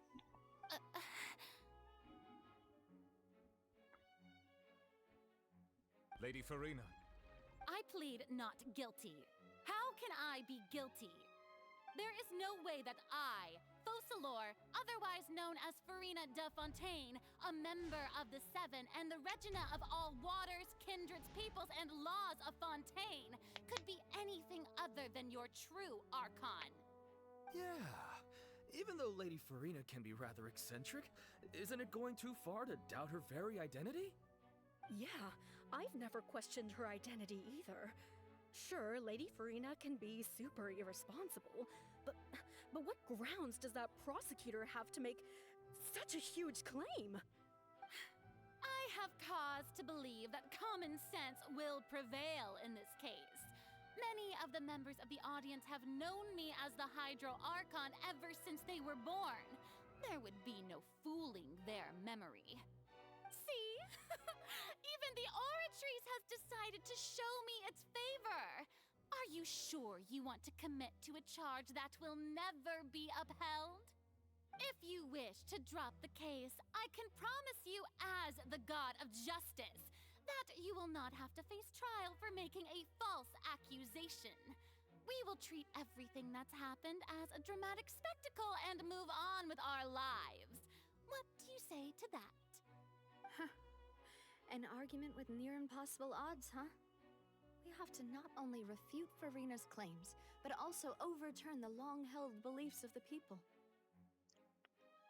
The people only see you as their Archon, because that's their long-held belief. Well, I tried to give you the chance to surrender. If you must persist, then let me ask. If you believe I'm not the Archon, then what manner of being do you think I am? And if You're I like was just not a guy. the Archon, then how did I manage to live for over 500 years? I forgot to think carefully. What do we know to be special about Farina exactly? Oof.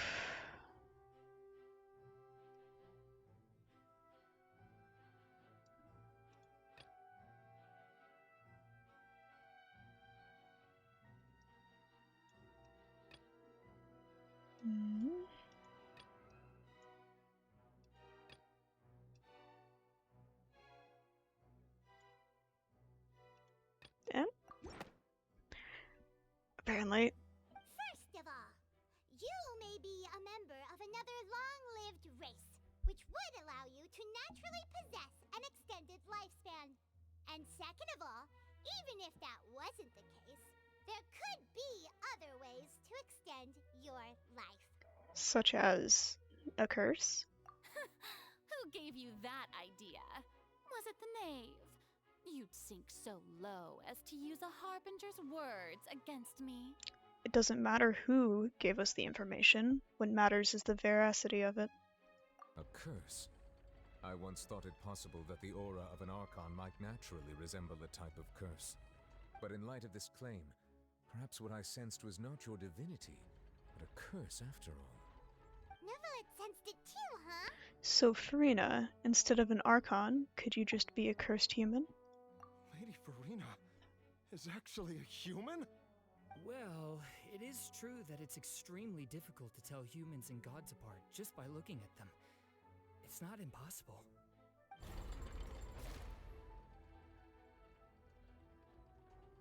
Well, don't start celebrating too early now. Even if I have been carrying a curse like you said, how does that prove that I am merely a human being? Besides, everyone knows that the main difference between a human and a god is the possession of authority. Gods can do what humans cannot. That's why they're worshipped as gods. For centuries, manifestations of my authority have served the nation of Fontaine. One need only to turn their eyes towards the Oratrice Mécanique d'Analyse Cardinal in this very opera house, or consider the endemnitium that is used in every aspect of life. Wait, that one trial proved quite the opposite. Farina actually has no control over the Oratrice at all.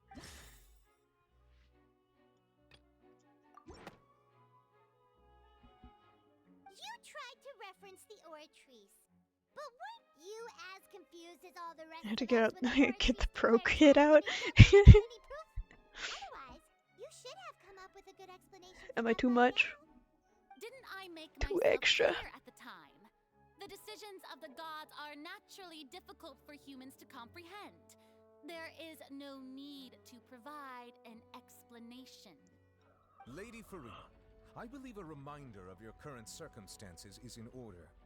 While the court is Just in for your session, name, because the my other red principles of kept justice breaking. and the law must come before all else. While you are an archon, you are also first and foremost the defendant in this trial. You will prove yourself unable to defend against the prosecution's charges if you continue to withhold vital information against the rules of the court. I never thought you'd use that kind of rhetoric against me. That was no trick of rhetoric, Lady Farina.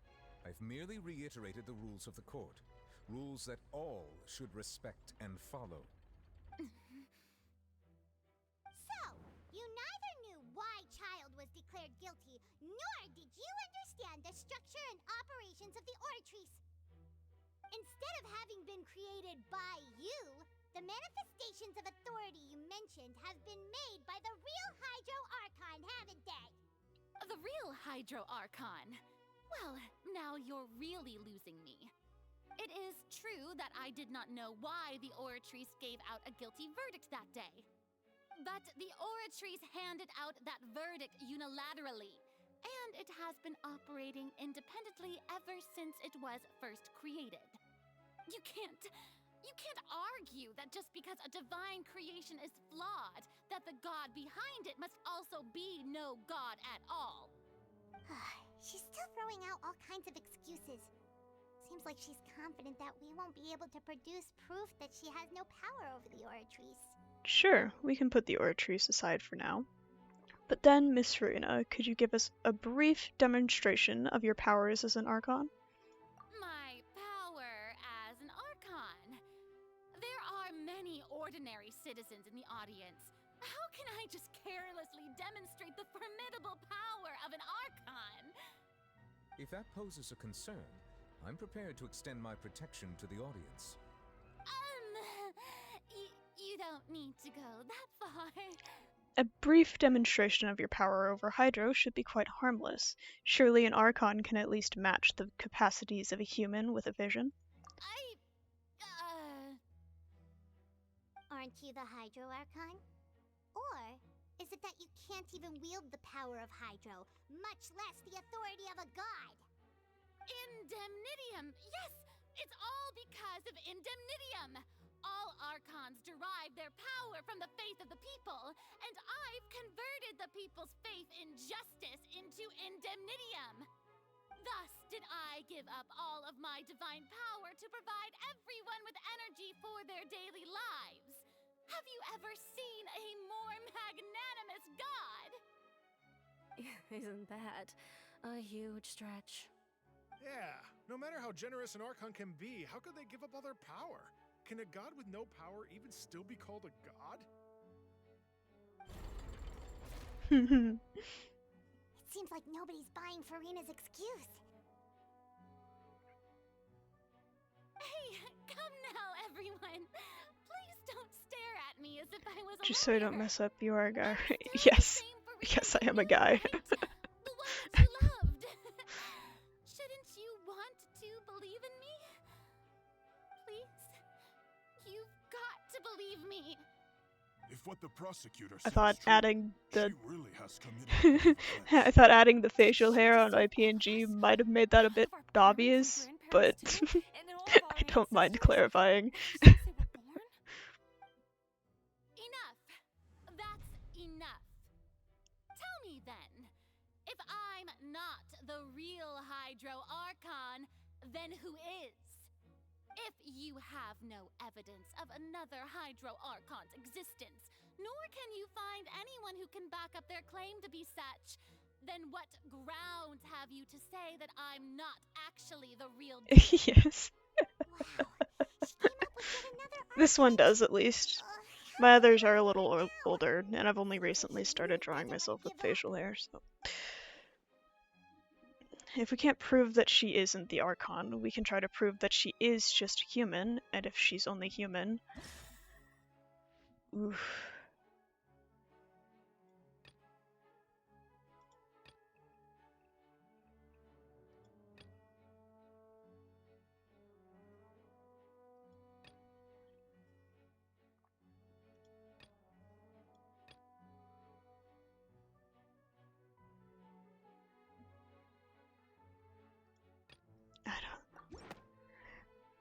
I guess.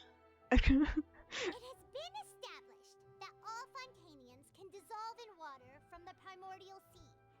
And that means... Since you insist on claiming to be a god and not a human, then there's a method that you can use right here and now to eliminate all suspicions of you being the latter. Miss Navia, please apply to serve as a temporary attorney for the prosecution before addressing the court. Though you act in partnership with the prosecutor, you must still adhere to proper procedure. Super sorry, Monsieur Chief Justice. I swear this really will be the last time that I'll speak out of turn. Now, I've brought some seawater from Poisson. As everyone knows, a massive flood struck the area not long ago, taking many lives, including those of some of my closest friends. So, Miss Farina, would you dare to touch some of this seawater? If we are to believe that you are indeed the real Hydro Archon, touching this seawater would have no effect on you. All it should do is strengthen your case. But if you don't dare to touch it, then we would have basically proved the reverse. Ooh, we got her trapped now. Oh, and I must remind you that after the disaster at Poisson, nobody wants to see any more people dissolve. I do hope you'll act prudently and choose the simpler path of admitting guilt. Navia from the Spina di Rasula. The Spina has governed Poisson for many years. I guess her suggestion is valid. If Lady Farina is indeed just a human, she's probably Fontainian like all the rest of us. Would she really dare to try?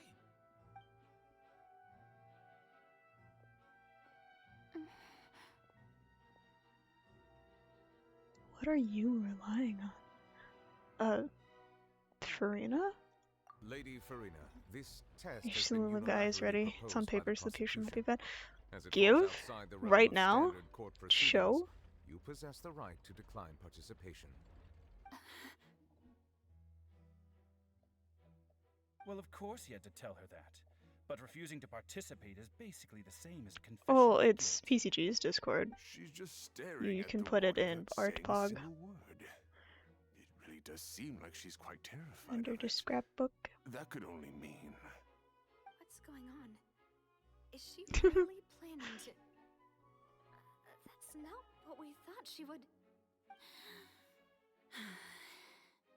Due to the inherent risk of the test, Lady Farina, you may... Hey! She actually...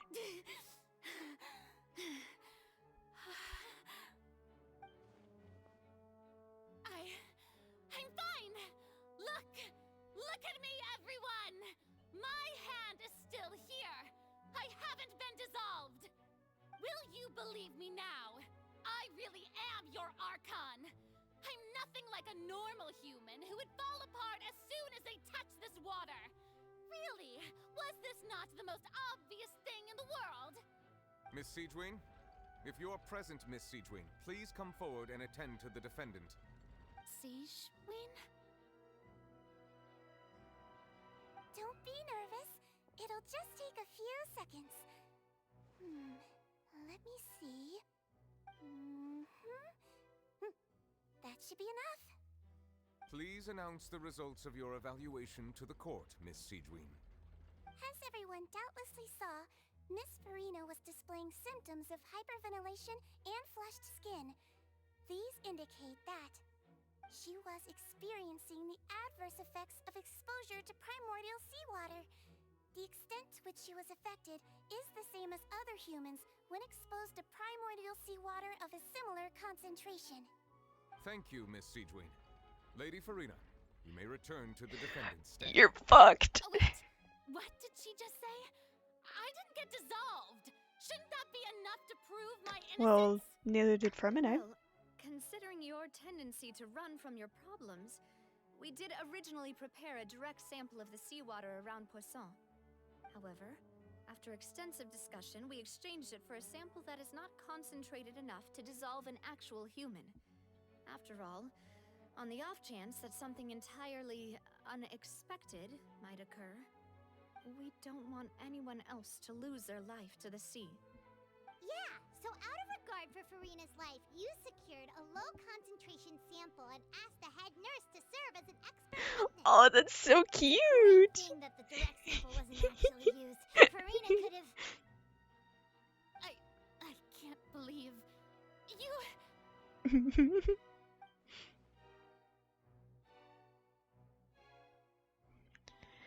But what's really going on here? Farina can't have not known the consequences of touching that water as a human. This is too unlike how she usually acts, unless it's actually more important for her to keep up her facade than to save her own life. I do like it. It's very silly. But hadn't she given up on everything a long time ago? Listen to me, everyone. Please don't give me such cold and disdainful looks.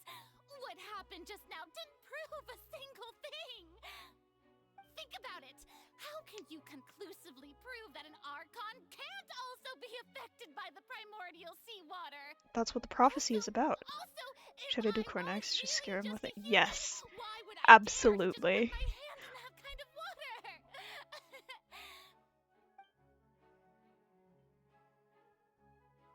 I don't think anyone believes you, Farina. Anyone, just listen to me. Wonderful, we plot together. Yes. I'm evil.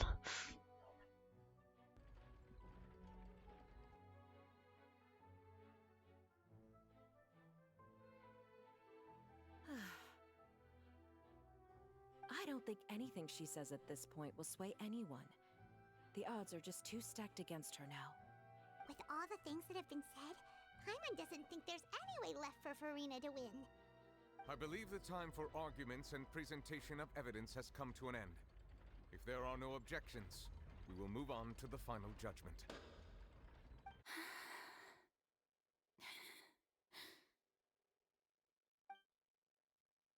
I don't think anything she says at this point will sway anyone. She's too stacked against her now.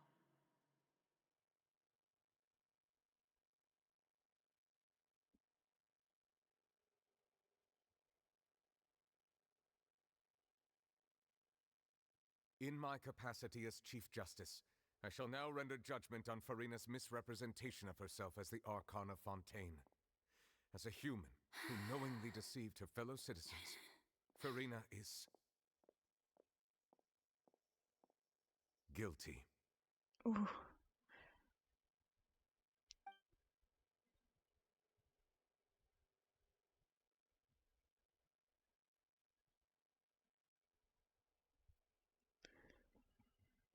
We shall now turn to the Oratrice Mécanique d'Analyse Cardinale to render the final verdict on the charges.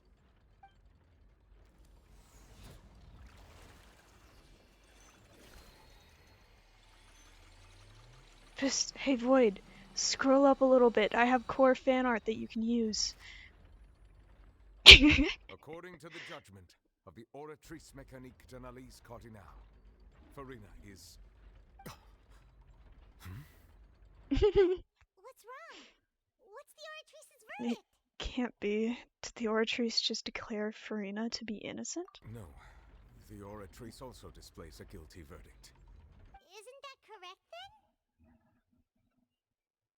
However, the exact wording of the verdict is thus. The Hydro Archon, guilty, to be punished via the death sentence. Oh! The death sentence? That's actually one of the available sentences? I've always thought that it was just a myth. The one and only time the death sentence has been handed out at the court. And it's been given to the very person we've worshipped No, as no, the no. god of It did justice? not say Farina. We just established that she is not the Hydro Archon. The Oratrice? We just wanted to use the trial to show her the seriousness of things so she'd tell us the truth. How did things escalate this quickly? This outcome is indeed quite strange. According to Fontaine's current definitions of justice, as well as its recommendations for criminal sentences, is this sentence really appropriate for the crimes that have been committed? Yeah, even Fauché wasn't sentenced to death by the Oratrice. You know, the real evil mastermind behind the serial disappearances case. What's more strange is, instead of Farina, the Oratrice rendered judgment on the Hydro Archon. Indeed. Not only is Farina's sentence overly excessive, the very You giving point him of our pupils? trial today Okay. was also to prove that Farina has never been the Hydro Archon in the first place. But now, the Oratrice seems to have deliberately invoked the title of the Hydro Archon. What does this mean?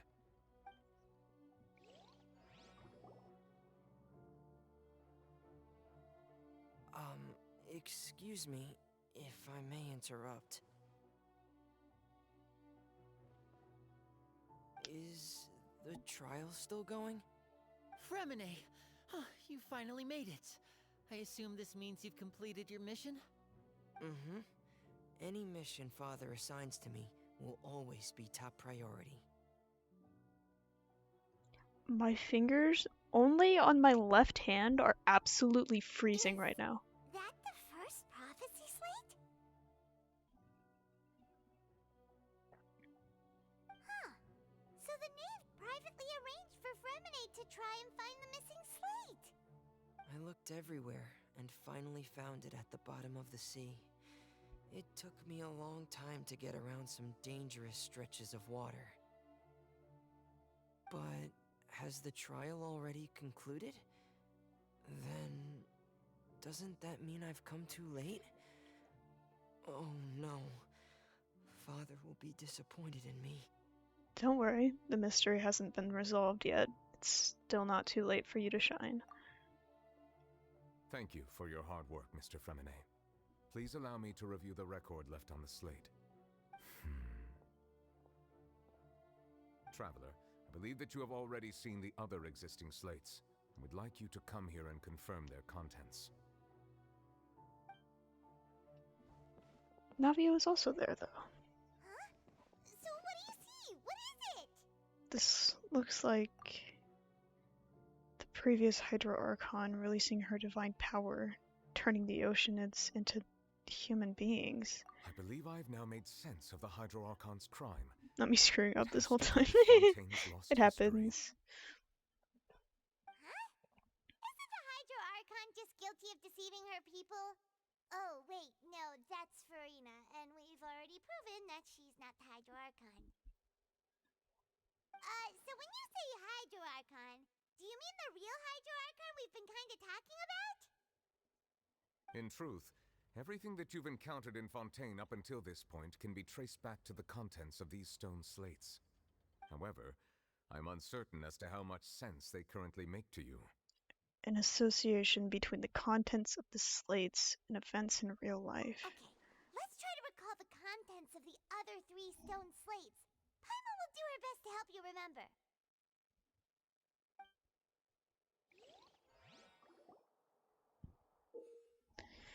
Select to check the descriptions on the stone slates to extract key information from them.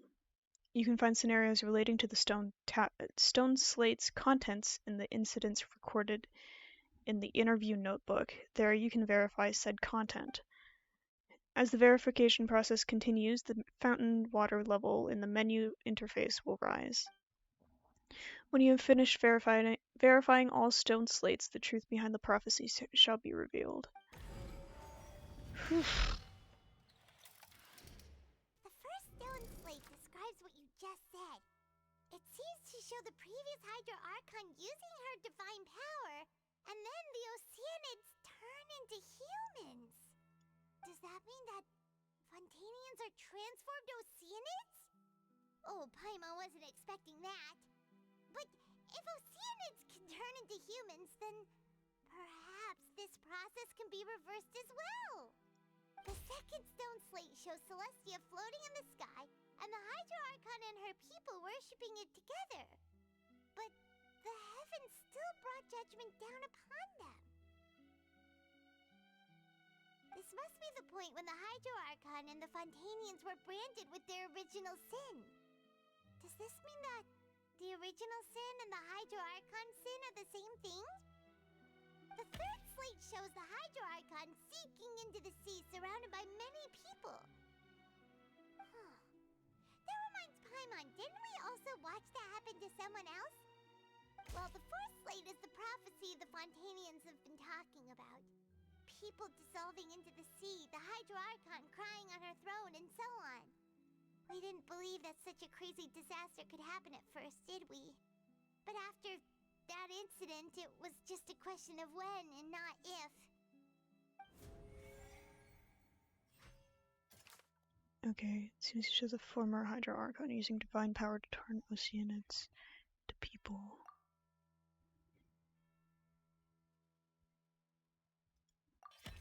We know from the case of the serial disappearances of young women that Fontainians can be dissolved in primordial seawater, and the first stone slate tells us that long ago, the Hydro Archon used her power to turn Oceanids into humans. This might be the reason that Fontainians can dissolve. Yeah. It shows Celestia floating in the sky and the Hydro Archon and her people worshipping it together, but the heavens still brought judgment down upon them. Is that...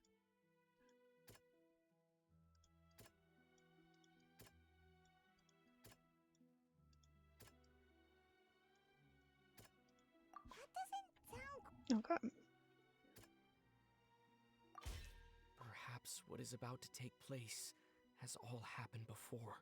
The true sin of the Hydro Archon that Nervalet mentioned, and the original sin cast down on the people of Fontaine by Celestia, as recorded on the stone slates.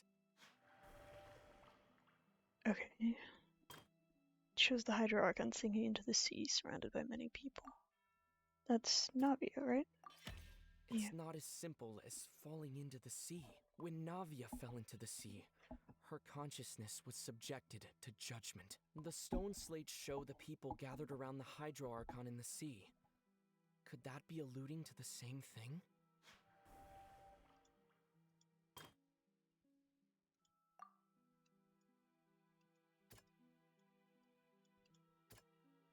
Right.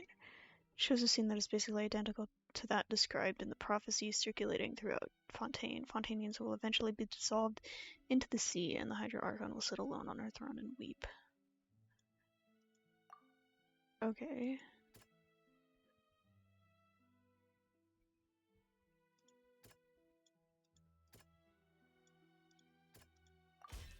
The prophecy from the stone slates found its way into society, but not many people believed it at first. The fortress of Meropide was nearly flooded with primordial seawater, which we know can cause Fontainians to dissolve.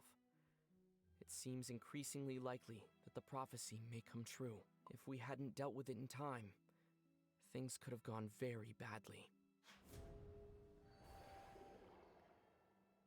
They'll dissolve into the primordial sea but won't cease to exist. Their essence will flow in the seawater, converge, and take the form of an oceanid.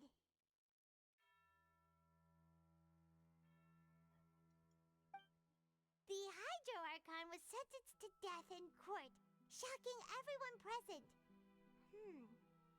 Perhaps this means that her sin was actually Fontaine's original sin. Navia fell into the water inside those ruins, and she nearly dissolved. She was surrounded by the people of Poisson in a court within her consciousness, and was forced to take part in a trial meant to make her stay. The eruption of the primordial sea at the fortress of Meropide was the surest sign that the prophecy was about to come to pass no matter what. What is Cora's favorite color? Skulk blue. Look it up. Minecraft block. The lighter bits that pulse. The stone slate's contents can all be verified by recent events. If we combine what we know together, loads of truths should come to light. It's kinda similar to what I use for their eye color. He's just getting blue. Okay. He's not that special. Damn. Sucks for him. Huh? Oh, Paimon gets it now! So that's how you can make sense of it. But then it feels like I don't have a color pencil with that color. share some truly shocking revelations. Let's hear them. The first slate reveals that Fontainians are not real humans. Incredible. Linny, did you hear that? We're not real humans. All Fontainians were originally created by the late previous Hydro Archon, with oceanids as their basis. The evidence for that can be found in how only Fontainians could dissolve in primordial seawater, and how all the girls Vacher dissolved were also turned into oceanids.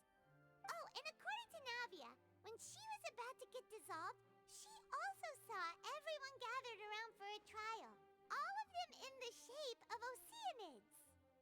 Indeed. The second slate reveals that the crime of the Hydro Archon was her creation of Fontainians from oceanids. Yeah, and it follows from the content of the first slate that she probably angered Celestia by creating humans without prior permission. That could also explain why the Oratrice judged the Hydro Archon to be guilty. It's to account for that ancient sin. The Hydro Archon's true sin was creating us? And yet, after many hundreds of years, the Hydro Archon's creations have turned around to try to judge the Archon within the Opera Epiclese. The twists of history are often the most unexpected of all. As for the third slate, I'm still convinced that it should come after the fourth slate. Yeah, isn't the image here just like when Navia fell into the sea?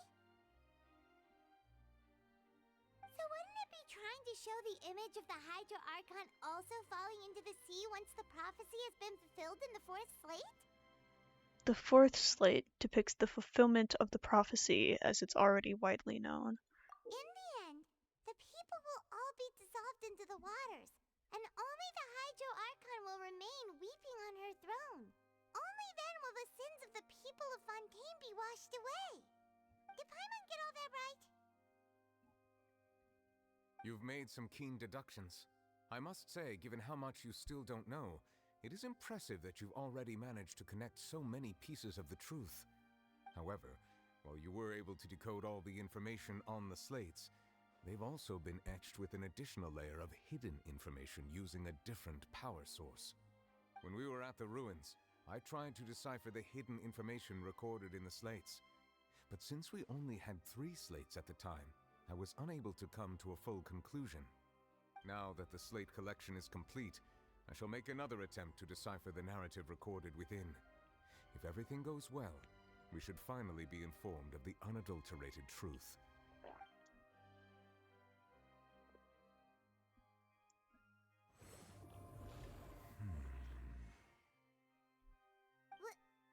Well? Did you get it? I believe I should share this truth not only with you, but with all the people of Fontaine as well. I will try to briefly summarize it for you.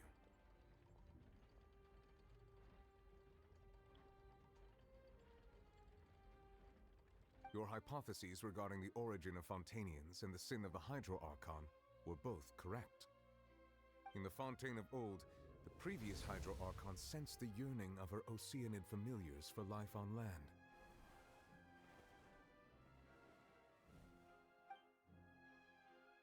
The Oceanids were enamored with the beauty and romanticism of human beings, and wishing to have those experiences for themselves, expressed to the Hydro Archon their desire to become of a similar kind. However, even though water as an element is intricately linked with the power of life, the Hydro Archon, as one of the 7, did not possess the authority to create a new form of human life. Not one to give in, she eventually found a way to create permanent humanoid bodies for her familiars by appropriating the power of this planet's primordial sea. She poured primordial seawater into the Oceanids' blood vessels, creating humanoid mimics in the process. But if Fontainians were to ever come into direct contact with water from the primordial sea, the power within their bodies would escape these artificial restraints and return to the sea. As a result, their forms would collapse, and they would be reverted to their original forms as Oceanids. Of course, the Hydro Archon never received permission from the heavenly principles to create a new human race. And thus, the Hydro Archon and all of her creations came to shoulder the original sin of appropriating the power of the primordial sea. That is the true history of how the people of Fontaine first came into being. So we were all Oceanids before we turned into human beings? You did it? That's way too much information for me. I think I'm just going Yes! to pretend I never heard a single thing. So silly. They're so little. Wait, but if that's the truth, we can't let the Hydro Archon be sentenced to death. After all, her only sin was creating us.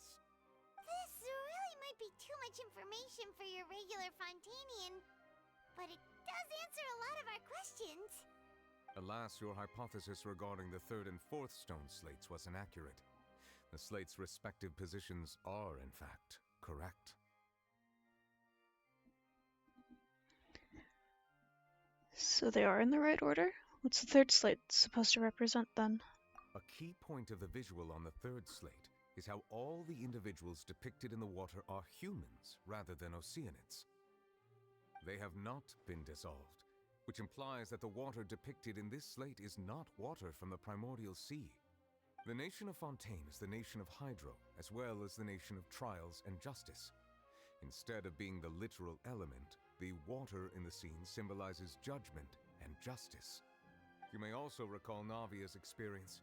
When she fell into the sea, her consciousness was surrounded by that of many others who intended to hold a trial to determine her fate.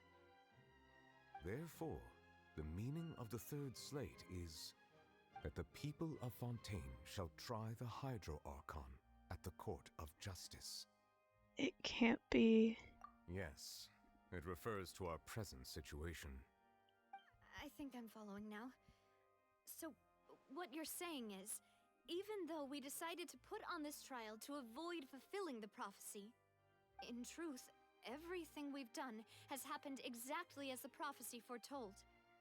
So now, it seems, we're the ones making sure it comes true. What should we do?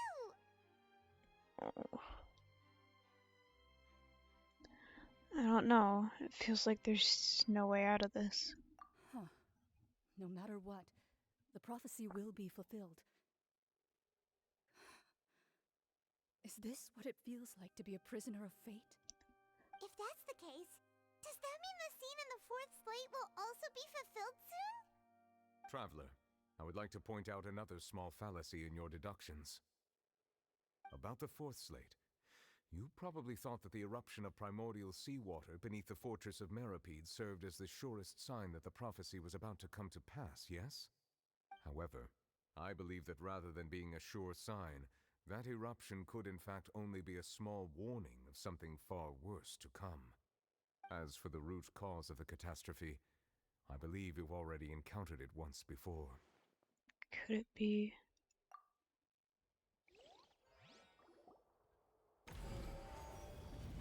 Oh. This eruption was just a small warning of the things to come. We must find the root cause of the disaster.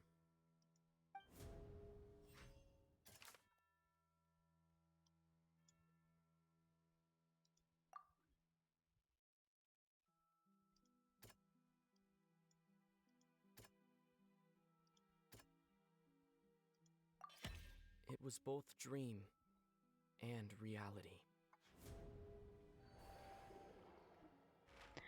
Well. True culprit, that could only be that thing inside the primordial sea, right? The truth, the original sin, the trial, and the root cause of the disaster.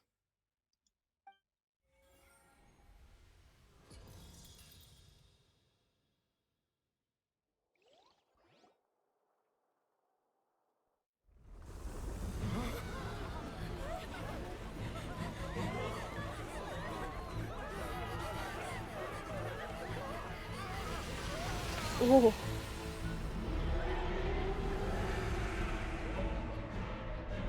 Well. Okay.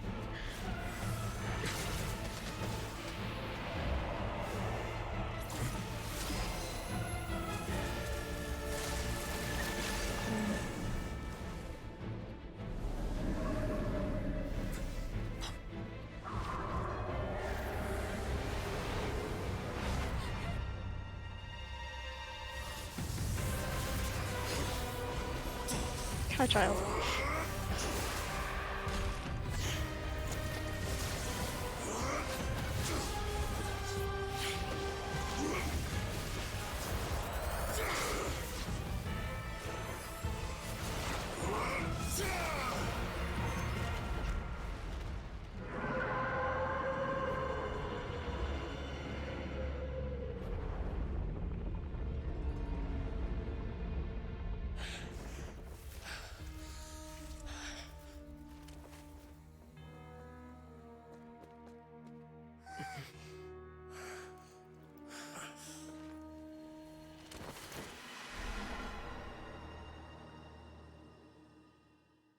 There he goes.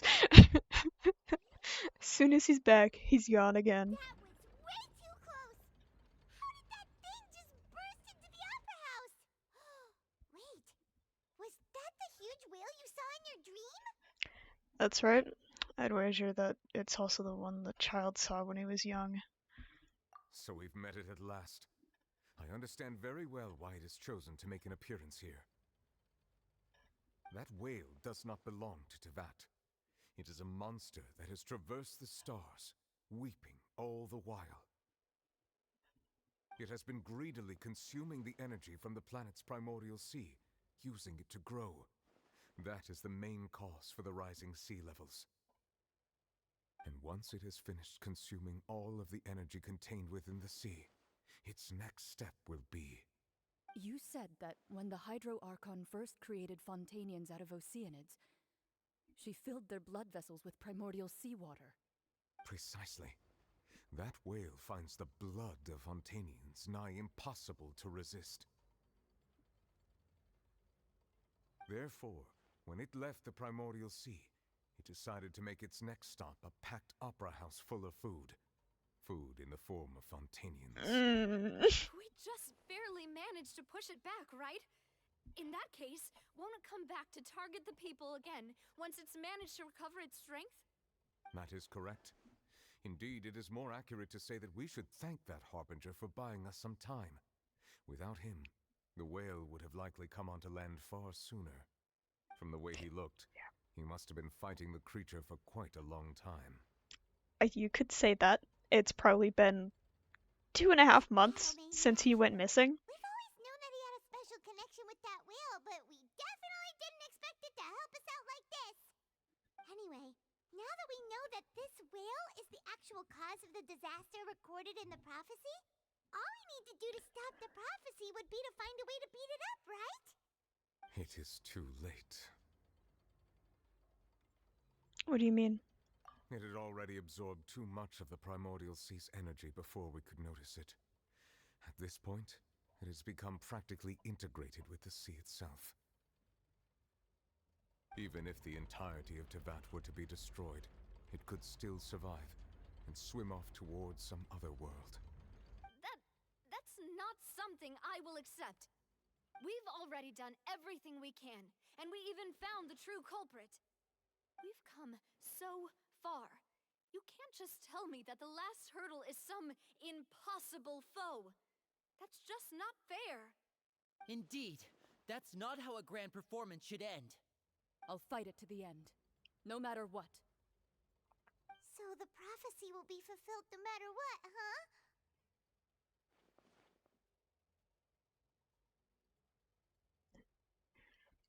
The prophecy. Yes, what has been prophesied will be fulfilled. You may view such things as the history of the future. After everything, it still turned out like this. We couldn't fight against fate. Wait, but if this is all about fate...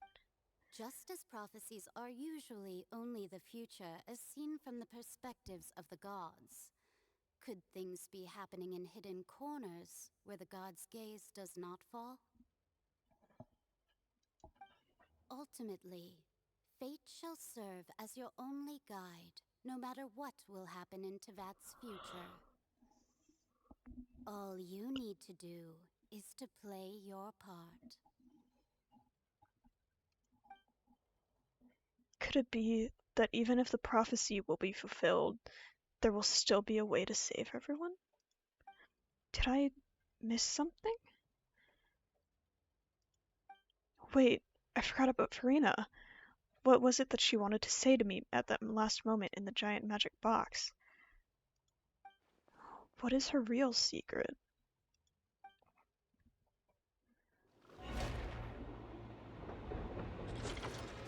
Another one.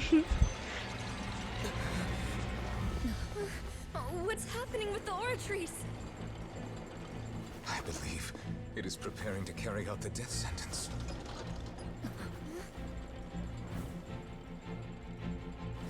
Farina!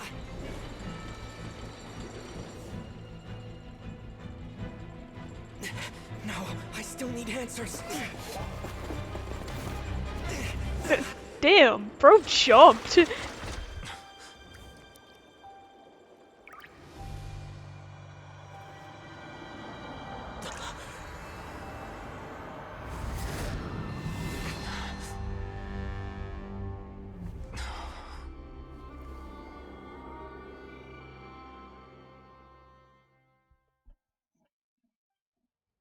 Something just happened.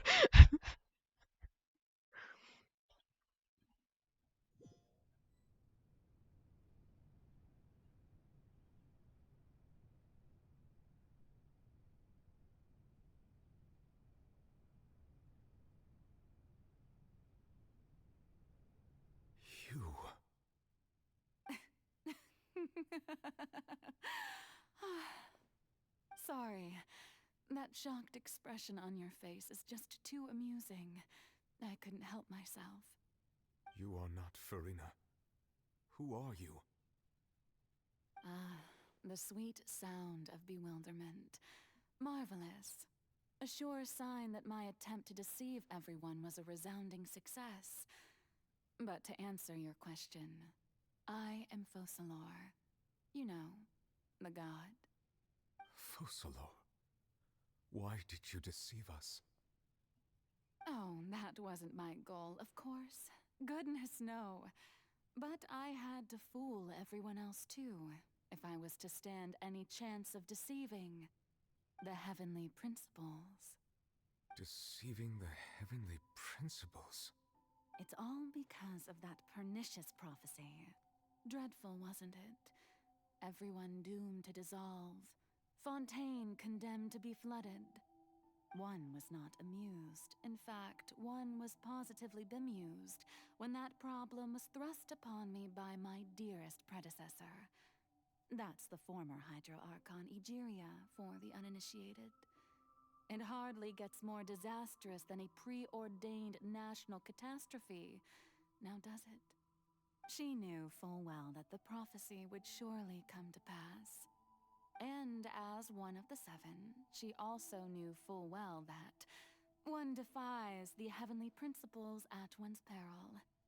So yes, as you have no doubt surmised, it was a rather impossible situation that I found myself in. I spent a terribly long time mulling it over, alone on the ocean floor. And I was almost growing barnacles by the time I finally realized there was only one possible solution to this confounding conundrum. I had to outwit the heavenly principles, allow the prophecy to be fulfilled, ostensibly at least, while saving everyone at the same time. I'm a genius, I know. I can only assume that's why Egeria chose me as her successor. Although, looking back now, it was hardly the inheritance one dreams of.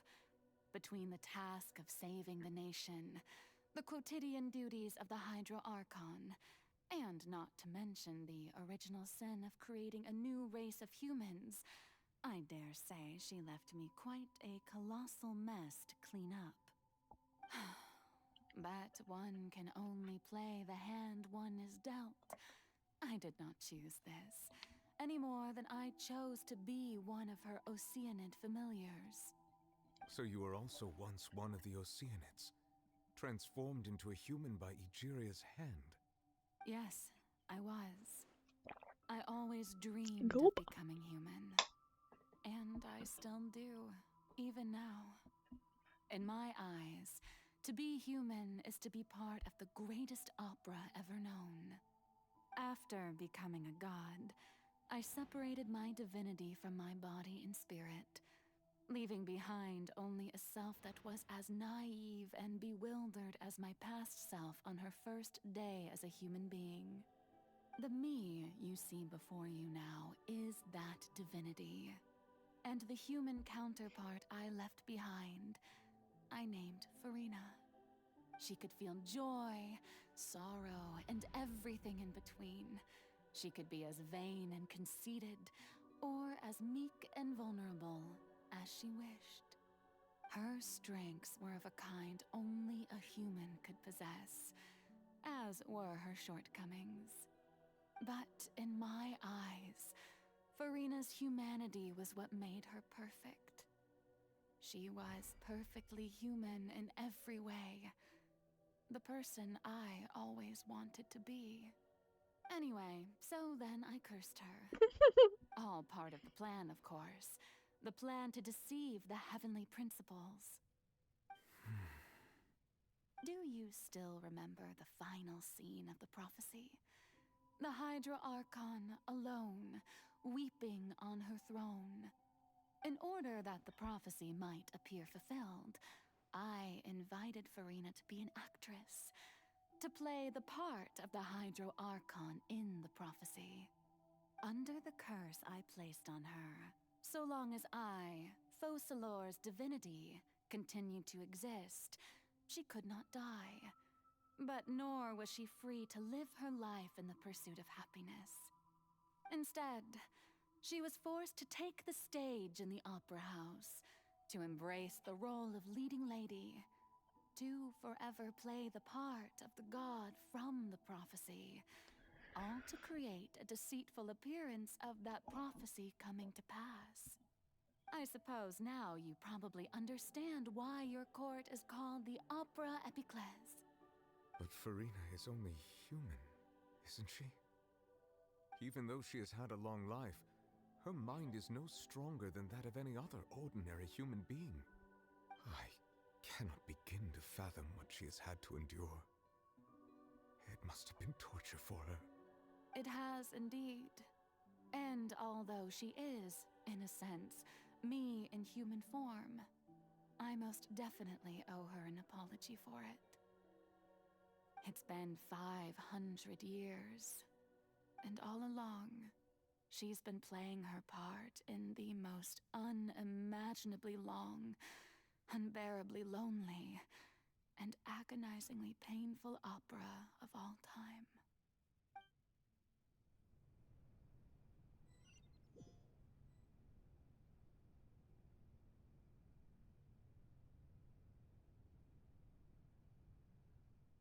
I came into contact with Farina's tears?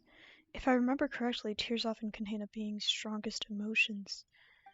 With sufficiently strong hydrosensitivity, I can form an emotional connection, just like I did with that Oceanid at the Fountain of Lucine. Wait, could this be Farina's inner world? Farina? What is she doing on stage? Wait a moment, that probably isn't Farina. That's likely a reflection of her inner self. If I can directly speak to that self, I might be able to easily get what I wanted to know. I came here for answers. Either way, this opportunity is not to be missed. Let me try talking to her.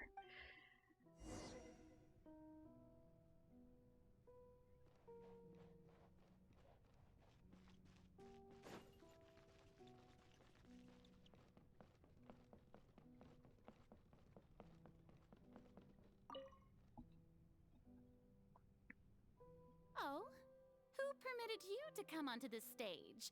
Now, I understand your admiration for my august self, but I must ask you to keep to the rules. Farina? All right. It is not my intent to reprimand you. There is no need to state your name. Just be off with you. Do not distract me from my performance. But I don't see an audience here. Oh, do not jest. Can you not feel it? I am Focalor. The eyes of countless Fontanians are upon me. I must, at all times, display the utmost elegance and nobility. Something's off. There's no getting through to her. Even in her heart of hearts, she's still playing the role of the Hydra Archon. With what sort of resolve must she have that even her inner self and subconscious would have such an impenetrable defense? I have to find a way.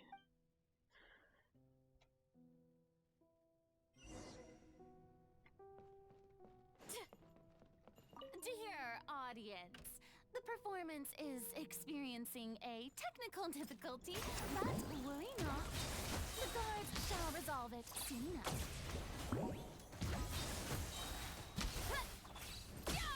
Headbutt!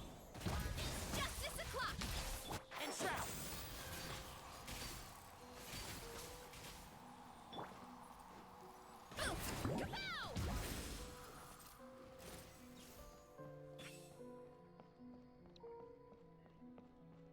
Hey, what gives?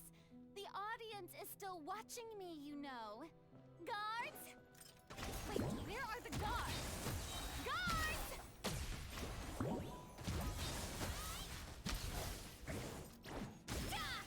One with the force. Chip. Right. Headbutt! Hero incoming! Stop! Justice o'clock!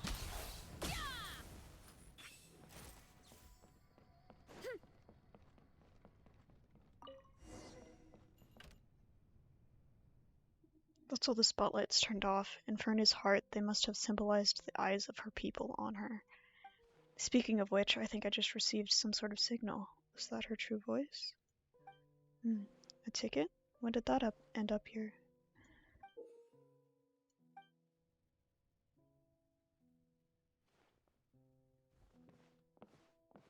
Either way, looks like the show is about to begin. In that case, show me how you truly feel, Farina.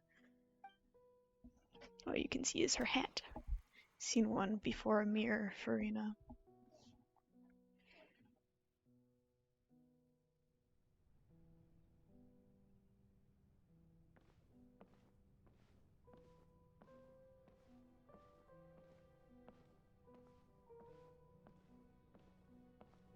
I don't know what to say here. Not gonna lie. Farina. Farina. Huh? Who's that? Who's calling me? Where are you? Be not nervous. Be not afraid.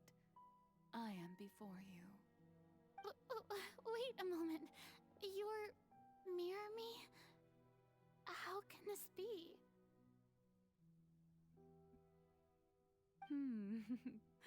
Mirror you, huh? You know what? That's not bad. Let's go with that. Mirror me. What do you wish to say? The prophecy. Have you heard of it? What prophecy? Wait. I know. I think. I don't know why, but it's in my head somehow. The people will all be dissolved into the waters, and only the Hydro Archon will remain, weeping on her throne. Only then will the sins of the people of Fontaine be washed away. Oh, very good. You know it well. What's going on? I can't seem to remember anything clearly. The only thing I know for sure is this prophecy. Will it really come to pass? Yes, it will. And that is why I've come to you. Disaster will come to Fontaine sooner or later. Things will develop just as the prophecy declared. There is no escaping it. But doesn't that mean everyone will die? I'm a Fontainian just like them. Will I dissolve too? Oh, don't worry. Magical meetings exist in this world precisely to give people a chance to turn things around. It is the reason why you met me today. I will tell you how to save everyone, but you may have to suffer somewhat. Oh, so there's still hope after all. Goodness, you frightened me. You spoke so much and with so much certainty. As for the suffering, well, I will admit that the first thing that came to mind was, why do I have to be the one to suffer? That's fair. But if the prophecy will come true, I'll also die anyway, right? So if I've already met you as my magical meeting in this world, if there were scales, with all the people of Fontaine on one side, and my pain on the other, is it not obvious where the scales should tilt? You truly are the perfect human. My ideal. I suppose this would also be the justice that belongs to you. Huh? Don't worry, it's nothing. Listen well. Fontaine has just lost its Hydro Archon. I need you to play a role. That of the new Archon. Play as a god? That's right. You must begin a never-ending masquerade. You must never let anyone suspect your identity. If you can keep it up, then I shall have my way of defying this prophecy. But should your identity be revealed, then all hope will be lost. But how will I do this? A human assuming the role of a god without being exposed. Don't worry. What you must do is not to turn yourself into a real god. You simply need to play the role of a god as humans imagine them to be. Being a human yourself, I'm sure you already know what such an entity would be like. Remember, your true challenge will not be pursuing divinity, but contending against humanity. I'm still not sure I understand, but I'll try to do this. So, how long am I going to have to play this role? To accomplish this mission, you will have to stay on the stage for many, many years. You will endure and not grow old until your task ends. But I promise you, all will eventually end in a magnificent and dramatic trial, and everyone will be saved. A trial, huh? How exciting. I'll be looking forward to it. Scene 2, Ascension Speech, Farina.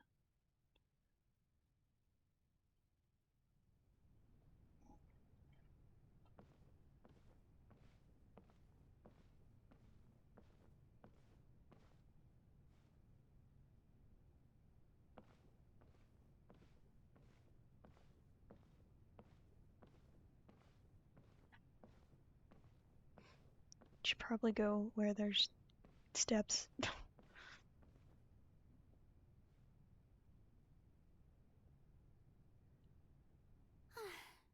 The Maison Cardinalise has announced my accession, but this is my first time facing the people. What should I say to most appear like a god? To be honest, I still don't know. Perhaps I should first try to act natural. Summon courage. Ladies and gentlemen, good evening, and welcome to the Opera Epiclese. I'm sure you've all heard about how I have taken on the role of Hydro Archon. Indeed, I am Farina de Fontaine, your new Archon. A pure earnest. In truth, I know little about becoming a nation's new god, but it will be my honor to guide you all. As the god Focalor, the god of justice, I shall do all within my power to lead you into an age of fairness and justice. Close politely. Once again, thank you all for coming. If you should have any questions or suggestions, please send them to the Maison Cardinalise. The future of Fontaine will require us to work together, after all. This should do it. I thought I might stammer, but thankfully, I was able to convey my thoughts just fine. Okay, and next. That's the new Hydro Archon. Is this some kind of joke by the Maison? I would have thought that a being that surpasses humanity would be a bit more assertive. Hey, did you hear that? She even told us to send her suggestions there at the end. Shouldn't gods be all-powerful? She's being so modest. What's the difference between her and an ordinary person, then? If you ask me, perhaps the succession didn't actually happen. She might just be a Maison-back puppet. Wait, what's going on? Why is everyone suspecting me of being a fake? Oh, this is bad. If I get exposed here, there'll be no saving the people from the prophecy. Right. Mirmi said that I just need to play the role of a god as humans imagine them to be. Calm down, Farina. Think. What do the people want? How would they imagine a god to speak and act? Assertive, with a strong sense of presence. One who can dispel all doubt. That is the character I'm fated to play.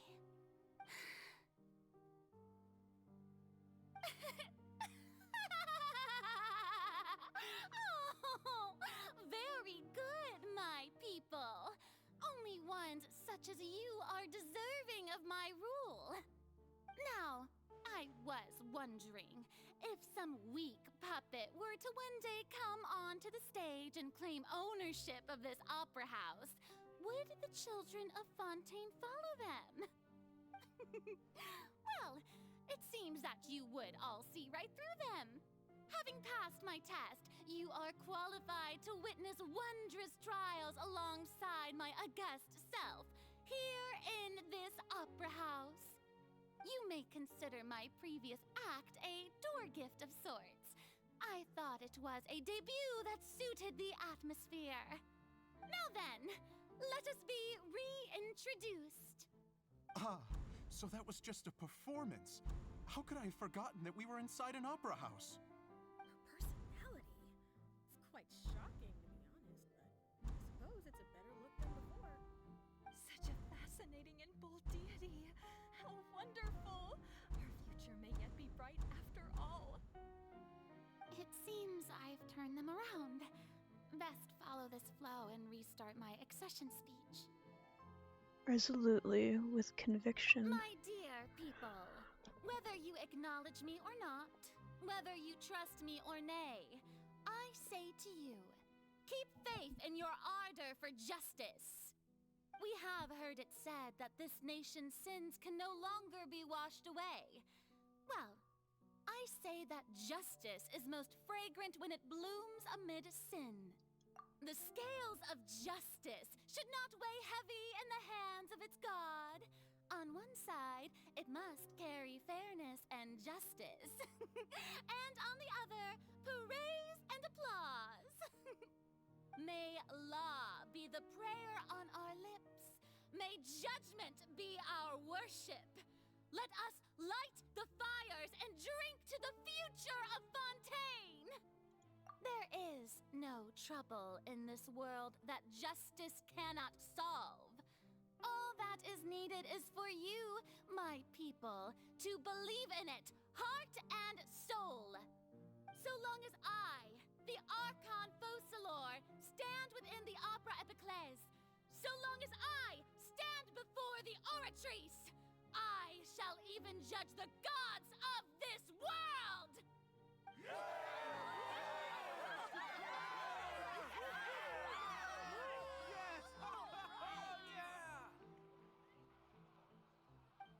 No.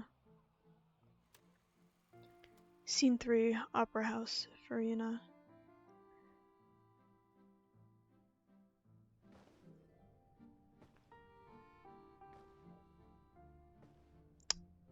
What's going on, girl? Don't do that.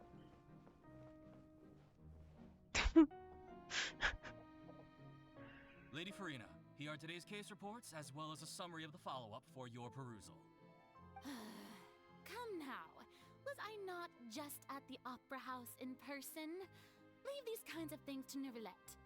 Besides, none of these trials were the one that I'm looking forward to the most.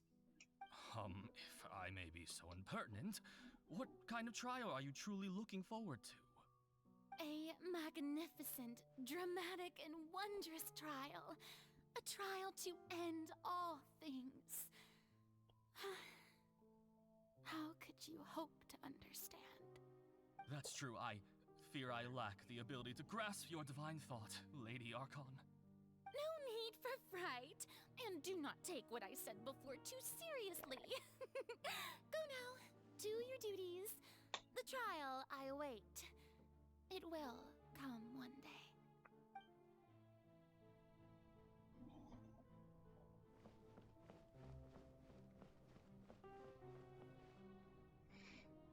I'm not sure what to say in these parts. I don't know what to say. Thank you for agreeing to see me. No need to thank me. Or rather, thank your own sense of perseverance instead. Long have you stood in line to meet me, have you not? Oh, I'm afraid that's just an inevitable consequence of my divine charm. All right, Deoteria, is it? How is your son's illness? You remembered me, and you knew of my family, too. He is doing much better now. In fact, he is far more of an ardent believer than I. He was the one who forced me to seek an audience with you, and to bring your words back to him. Oh, good. Very good. If this should happen again in the future, please do not hesitate to come and tell me. Going down to citizens' homes every so often, while not usual practice, should serve as a fine change of pace. You're such a gentle and wise god. Thank you once again, on behalf of my son.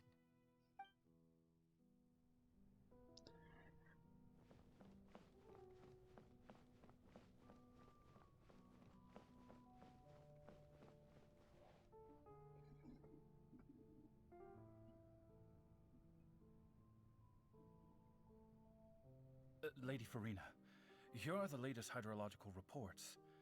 As for the specific parameters you asked to take note of, I'm afraid things still don't look good. I see. It's as I thought then. As your god, I did already expect this, but I wanted to see how far your human wisdom would allow you to analyze it. All manner of signs indicate that the prophecy will still come to pass. Forget it. That's not something you need to worry about right now. Well, as I understand it, the Fontaine Research Institute is also trying to find a way to counter the rising water levels. Really? Have they found anything?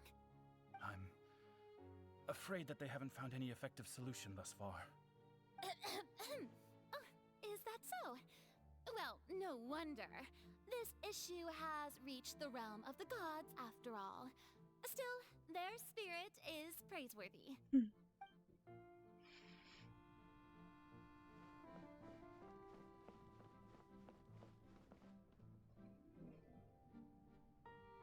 day is finally over.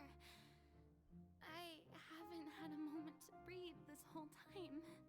But it's good to see that everything's getting on track.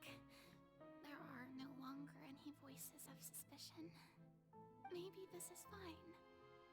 I just need to keep going, and everyone will be saved. All right, Farina, don't think too hard about this. You need rest. Tomorrow's a new day.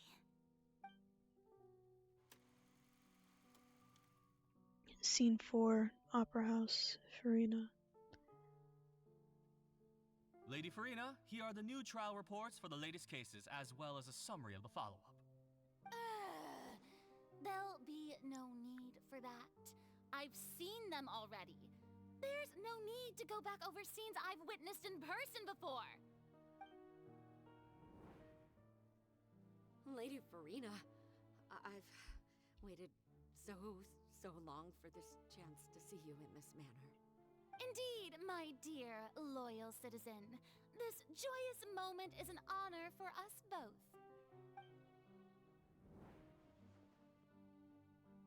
Lady Farina, we're detecting significant hydrological anomalies near Poisson.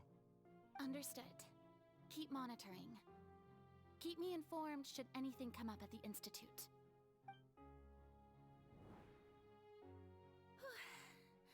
I don't think I let anything slip today. I must show the people that there is nothing to worry about. I just don't know when these days will end. I feel utterly exhausted. Best to rest early today, too.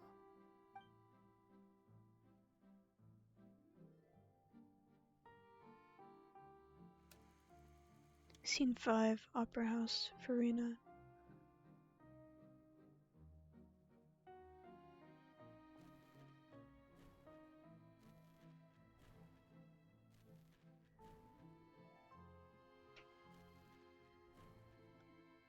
Hi, Lovely. Thank you for lurk.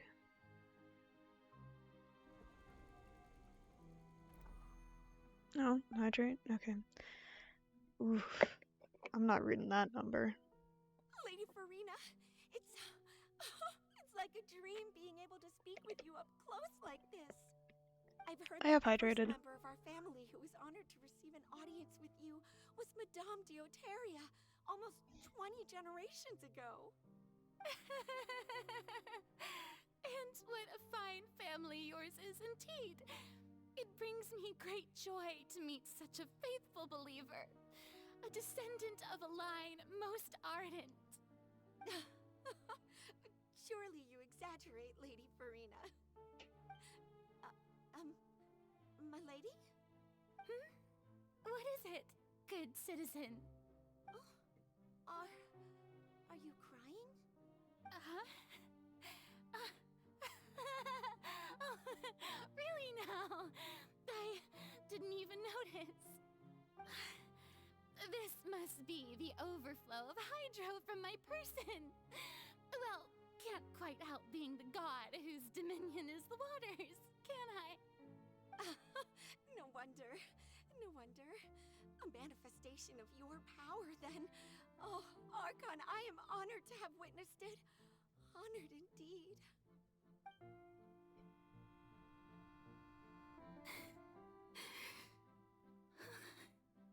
So interminable.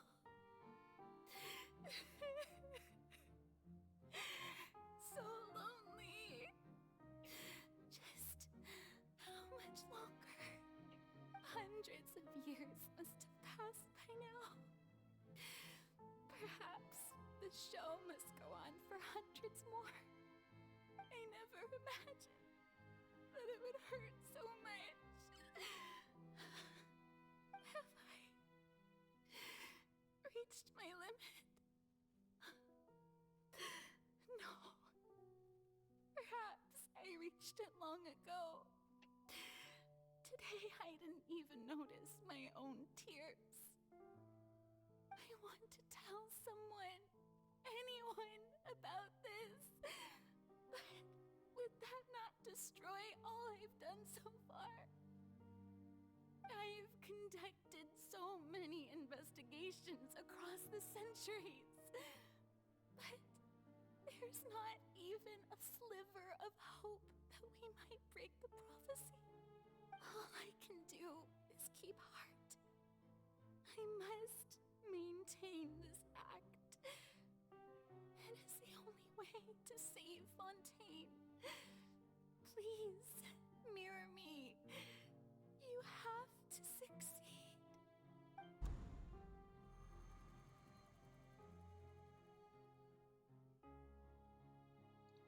Rena and?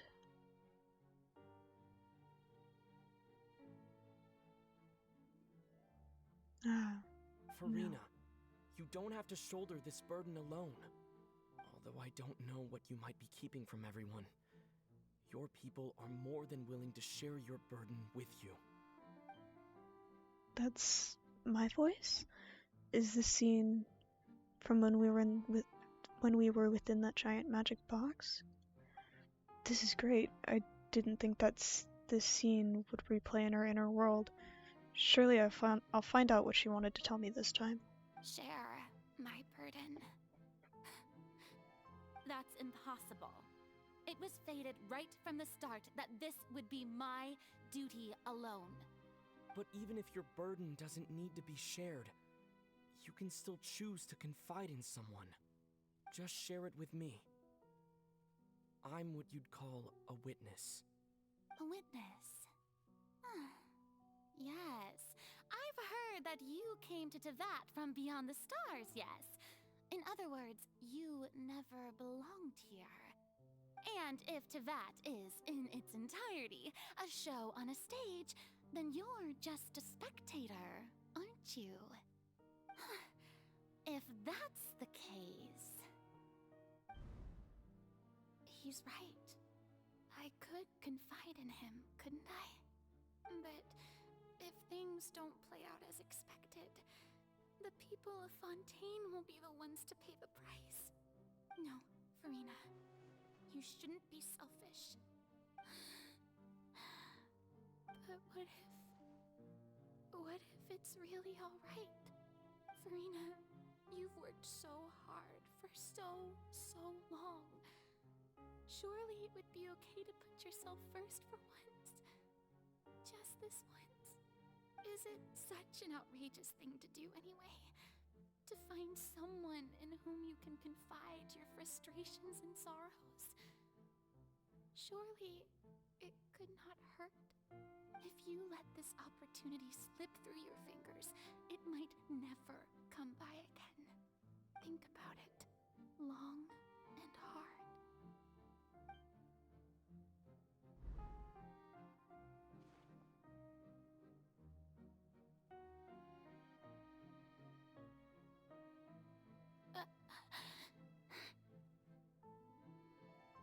No, I have nothing to say. I am Farina, the Archon of Fontaine. Everything will surely get better. All you need to do, dear spectator, is to witness my performance until the curtains fall.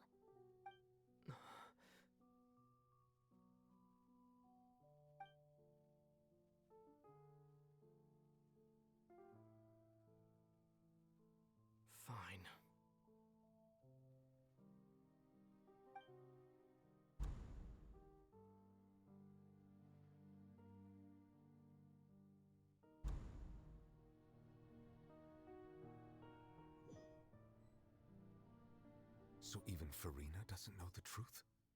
You've never once let her in on the full plan? Yes, it had to be done. To deceive the heavenly principles, you must first deceive yourself. You're kinda a She did bitch. I very kinda don't well. like you. If she had let her resolve falter even once in these 5 centuries, Fontaine would have been doomed to the most tragic fate.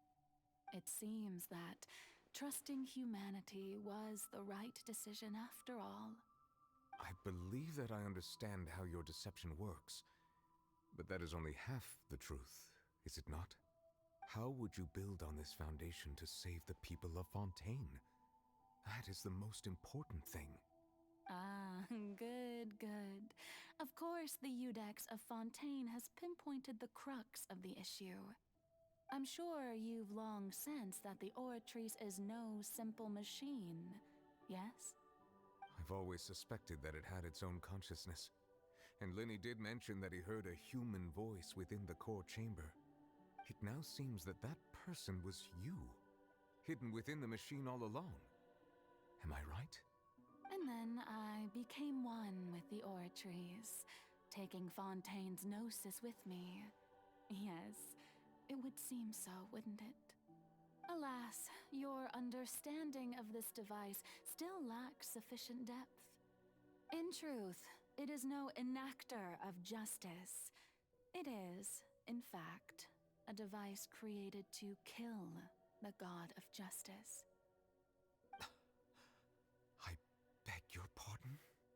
Oh, you have it. And to be more precise, not only will the Oratrice take down the god of justice, it will also take down the divine throne upon which she has been placed. I mean, did you think I would be the sort to enjoy peaceful repose while Farina suffered? My work over these last 500 years has been to constantly accumulate indemnitium within the Oratrice.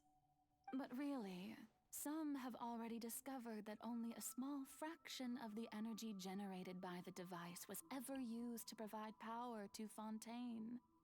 The vast majority had to be, accumulated to enact this death sentence. It was all part of your plan then? Both the trial and the sentence? Indeed. This power, accrued over 5 centuries, could have sustained Fontainians for millennia had it only been used for that purpose.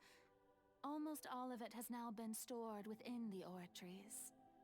But only power of this magnitude could hope to destroy the Hydro Archon's divine throne, shaking the rules established by Celestia and breaking through the institution that is the Seven. So the Oratrice's call for death was for neither Farina nor Focalor, but for the Hydro Archon. The destruction of that divine throne. If I do not misunderstand your intent, you must be... Returning what's rightfully yours to you, of course. In other words, this was all done to return the authority of the Hydro Archon to the Hydro Dragon of this planet. But...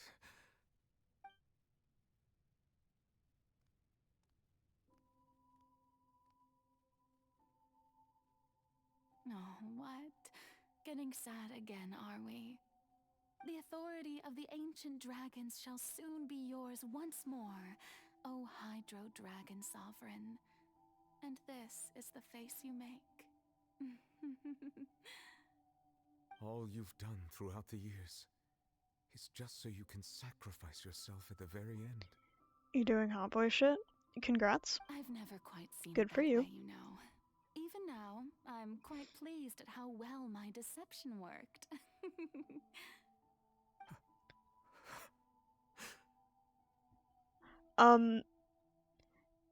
This bitch about to die. Hydro Dragon, don't cry.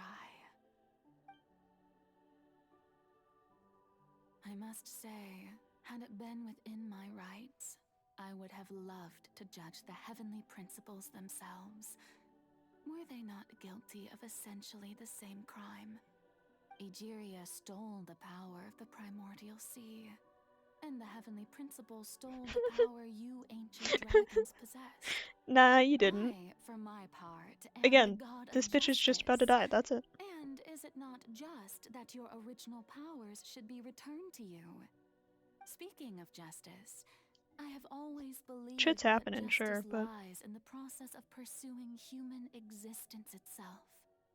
So, if the theft of the primordial sea's might was Fontaine's original sin, then, leaving matters of procedural right and wrong aside, the descent of the Fontainians as humans and their right to exist in this world would be Fontaine's original justice.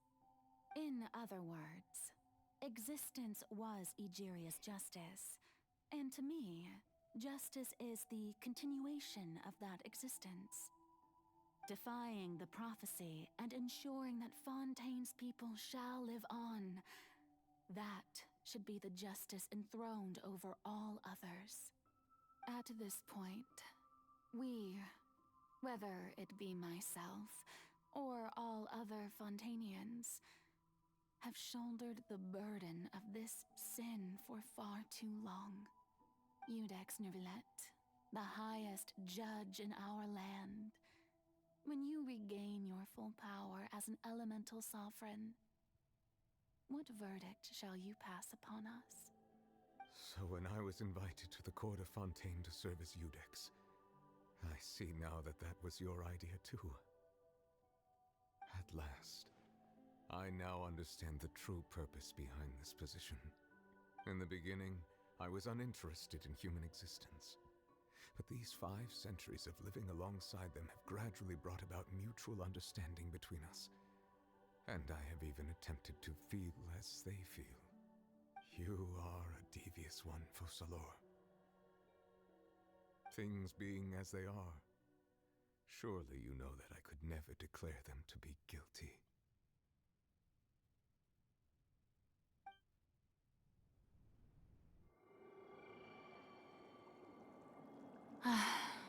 The hour of my execution is almost here.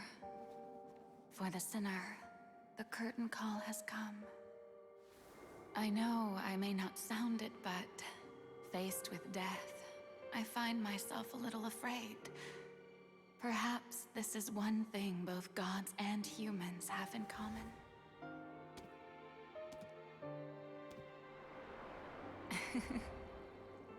Farewell, Neuvillette. I hope you've enjoyed the part you played these 500 years.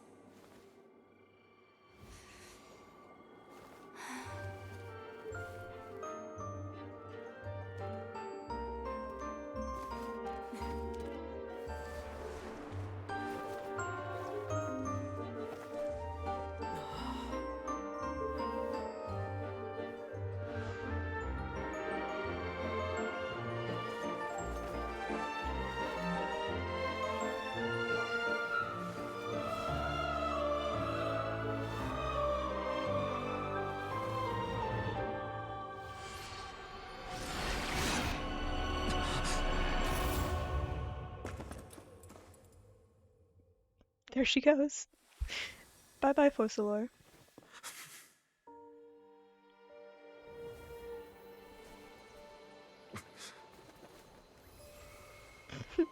Yeah, she gone.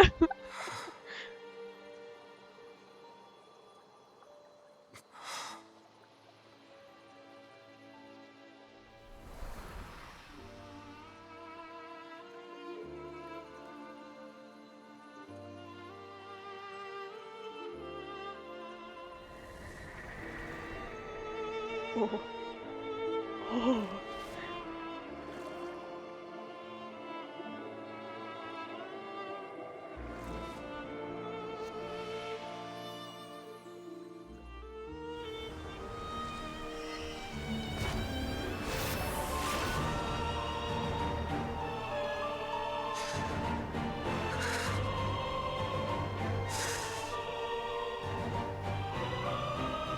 I, Iudex Neuvillette, hereby declare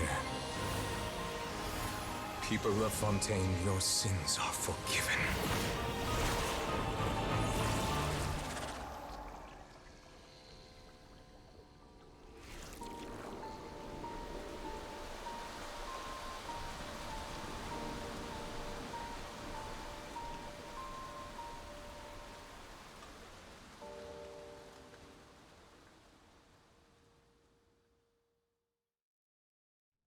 My parents.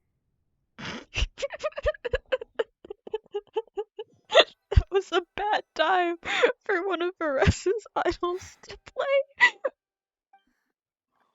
What just happened? Has the death sentence been carried out? Was that bright light some sort of misdirection? I have a feeling that something huge just happened. But since we're all still alive and haven't been dissolved, I assume whatever happened was good for us. It's time to end this. We must mete out punishment to that beast. Didn't you say just a moment ago that it can't be defeated? I have gained the strength sufficient to deal with it. Through certain means, I now have the ability to separate the power of the Primordial Sea from that creature. Yippee! We should seize the opportunity to pursue our quarry. You obtained power just now? Traveler, now that the oratories can no longer function, I require an executor to help me mete out justice. You mean me? The root of the calamities befalling Fontaine, the beast that enacts the prophecy. Its name is the all-devouring narwhal. Let's go get devoured! The hour of execution has come.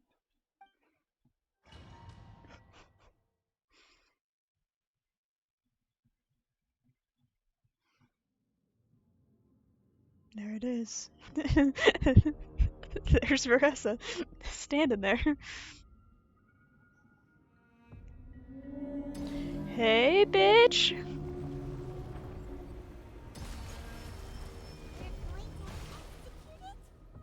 But how are we going to do that? It's huge!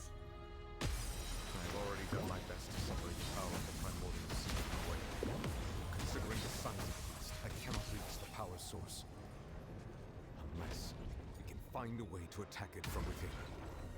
I shall share a part of the ancient remnants. We shall look for an opening to get it.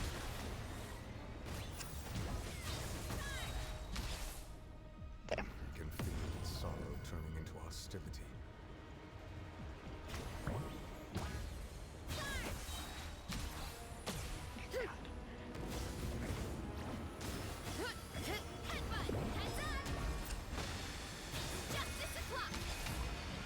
Ah.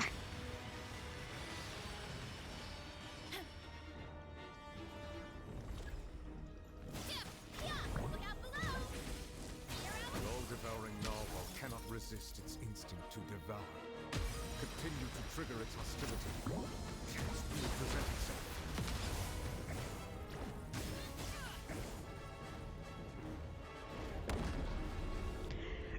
Whoa! Whale!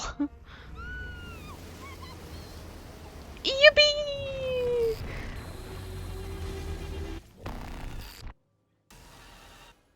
Congratulations, I am winner.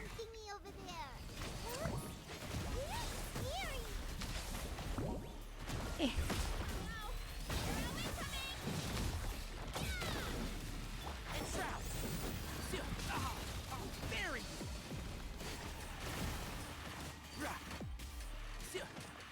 I have granted you my protection. Do not fear. Seize the moment and use my power to suppress its roots from within.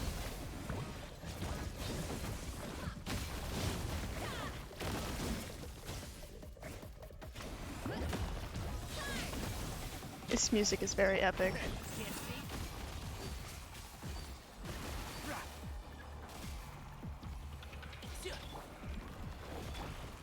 Bleh.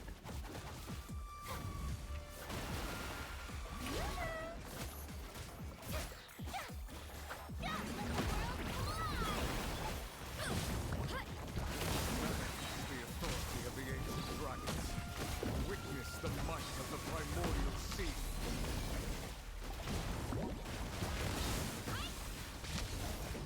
Ah.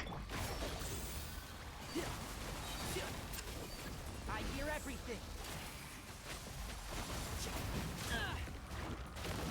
One thing after another. Ouch.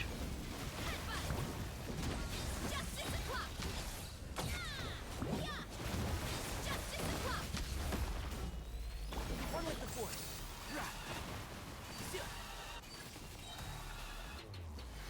Let's nip that in the bud.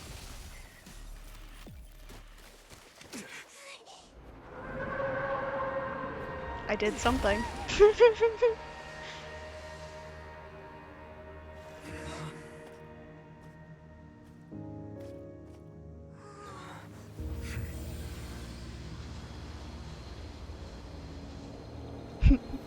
Miku Miku beam!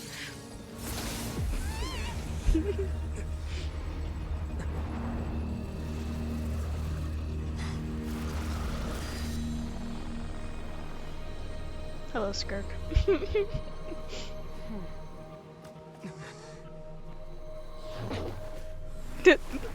Bye, child.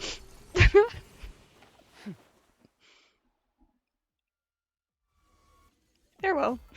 Thanks for helping with the cleanup. It should have been my job, but oh well. It was just supposed to be a short private training session for me. I didn't think that my disciple and my master's pet would start brawling in the meantime. Well, actually, I had a feeling that it would happen at some point, but they bumped into one another earlier than I thought.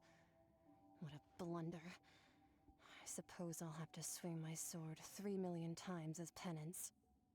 Your master's pet? That power. Who are you exactly? Hyman has an idea. From what she said earlier, she must be Child's master. Skirk, right? It's just that he gave us the impression that she was the less talkative person. I simply did not have anything to say to the weak. But you, on the other hand, managed to defeat the all-devouring narwhal without using power from beyond this world.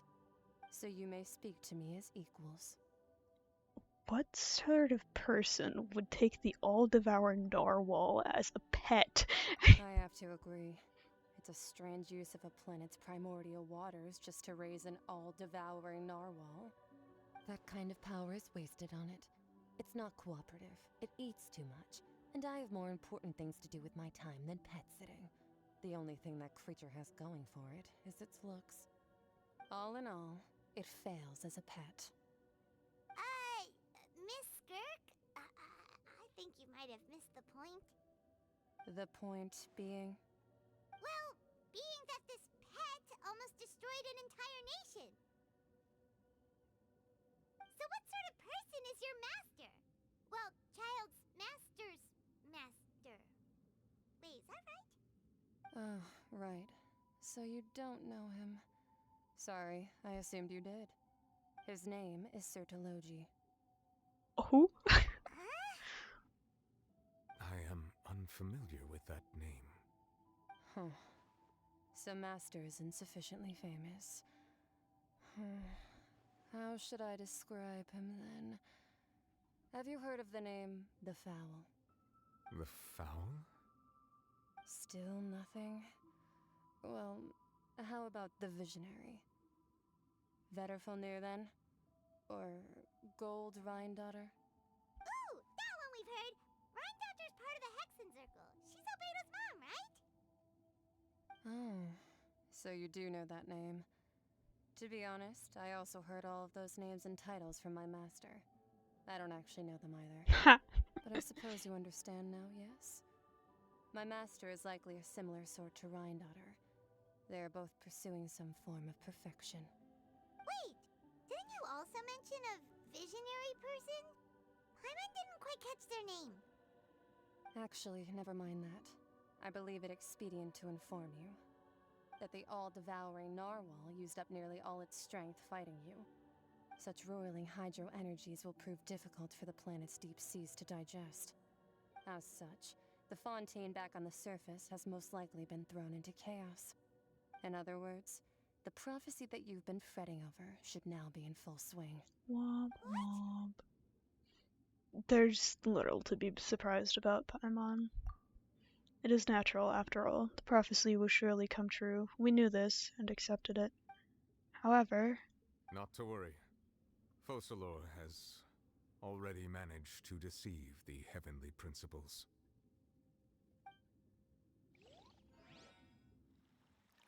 In the end, the people will all be dissolved into the waters, and only Farina will remain, weeping on her throne.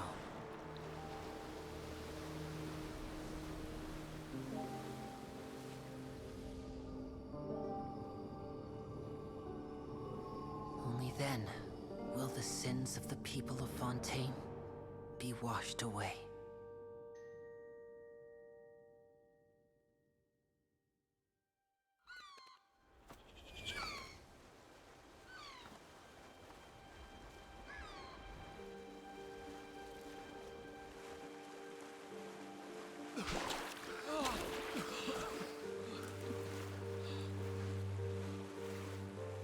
Hey! Help! Over here!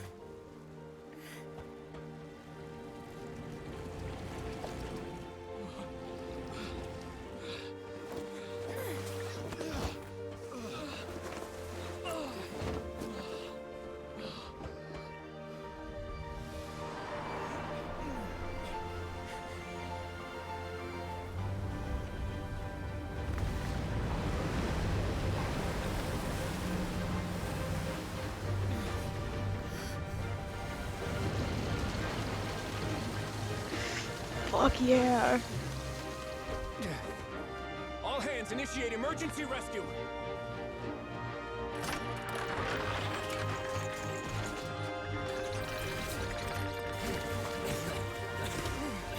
Hurry!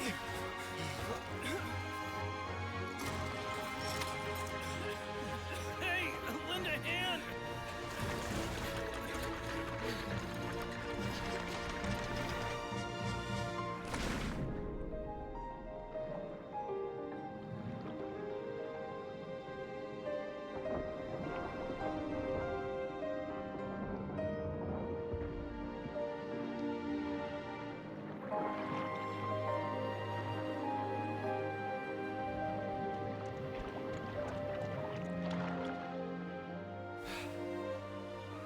Look! The water's receding!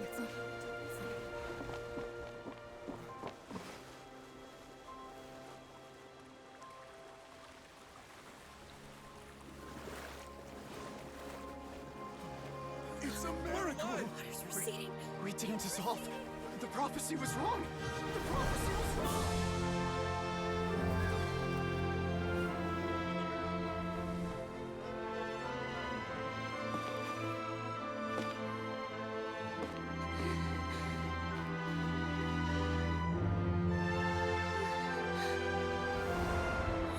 Are you alright? We're safe. The prophecy was wrong.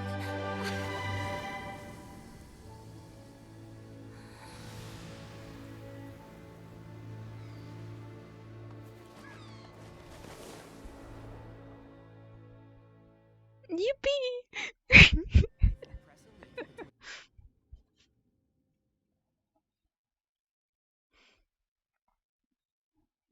Gotta love those idols starting. I heard Tainari speak. He was doing his bookmark thing. The soil renewed. The Spina di Rosula talks post-disaster rebuilding. I recently visited Poisson to meet with Miss Navia, spokesperson of the Spina di Rosula, and we spoke about Poisson's present and future. Old soil can still give birth to new bloom, Miss Navia stated. Hope is like seeing a small cookie when you're starving late at night. You just need a little of it. Skyship Winglet, lunar brain of the Fontaine Research Institute. The various disputes that have arisen on account of Mr. Edwin have suddenly become a shield over the Institute, with Jurier turning out to be a once overlooked hidden gem. People always call the first researcher mad, but few know what to call the second. And should that latter person achieve a miracle, they would find it all the harder to find a word with which to classify him and his team. Wow! people in the reports. Are those really Jurier and Navia? They sound like real big shots. They might have been real big shots from the start. We just didn't meet them in that capacity. What do you think? Pretty enthralling, huh? The Steambird's idea was pretty simple. With the disaster just having passed, we would print a free edition packed to the margins with good news to calm people down. That makes The value sense. for these big scoops lies in their inevitable follow-ups. We'll publish further reports and go into the stories behind those people. Edwin's assistant, Jurier, created a true flying ship, while Navia is leading people in the reconstruction of their home. I'm sure that these stories could draw even your well-traveled eye. The articles do make me curious about how things will play out. Hyman's curious too! Wait a minute. Didn't we watch everything happen from start to finish? What's there to be curious about? And that's exactly why I'd like you to come conduct interviews with me. You're the best incubators of news, if you haven't noticed. And also, with you around, I'm sure I'll get to see that Duke. Are you sure? Hasn't he turned you down several times already? Oh, this time will be different. Come on, let's head to Poisson first, and then make a trip to the fortress. There are some things you'll only know when you get there. Okay, Charlotte. Ooh. I got a thing. Hello.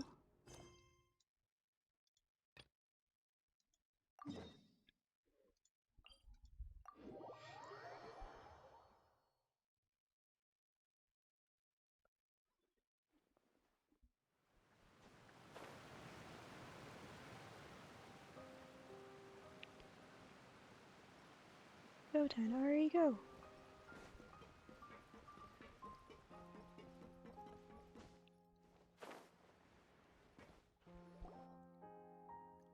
Navia!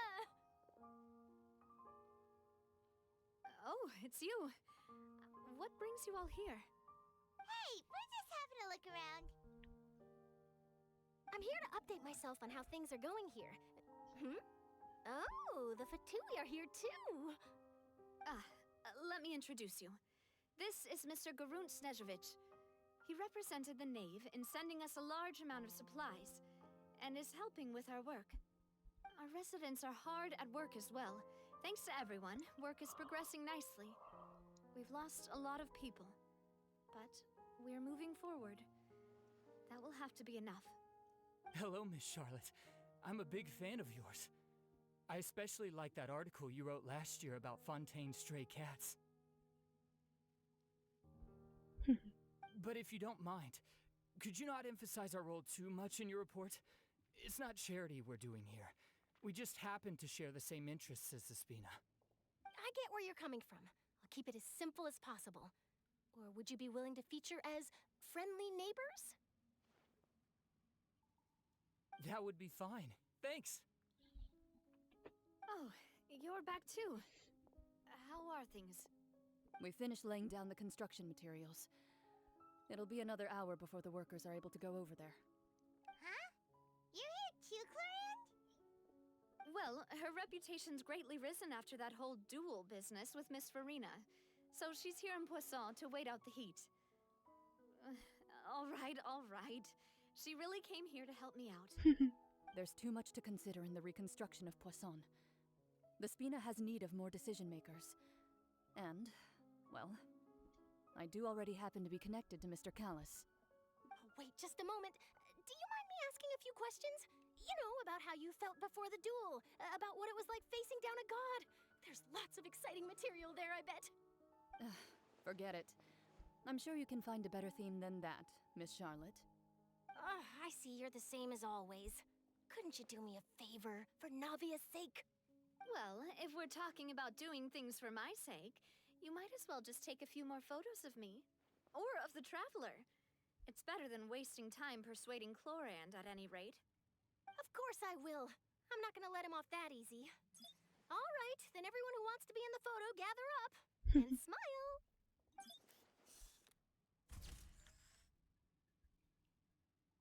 How did it go? Was it a good shot? Did Paimon look cute in it? Not bad. Your addition really helped the composition of the picture. Mm. All right, hang on a moment. Let me snap a few more shots.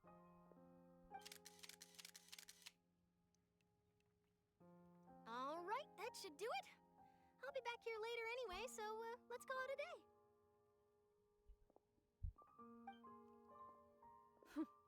You're very quick. Speed is of the essence when it comes to the news, and freshness is the key. Also, not to brag, but I'm pretty good at building connections. Who knows? I might eventually get that interview with you after all, Miss Clarand. Wow, you really do have that never say die spirit. I'm impressed. I'll hazard a guess that this is how you got that interview at the Fortress of Meripede. You already knew she was going? Whoa, you're well informed. Let me make a guess too. I asked Sijuin who told Monsieur Nervillette, and he told you, right? That's a very complete information chain. In truth, all Monsieur Nervillette asked me was, when did the fortress become so friendly towards the media? I told him that it was best not to speak too soon. There's no guarantee that Ridesley will make a personal appearance. You're right. I've got to treasure every moment I have with them. In which case, I'll be making a move first. Stay safe now. And tell me if you hear anything interesting. I'll treat you to afternoon tea in exchange. Back to prison! To jail! Let's go! Jail!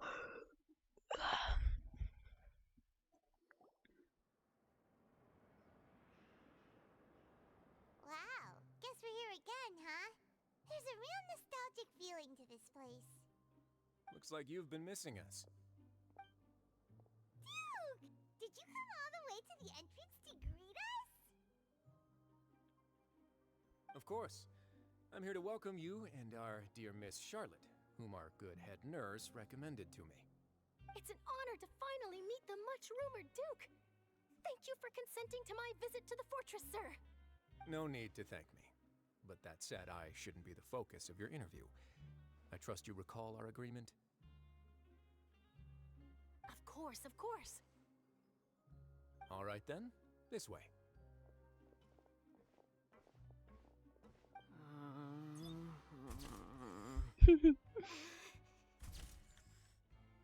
Hey, no need to be so nervous. I've already taken all the photos we need. Miss Charlotte, do these pictures really need to be published on the cover of the Steambird?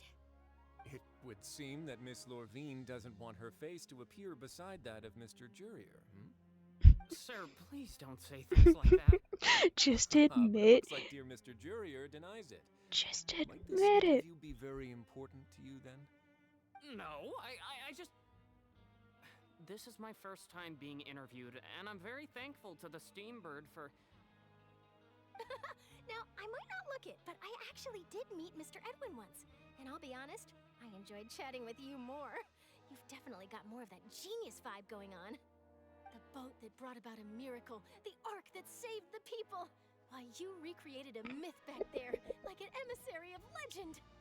Still, if I might ask, where's that flying ship now? Huh. Looks like Charlotte's trying to get herself another exclusive scoop.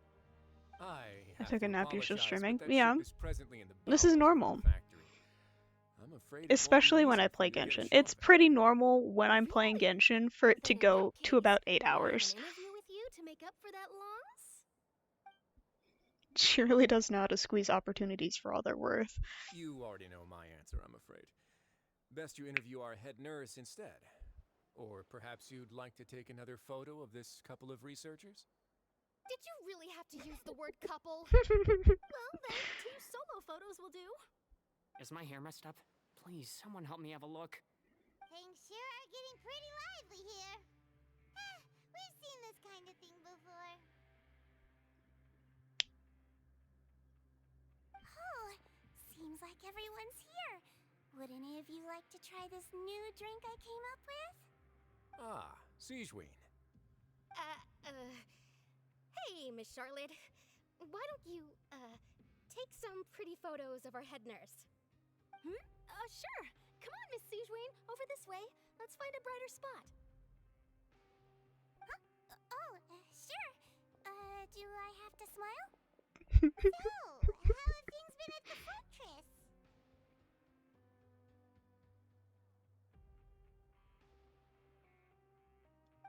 Same old, as you can see. Fontaine's undergone some changes, but this place is still more or less the same. Other than the flying Yes, ship, Sijuane. it got a tad too much attention, I think. That's why I decided to let the interview go through. We should direct more public opinions toward the behind-the-scenes heroes. Am I right, Mr. Jurrier? Miss Lurvine? You're too kind, sir. I believe that you too should have your day in the sun. Not that you would want that, which is a pity. I'll just leave the spotlight to you two.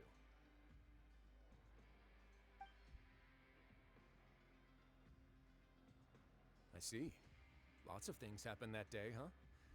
Anyway, regarding that Harbinger, I'm not sure you remember, but his 3 young followers are still waiting for his return. He sure did win them over, huh? I'll tell them that there's good news and bad news. The They're good not the being that only their boss ones. seems fine, and the bad being that they must face extended sentences for abetting his escape. Oh, actually, what about you? Are things gonna change for you too? What change can there be? The fortress will keep chugging along, and so will my duties. As to what Miss Farina's departure will mean for the nation, and if our laws and governance will be transformed, we'll leave those to the folks in the overworld. Hey everyone, the photo shoot's done. Good. In that case, let's call it a day here. Thanks for your cooperation. Come on, Traveler, let's go. Till next time, everyone. There'll be a next time? Maybe. Who knows? I might write a story about the underwater factory next time. Until then. I just hope he'll get a heads up. Last stop, the docks. Oh, damn. All the way over here.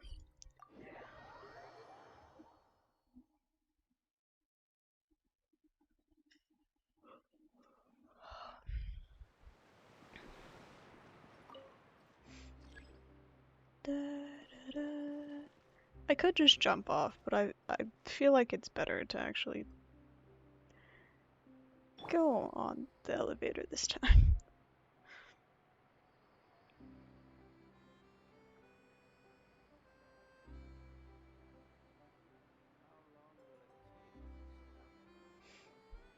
One day it'll get here.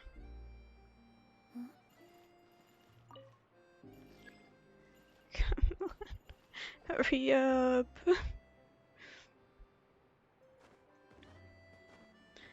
It's so late, but streaming sounds nice. I guess I'll be able to part of the thing. Yep.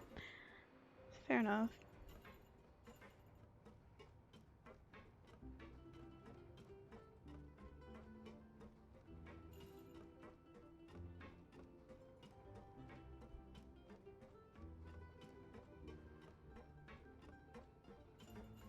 For a second, I was about to ask why Tainari's burst isn't full, but then I remembered the last combat thing I did was use his burst, so that would be why. Meow.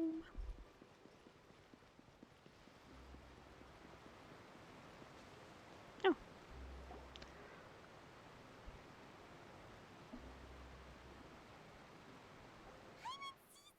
They really are here! How did you know?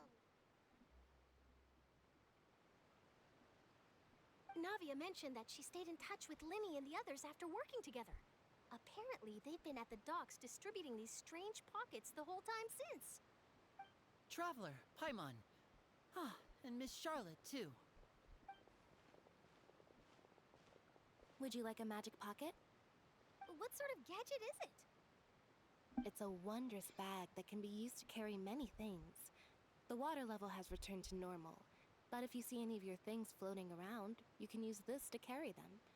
Or you could trick a friend into doing it for you. Trick a friend? I wonder which of my friends would fall for that. Don't look at me.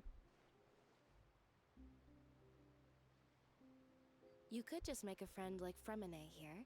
Isn't that right, Fremine? Is this what you meant by I'll help you make some more friends? To be honest, that sounds pretty sweet. Could I have your contact, please? Sure. Please, write down my address. Lynette sure is working hard to help Fremine socialize. Older sister gonna do what older sister gonna do. He even wants to assist in our magic shows.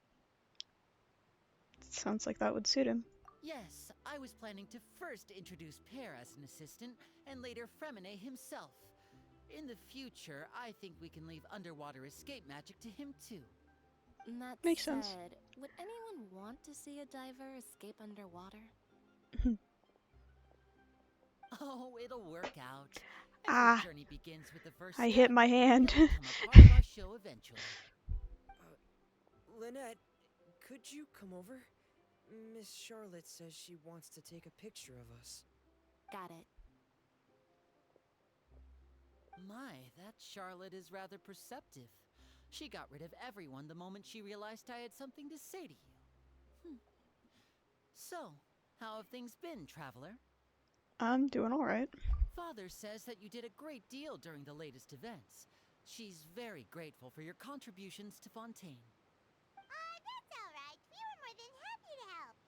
So, what's she doing now? Oh, I guess you haven't heard.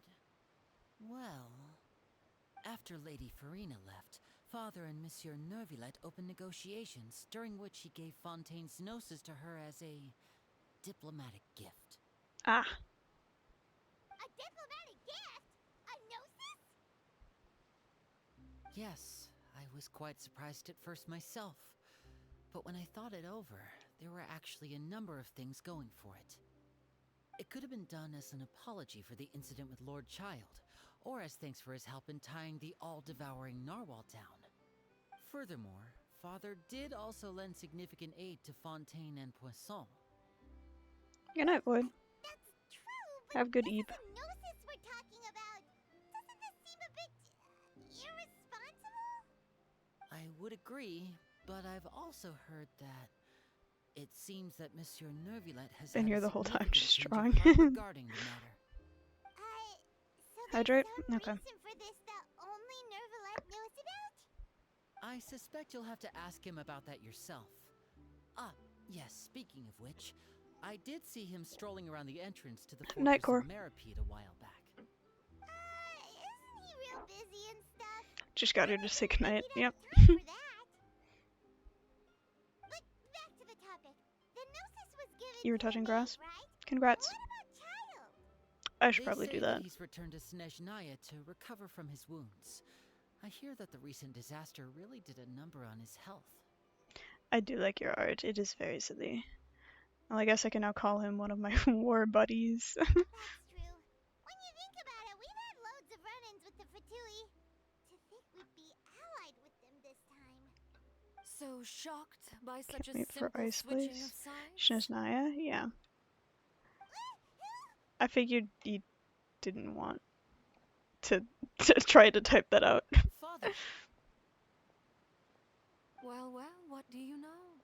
Come to the docks to see how my children are doing and meet the traveler by chance. Please do not pay my accomplishments in Fontaine too much mind. I would have done them regardless. Are you going to take the gnosis back to Snezhnaya? With my possibly dyslexic ass? No. Don't be too preoccupied with sides. The goal of the Fatui concerns not a single place or person, but the entire world. With such a grand goal in mind, it is inevitable that we must wear many masks. Switching my masks is something I've always done. Will you keep to your position? Well, that depends on many things. No one truly knows what the future holds. What good is honesty if you can't rely on it forever? As for you, I very much look forward to our next collaboration. Good things cannot be achieved alone, and you've proved yourselves to be great partners. Actually, I just remembered something. Please help us deliver this. Have child's vision. A vision? All right. I'll remember to return it. Thank you for keeping it safe for him this entire time. Aw, what if I wanted to keep it? For me. Huh? You're... Greetings, Miss Journalist. Hello. If I'm not mistaken, there are diplomatic channels I'll need to report to take a photo of you. That is correct. So forgive me, but I will not be able to serve as a subject in your article. However, feel free to write as much as you'd like about our dear magicians and our upcoming rookie talent. I will. The sea breeze is quite pleasant. I shall continue my walk while the weather remains so agreeable. Farewell. Farewell, Father. I need to sneeze. She has such an intimidating presence. I didn't even dare to take a picture. Thankfully, I've already wrapped up all my pre-scheduled interviews. Thank you all. This'll be more than enough for me to write about, I'm sure. Don't be too nervous. Why don't you take a magic pocket before you go? Here, Traveler, Paimon, you take one too. To move things about? That's right. Funny. I love a I was father who will giving out both tease her magic child pockets when we and first support met, him. too. Yeah. And what do you know? I'm doing the exact same thing right now. So many things have happened, but the pockets are still the pockets. I guess this must be life.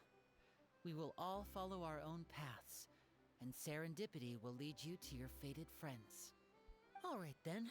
We'll be handing out pockets in some other districts Aren't later, Traveler's so pockets we'll already get going magic now. ones and lots Have of a good weapons day, and you two. everything? I don't know where he puts the shit he picks up. It goes somewhere. He has pockets.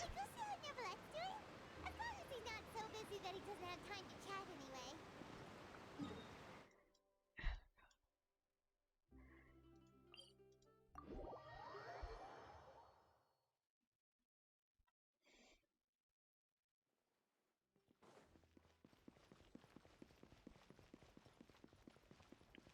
As someone who spent hours staring at Aether's design, he has pockets. But he does not have anything that would hold half the shit that is in this bag.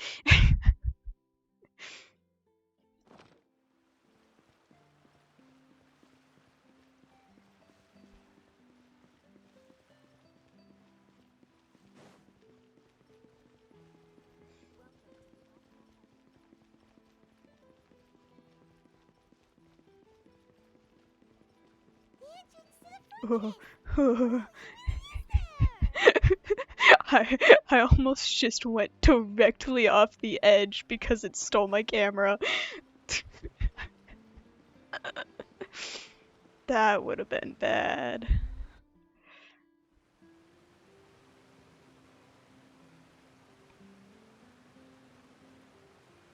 So, you really are here, Neuvillette. Paimon didn't think you were going to have free time this hour of the day. Really? Oh, I suppose you must have met Mr. Linney. He took the time to greet me earlier when he passed this way. In any case, you came at a good time. I was just considering reaching out to you to set up a meeting, so I may explain some things that I haven't had the time to before. Aw, Paimon's glad that you remembered. Thank you for keeping us on your mind, what with you being busy and all. Alright, let's have it then. How was Fontaine actually saved? The whole business is still quite the mystery to us. It is strange how words can often leave a bitter taste in the mouth when it finally comes time to say them out loud.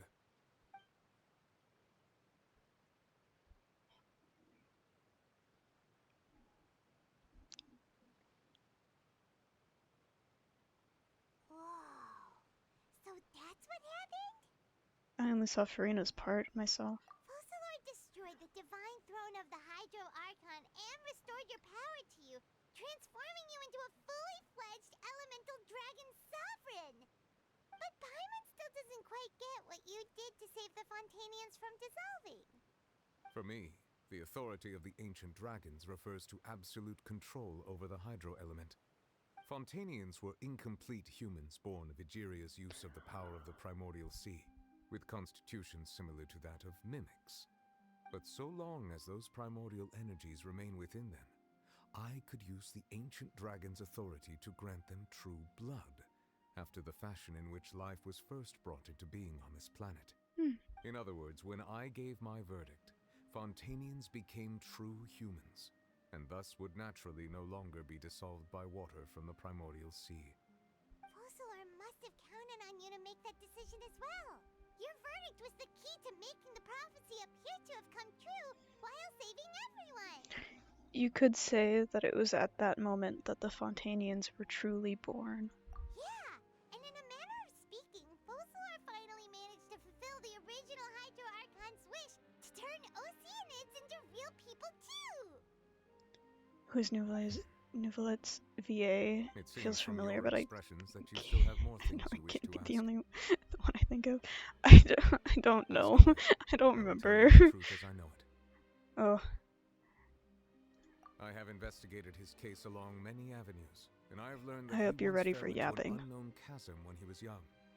There, by chance, he awakened the all-devouring narwhal.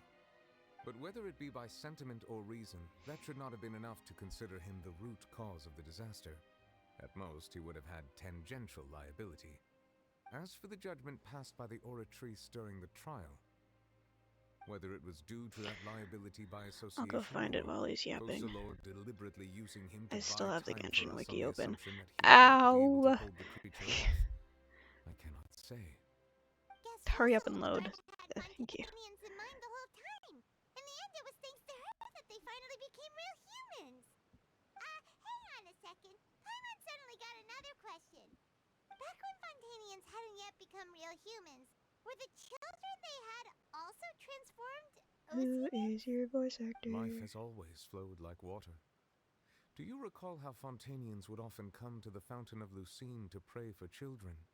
Yeah, Lynette said the fountain is where all the waters in Fontaine converge. In truth, even those couples did not know that such prayers were no mere custom, but instead a form of ritual. Those Oceanids who were blessed within the spring water would later descend as new humans in the coming months. Paimon sorta gets it now. Either way, seems like this ritual won't be of any further use. But it'll probably live on as a local custom. There we go. Ask away. I will tell you the truth as I know it.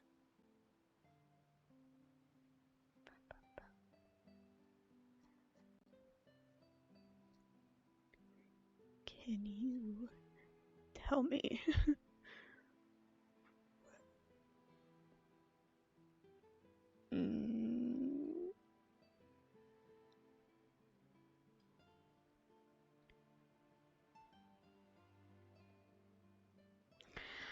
I'm not finding it.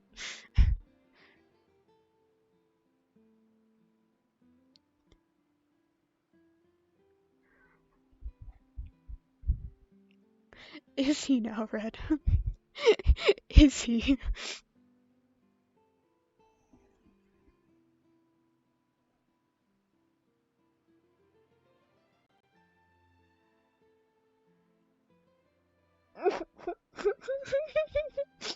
That explains a certain thing.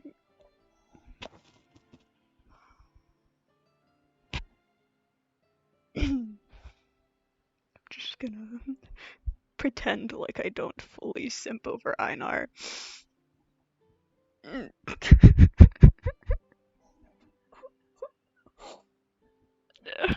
Anyways, his voice is nice. Ah, Lady Farina. The people are only aware that her death sentence has not been carried out. She abdicated the post of Hydro Archon and left affairs related to that title to me, before leaving the Opera House. I related Focalor's words to her faithfully and completely. After hearing them, she seemed neither saddened nor comforted. She simply said that she was tired and needed to rest. Having said that, she then packed her things and moved out of the Opera House, not unlike how an ordinary person might. But she's still got a place to stay, right? You need not worry. I will make arrangements to ensure that she will not want for food, clothing, board, or travel. In truth, I am somewhat happy for her. The wear and tear on her spirit will, of course, take time to heal. But now that she no longer has to play the role of Focalor the Hydro Archon, she can finally lay down her burdens and lead a normal life. What about you then? What are your plans now that you've regained your full powers as the Hydro Dragon? After Focalor passed on, the Oratrice also ceased to function. This matter will directly affect our trials. After much careful consideration, I've decided to take over its role in our courts. From now on, I shall hear cases and pass verdicts by myself. Looks like you're still considering stuff from the perspective of the Udex, huh? As an elemental dragon, there are indeed many things that I must do. But this power and this duty, in a manner of speaking, you could say that both were granted to me. As such, before I attend to my other responsibilities, I must first and foremost continue to serve Fontaine as its highest judge. The duty of the Hydro Sovereign and the duty of the Udex shall coexist within my person. Additionally, the Hydro Archon's departure has brought about another problem, which is that the Opera House shall no longer produce indemnitium. That's true. That power was derived from the people's faith in the Hydro Archon, wasn't it? Wait, but the various mechs and machines in the city are all still okay. Where are they getting their energy from? As I am now, I have full command over New Musia, and it can serve as a complete substitute. Another reason why I cannot quite leave Fontaine immediately. Wow. This ancient dragon's authority stuff is really quite useful, huh? Ask away. I will tell you the truth as I know it. Oh, that's right! They say you've given it to the knave as a diplomatic gift or something! Leaving aside their intentionality, the two Fatui Harbingers have indeed done much for us during this crisis. Their sole remaining goal in Fontaine, at least at this point, would seem to be the Gnosis. The Oratrice has ceased to function. The Hydro Archon's divine throne is now no more, and I do not need the Gnosis's power. As such, it has lost all meaning for Fontaine. That's if the Fatui fair. have impure designs, then we might as well accede to their request now, and avoid unnecessary conflict. What complicated considerations! Paimon thought you were just giving it to them out of gratitude to the knave and as an apology to Child. Ask away. I will tell you the truth as I know it. You will soon be heading to Natlan, I presume? What do you mean beheading? I've already done it. I'm afraid that I have little talent as a travel guide, so all I can do is tell you what I know about that land. As far as I'm aware, Natlan can be said to be a nation of dragons. A nation of dragons? You mean like you? No. No, I suspect that I would not find myself welcome there. Unlike ancient dragons such as myself, the dragons of Natlan have undergone long years of development and evolution. Large numbers of them have entered a form of coexistence with humanity.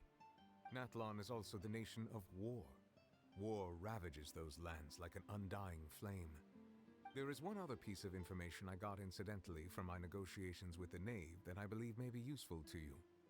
The harbinger known as the Captain has thrown his hat into the endless ring of war. The Captain. Sounds like a real tough customer. Seriously, everywhere you look, there's a Fatui Harbinger doing their thing. I suggest that you fully prepare yourself before going to Natlan. In the meantime, Fontaine's doors will always be open to you. Ask away. I will tell you the truth as I know it. I got no more questions. Hang on a sec. Paimon's still got a question about the Gnosis. When we spoke to Linny earlier, he mentioned that your attitude towards giving away the Gnosis had clearly changed. We guessed that there might be some reason for it that only you were aware of. No wonder the House of the Hearth is the Fatui's intelligence division. They are certainly sharp. So regarding this specific issue, I was just getting ready to share something with you. What is it? In truth, I exchanged some further words with that lady named Skirk after sending you two back to the surface. It went something like this.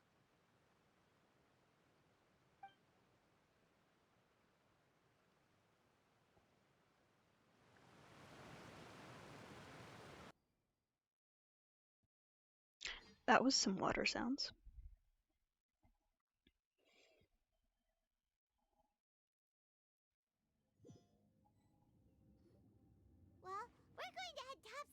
what's going on. You hurry over soon as well, alright, Nervalet?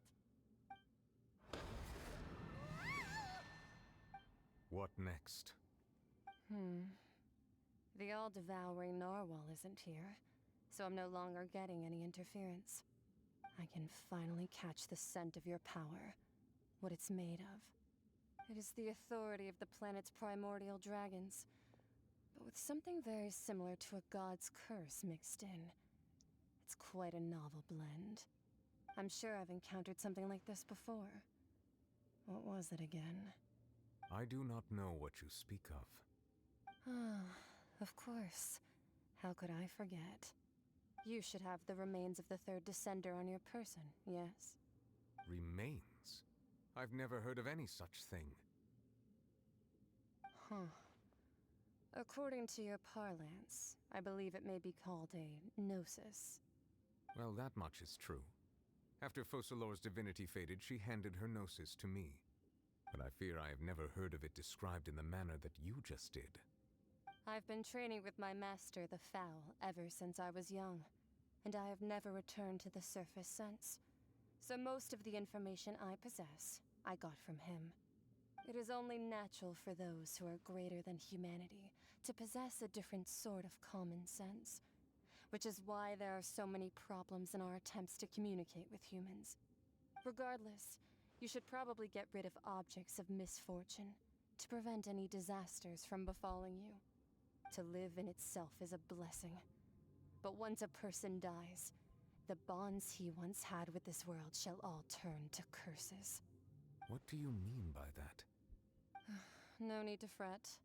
These are just my personal thoughts, and my reason for no longer wishing to return to the surface. This third descender you refer to, who are they? And when did they die? Master never mentioned them to me. Perhaps it just wasn't that important for me to know. If you're interested, though, I could ask him. I'll be sure to pass the answer on to you next time. Next time? You believe we will meet again? I do. Wait. I have a disciple of my own, don't I? He can be the messenger then. That's... yeah, fair enough.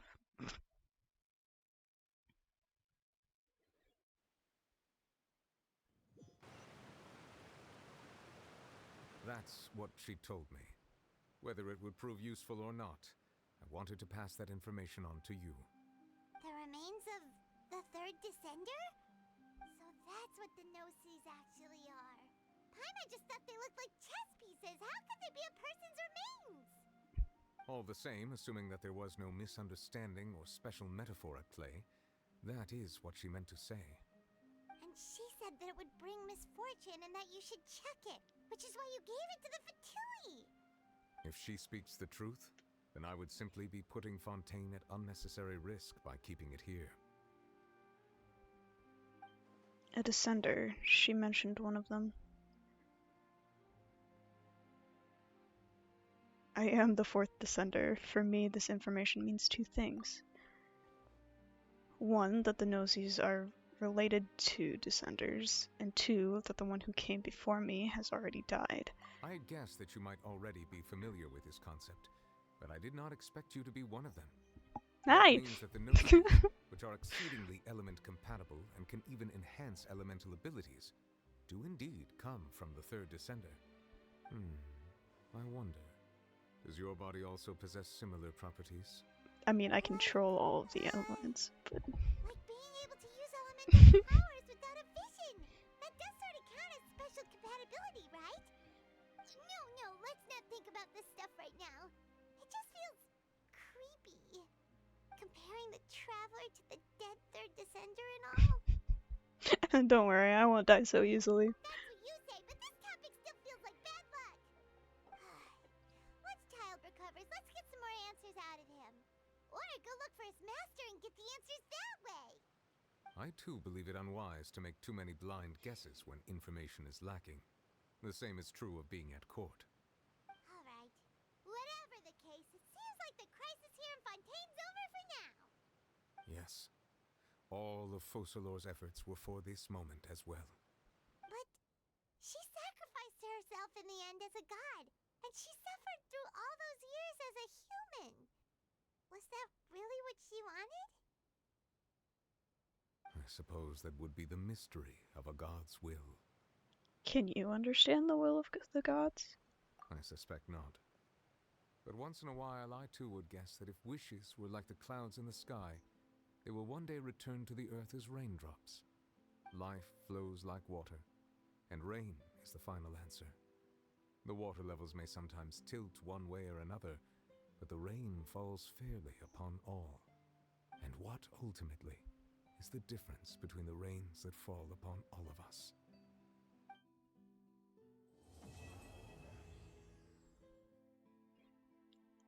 I didn't it. I'm winner. Will I be winner though? Probably not. Serious doubt.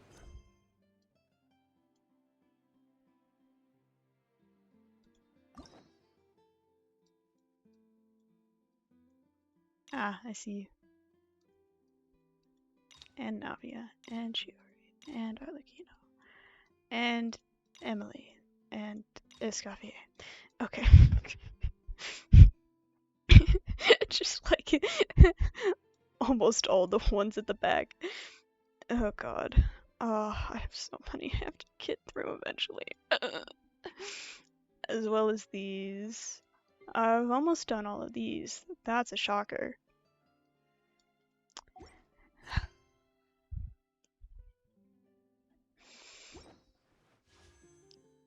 Please. Please. Please.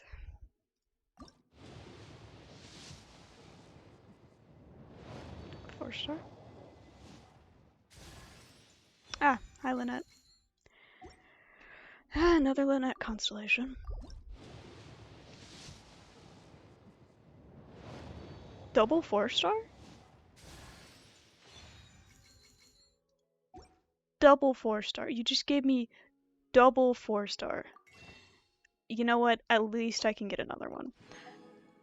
One more. Ah, yeah, no. Well,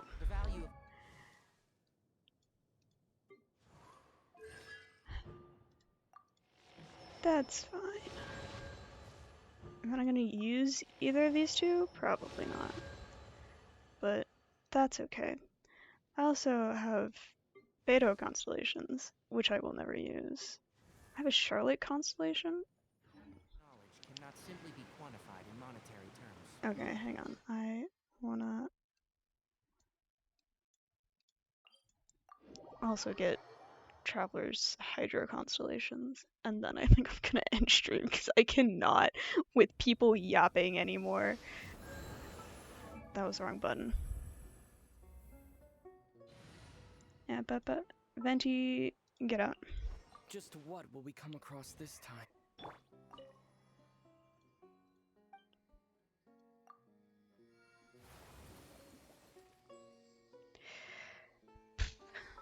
Alright.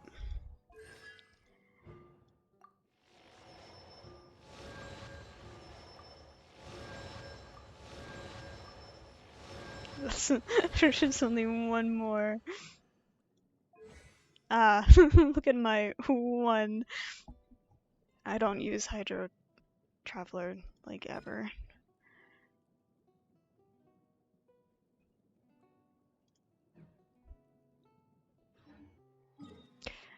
No. I think I'm sticking with Pyro Traveler.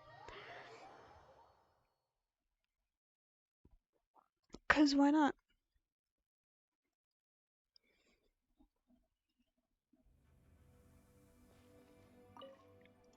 Gimme my pyro back! Gimme my red! Okay. I'm a winner. Now get the fuck out. Ready for a rehearsal?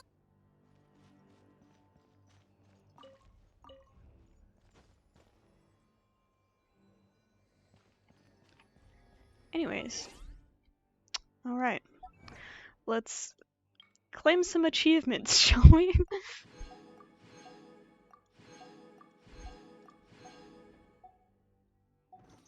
Great.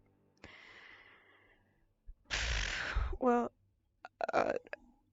thank you for watching, people who are watching.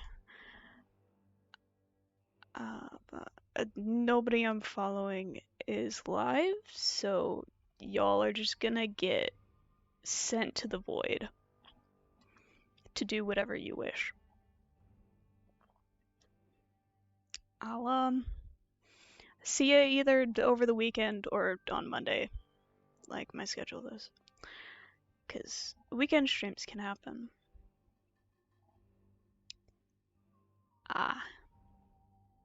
Yeah. I will catch you all later. Have a good day or night or whatever. Remember to eat, drink water, stretch if you need